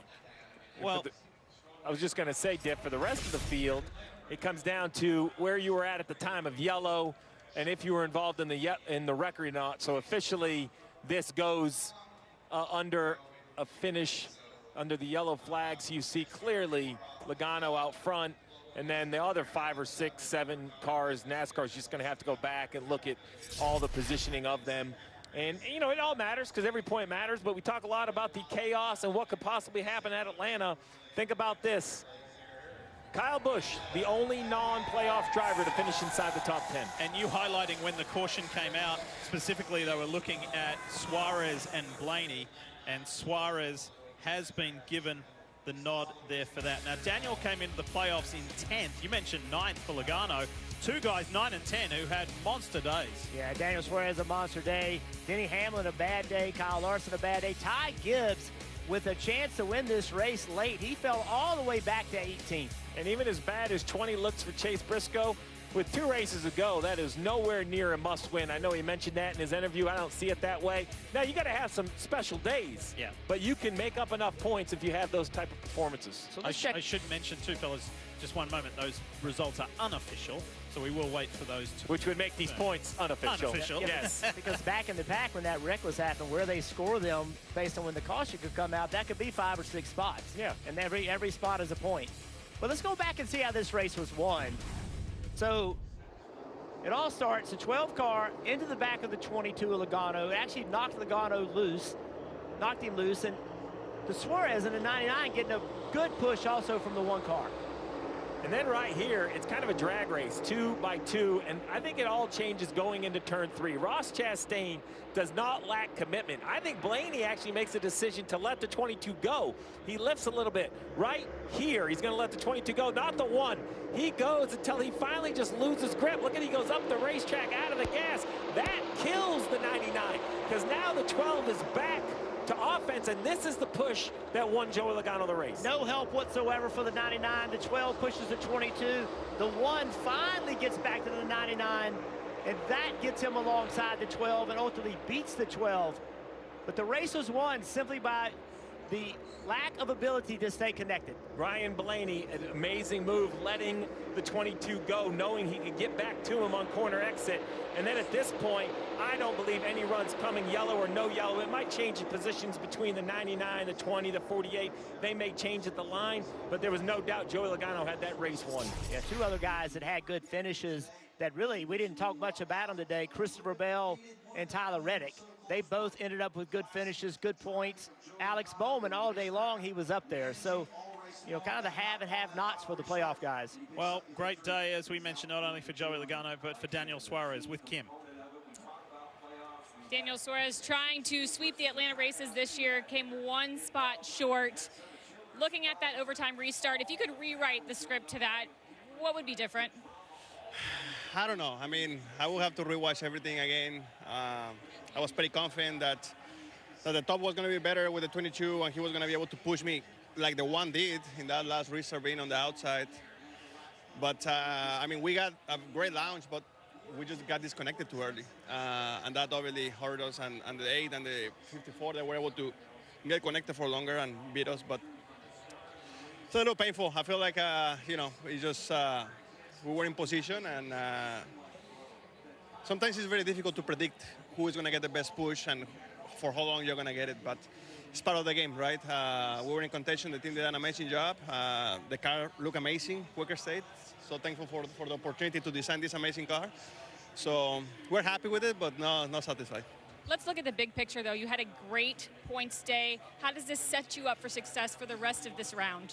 Yeah, it was definitely a good day. It was definitely a good day, but every time that you get second and it's that close and you feel like you were in position to win and you didn't win, it doesn't matter if you got a good points day or not. It just, I don't feel very good right now, but it's part of it. A bittersweet race here for Daniel Suarez. Yeah, tough hurts today, Kim, by not getting the win, but it helps in the big picture for the playoffs that are underway, and the winner to kick them off in the best way, Joey Logano. Lots more coming up with Kyle Petty, Dale Jarrett, Marty Snyder on the Peacock Pit Box when we come back.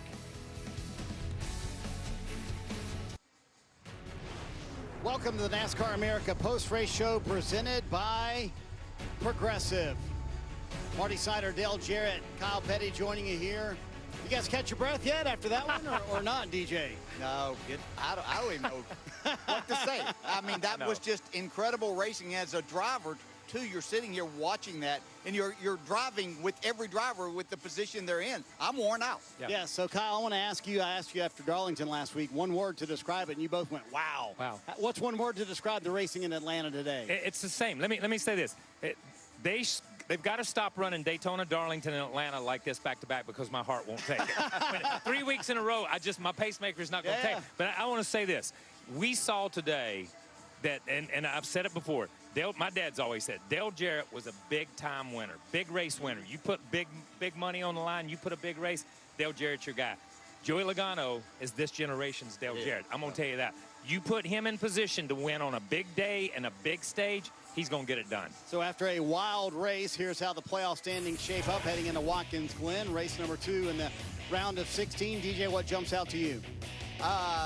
What jumps out is Kyle Larson lost 25 of his points that he had, and Denny Hamlin lost. Yeah.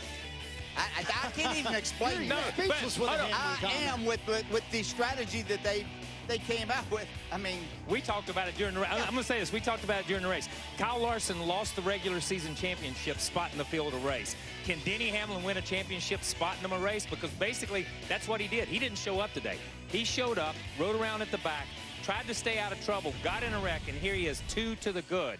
This is Denny Hamlin. This is a guy we keep saying, it's his year, it's his year, it's his year. This wasn't his race, man. You know, he's going to have to show up when we get to Watkins Glen and these other places and make up and show that he's ready to run for a championship, because this team didn't today. Boy, what a recovery for Ryan Blaney, who pushed his teammate to the win. He restarted 32nd with 50 laps to go in regulation. Winds up 30s with Dave. Third for Ryan Blaney today. A corporate win as your teammate is in victory lane. I'm sure you wanted to be there yourself, but considering the shape your car is in, is third okay? Yeah, honestly, I can't believe we got back up where we did. 12 boys did a really good job fixing it. I'm surprised it didn't have more damage than what it did, because from my seat, I got drilled in the left rear, or the door, I guess, where he hit me, and then the right rear got off the fence. I didn't know how damaged we were, but I was kind of able to carve up through traffic and could kind of get through the middle, you know, pretty good. So, yeah, really proud of the effort. Had a thought of going 3 wide on the front stretch, and I'm like, man, it's going to be tight, and we've already had a really good day going, great points and all that stuff. And so, yeah, second or third, I guess. So, really good day. Appreciate Dent Wizard doing what they do. Menards, Advanced Auto Parts, Dex Imaging, the Worth Group, Discount Tire. Move on to Watkins Glen. Like I said, really happy. I mean, this thing looks ugly, but really good finish. So proud of the effort by everybody. Great recovery for Ryan Blaney. Oh, and congrats to the 22 team. Sorry, Joey did a great job all day. Good job to him. And Christopher Bell comes home in the 4th position. Despite a little bit of chaos on the day for you guys, a fire in the pits, pitting out pit box, how did you guys overcome everything? I mean, I don't know. It was a fun race, and it was a race that you could just kind of pick a lane and move forward as long as your car was driving good. So, I don't know. Normally I hate super speedways, but that was wild and chaotic and a lot of fun, honestly. And really, all the drivers need to celebrate this race, because I don't know how we put 400 miles together and not wrecking a ton of equipment. So that was a blast. Really, really proud of this 20 group to, you know, put together a solid day. Our whole goal going into Atlanta was just surviving, and we did that. So that was fun, and now we get to move on to a little bit more normal racetracks. What's the outlook for next week at Watkins Glen? Next week's definitely going to be a little bit more aggression from our camp.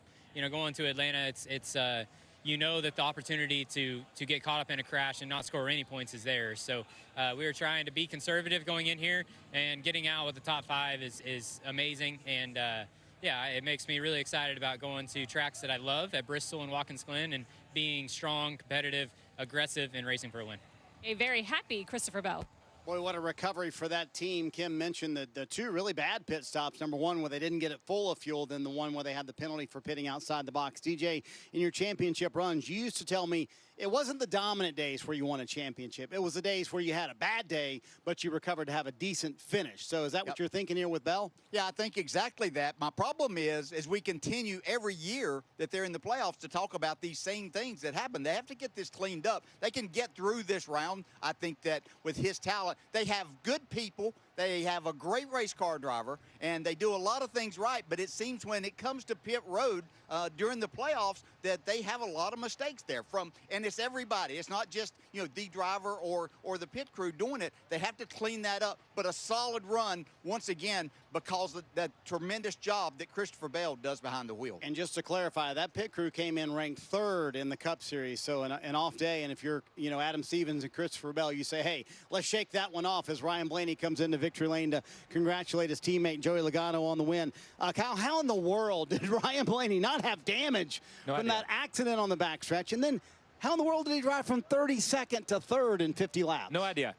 Dale and I said the same thing. Dale looked at me and he said, how did he how did he get straight again? And I think he got in the outside wall when you watch the thing, and it kind of straightens him up. And then Truex just knocks him straight, to be honest with you. Truex kind of just knocks him back straight. But that's just part of the story. The recovery from what they did, you talk about that. You know, I was marking it down. At 30 to go, he was 20th. 25 to go, he was 15th. 20 to go, he was 12th. 10th, 6th, and he ends up 3rd. I mean, he just kept coming and never gave up. Inside, outside, it didn't make it. And you heard him say, I thought about going 3 wide there, but I thought, you know, maybe I shouldn't tempt my luck at this point. And Jonathan Hassler reminded him, it's been a really good day. Yes. Let's not mess it up now. Let's take the points. So I think he thought about that as well. DJ, what's an appropriate gift when your teammate pushes you to the win? Like, you know what? Yeah, I don't know exactly what Blaney likes to drink or where he likes to go to dinner, but I think dinner and drinks would be perfect in that scenario. But you know, well, I think more than that what Ryan Blaney would hope for, that when the roles are reversed, he gets the same respect from Joey Logano, and there's no doubt in my mind that Joey Logano will do that if he's in that position because he's a great teammate. But I'm going to go back to what Kyle said too about Joey Logano and things. You put that man on a restart somewhere in the first 2 rows late in a race, and he gets the job done more times than not. Boy, talk about recoveries. How about Tyler Reddick? Little damage on pit road. They got all that worked out, and he leads Atlanta plus 33 above the cut line. He's with Kim. A 6th place finish here for Tyler Reddick after some chaos, contact on pit road multiple times. Did it feel as crazy as it looked from your perspective? Yeah, it was chaotic on the racetrack, but it felt even more so on pit road today. That's just a product of qualifying and where we just kind of ended up. You know, the 99 stayed ahead of us pretty much all day long. He was really, really solid, obviously. So we'd come down behind him on pit road and have to come around and get at a bad angle. And then I was right around the 22 all day long. He wins the race, but yeah, then I would get stuck in behind the 22 when he would come around or follow him in. So just had to overcome a lot of track position on restarts all day long, which is a bummer. But I mean, we came out of here 6th with a car that wasn't too great for us handling wise today. It was a real struggle in stage 1. So glad we were able to survive it with a decent points day. Didn't get the stage points, but we'll take it. Survive. What was the strength here for this team today? Ooh, fighting. I mean, the thing was just a handful all day long, especially stage 1, like I said. So just trying to keep up with the balance as much as we could. On top of that, I mean, we tried to make pit road as smooth as possible. We had good planning. It's just as soon as one thing kind of fell out of place with, you know, cars coming in and taking second and a half of fuel, it all blew up. So just thankful we didn't have a big incident and tear up our car too bad to where we were able to still drive up through the field. A lot of grit in this 45 team.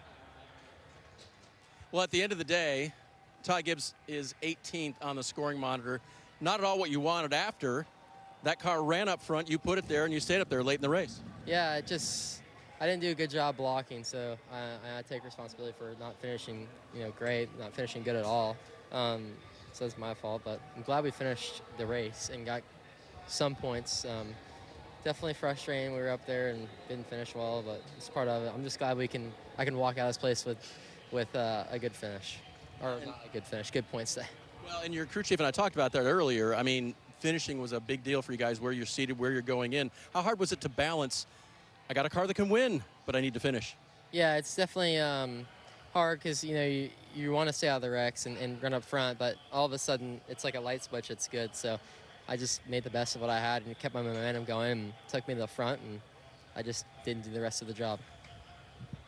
Be interesting to see how this team processes this 17th place finish, because it looked like they were going to be in position to win it, but they will go to Watkins Glen just +1 above the cut line for Ty Gibbs. NASCAR America Post Race is brought to you by Progressive Insurance. Save when you bundle auto, home, or motorcycle insurance. Visit progressive.com.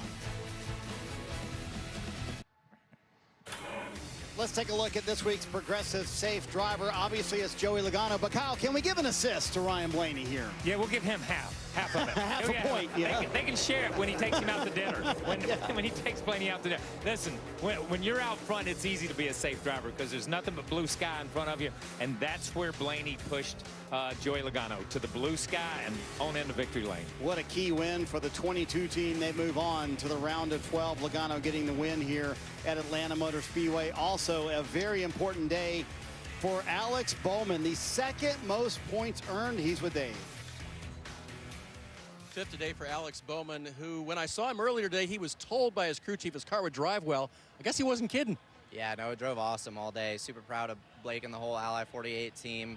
Had a great driving car for sure. I wish, you know, a couple things went different there with like between 7 and 5 to go. We just got ourselves, I think, back to 13th for one of those restarts and had to be really aggressive to get back to the top 5. So wish I would have put myself in a little better position there at the end, but obviously a great points day and a great day for Hendrick Motorsports on the 48 team. So certainly want more than that, but not a bad day.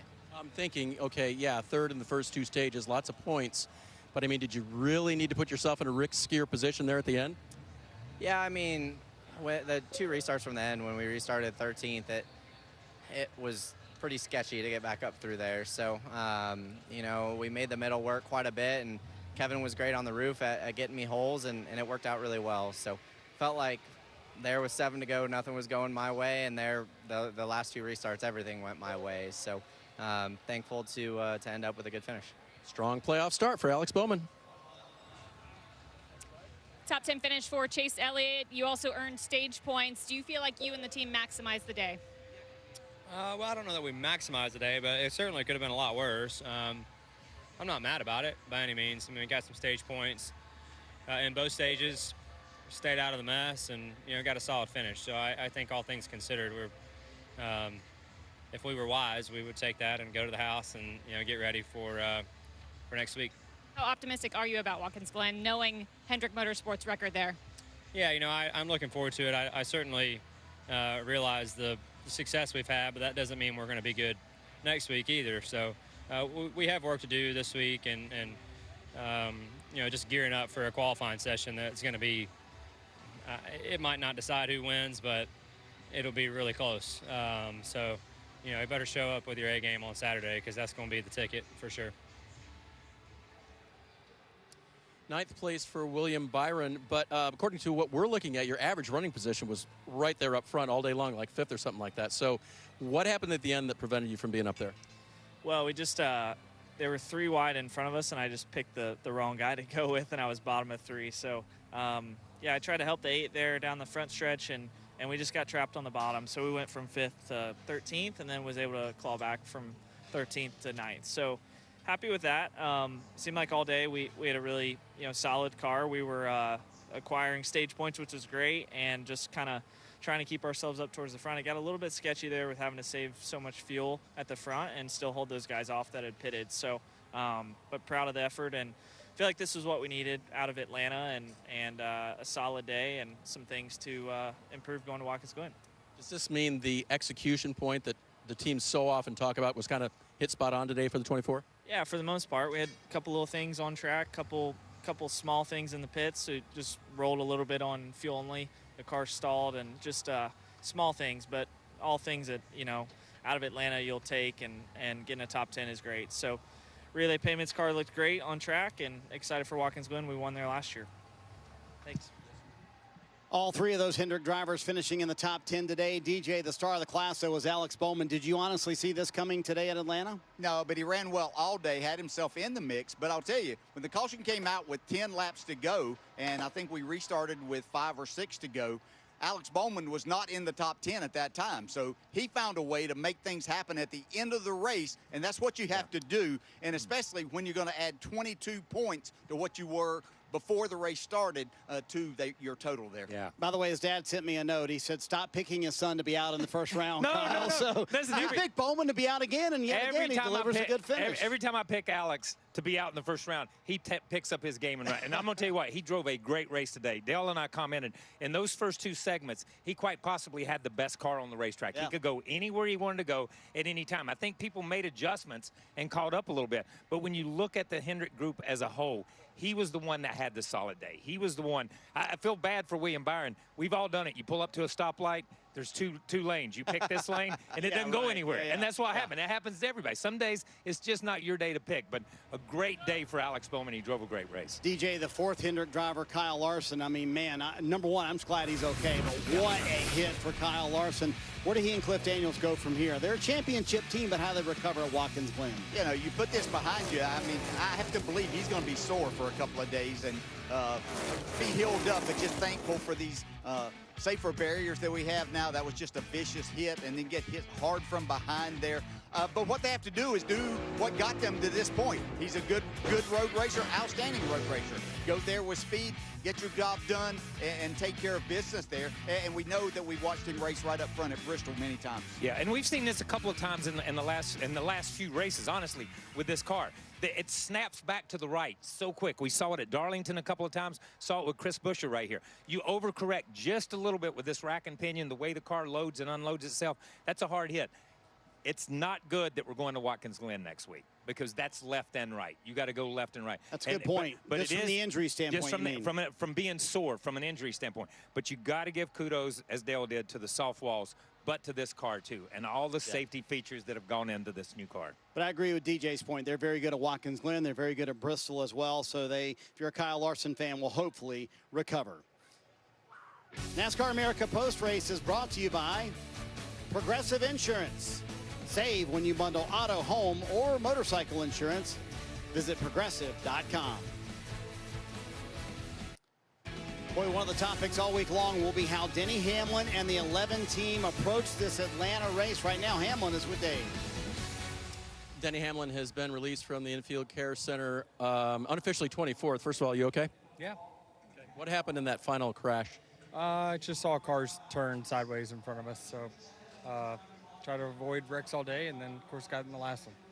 I was looking at you, listening to you on the radio most of the day. I know the car didn't handle well. Were you always waiting until the end to make your move, or was there no chance that the 11 was going to be good enough? Yeah, I thought there at the very end, we actually got the car where it kind of needed to be, but by then you're kind of dealing with a logjam type of, couple lanes that are blocking things, and you're not really going to go much of anywhere. So I just tried to avoid the wrecks, and obviously I was trying to get 20 points out of the day. That was my goal, is just get 20 however we could.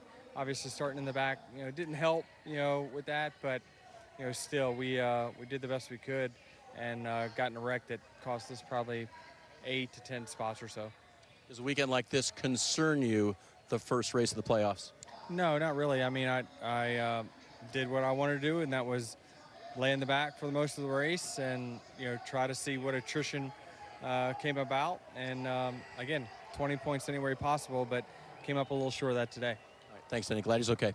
So, Kyle, does that clarify what was going on with the 11 today for you at all? No. Who goes into the playoffs saying, I want to get 20 points in the first race? I've never heard anything like that in all the history of when we've had playoffs. I just want to get 20 points. I'm going to ride back here. So I'm more confused now than I was before I heard him speak. What a strange day it was for Denny Hamlin and the 11 team. And next week, Hamlin and the entire Cup Series field will be at Watkins Glen for race number 2 of the playoffs.